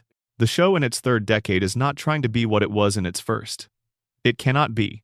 The cultural context that made the early Simpsons possible, the specific moment in American television when an animated primetime comedy was both a novelty and a statement, when the show's darkness and intelligence had the particular charge of things that were saying what had not been said before, is gone. The novelty wore off. The things the show said became part of the culture. The territory it opened became crowded with successors who pushed further in directions the Simpsons had indicated but not pursued. And the show kept going. Not because anyone involved believed it was still making its best work. Not because the ratings suggested the audience was still paying full attention. But because it had become an institution, and institutions are very hard to end, the plant keeps running not because Burns wants it to run at full capacity, but because stopping it would require decisions and expenditures that are harder than continuing. The show keeps going not because it is still the show it was, but because ending it is a more complicated act than continuing. This is The Simpsons in its late period. Not a shadow of its former self exactly. The resources are still there. The voice cast is still extraordinary. The animation has improved. There are still episodes that land with genuine quality, but a show that is producing content in a different relationship to its own mythology. It is maintaining the institution. It is keeping the lights on at Evergreen Terrace, because those lights going out would mean something that everyone involved is not quite ready to mean. The theories in this script belong primarily to the first 2 decades. The evidence that the radiation theory assembles, the episodes that the coma theory's timeline requires, the institutional analysis that the principle and the Popper framework provides, all of this comes from a period when the show was making the specific and deliberate choices that produce analyzable patterns. The later seasons provide less material for analysis, not because nothing is happening, but because the coherence of intention that makes earlier episodes readable as a system is less present. The show is longer than its intentional architecture. It has been running on momentum and institution for years now. But the architecture is still there. The first 8 seasons and the best of the 9th and 10th are still there. The coma episode is still there. The shooting is still there. Mother Simpson is still there. The principle and the Popper is still there. The predictions are still there. And all of that material is doing what it has always done, sitting quietly in the canon, available to anyone who wants to look at it carefully enough. The later seasons are the dream in its most attenuated phase. Homer's brain, still generating the simulation, still maintaining the family on the couch and the plant running, and Burns alive, but with less of the precision and groundedness that the early seasons had. The simulation is running. It is just running with fewer resources than it started with. And still Homer gets home every episode. Still the family is on the couch. Still the lights are on at Evergreen Terrace. That has not changed. That will not change. Not until the show ends. And the show's ending is still somewhere in the future, still deferred, still not yet. God told Homer his time was coming. Not yet, but coming. The show has been running that conversation out ever since. What it means to watch the viewer inside the loop. This script has talked at length about the people inside Springfield, Homer and Burns and Ned and Maggie and the rest, the characters who exist inside the contamination zone and the coma dream and the floating timeline and all the other frameworks the theories provide. But there is another set of people inside the loop. Us. The audience. The people who have been watching since 1989, or since childhood reruns, or since a friend sent a clip that led to a YouTube spiral that led to 3 hours of the show at 2 in the morning with the volume low so nobody else woke up. The people for whom Springfield is a place they know better than some places they have actually lived. The people who can quote episodes from seasons that aired before they were born because the show is so thoroughly embedded in the culture that it transmits across generations without needing direct experience. We are inside the loop too. We are not inside the contamination zone. We cannot be. Springfield cannot be found on a map, but we are inside the dream. Every time we watch, we are inside Homer's dream with him. We are seeing what he sees. We are experiencing the version of his family that his unconscious mind generates. We are participants in the fiction that Springfield is normal and manageable and funny, and that everything will be fine by the end of the episode. And we choose to be there. Every time. We choose the couch. We choose the familiar opening. We choose the particular comfort of a world that resets, where the consequences do not accumulate, where the same family is always in the same house and nobody has to say goodbye. The coma theory says Homer is choosing the dream over waking up, because waking up would mean finding out how much has changed, how old his children really are, whether Marge waited. We are making the same choice.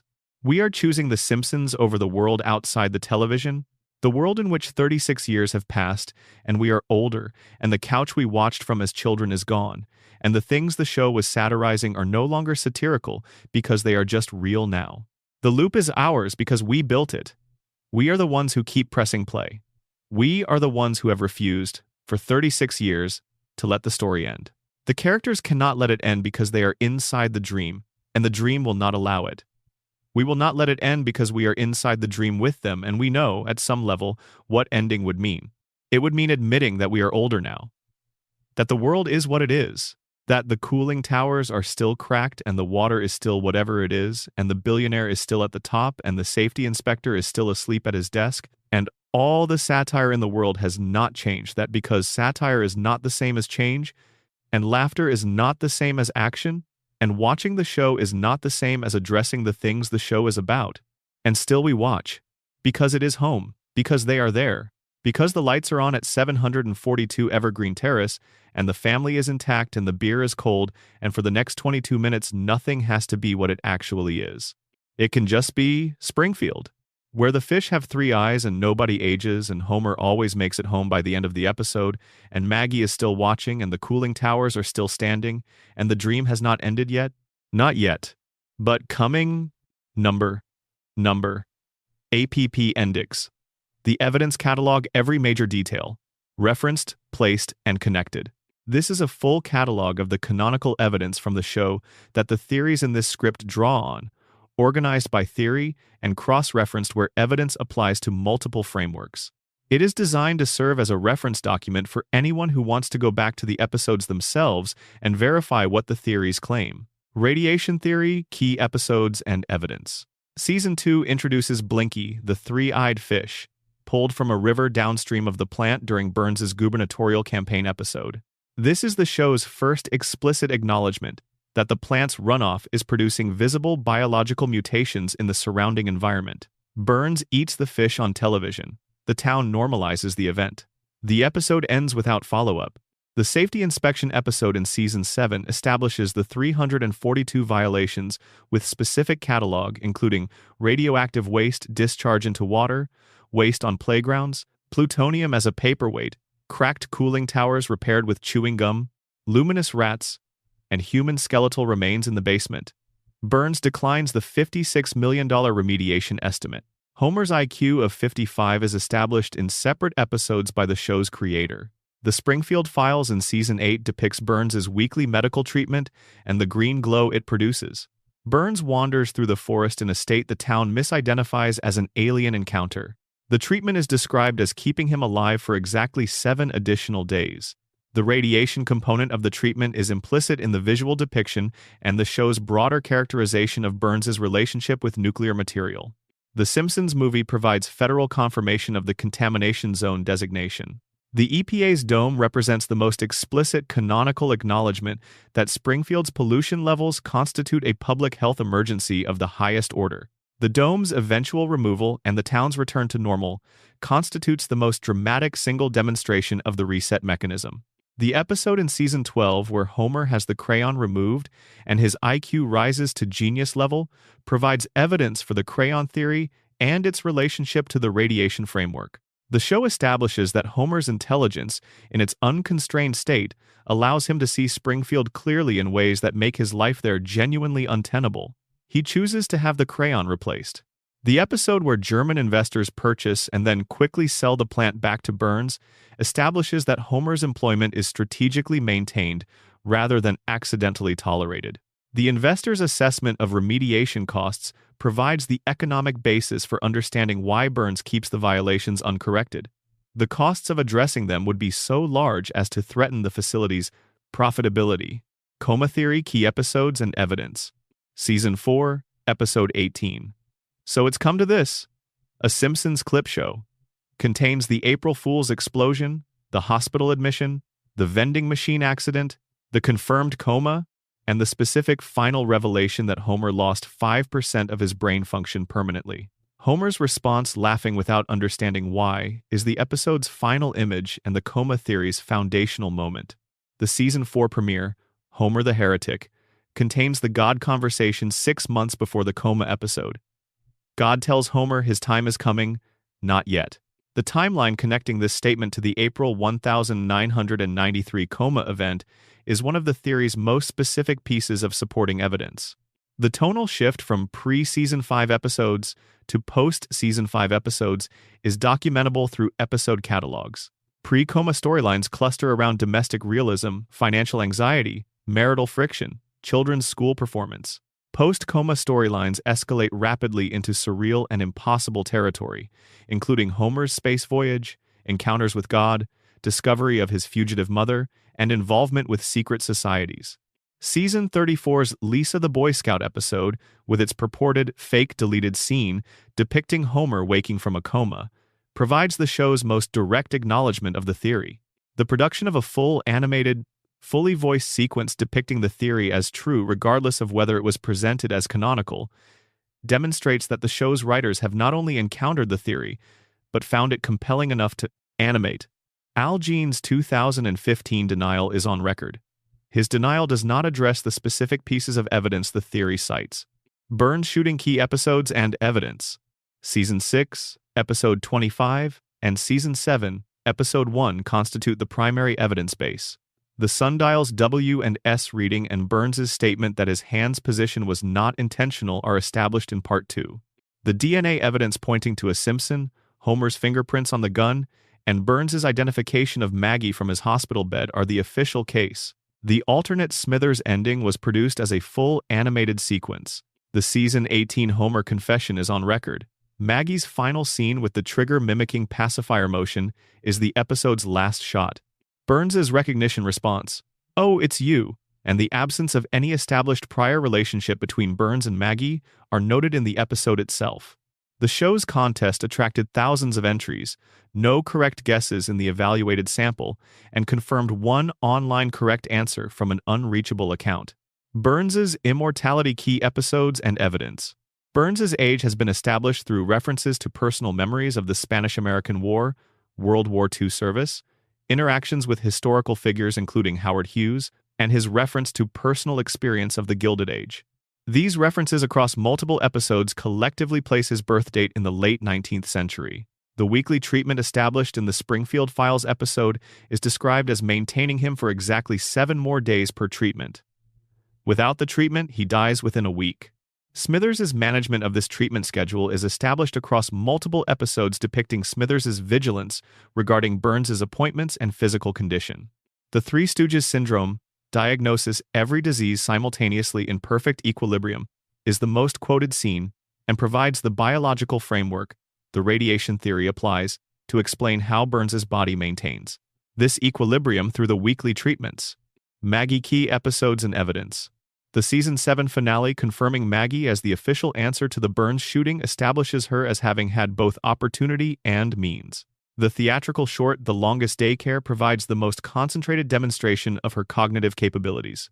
Her IQ testing results, referenced in multiple episodes, consistently register as extraordinary or unmeasurable. Her first word, Daddy, voiced by Elizabeth Taylor, is the only time in the regular series that she speaks a word. The final shot of Part 2 of the Burns shooting mystery, in which Maggie checks her surroundings before mimicking the trigger action with her pacifier, is the evidence the show provides for her awareness of the situation. Mona key episodes and evidence. Season 7's Mother Simpson establishes that Homer's mother is alive, was not dead as reported, was forced into hiding by Burns' identification of her to the FBI after she destroyed his biological weapons laboratory in 1969. And has been living as a fugitive for 27 years.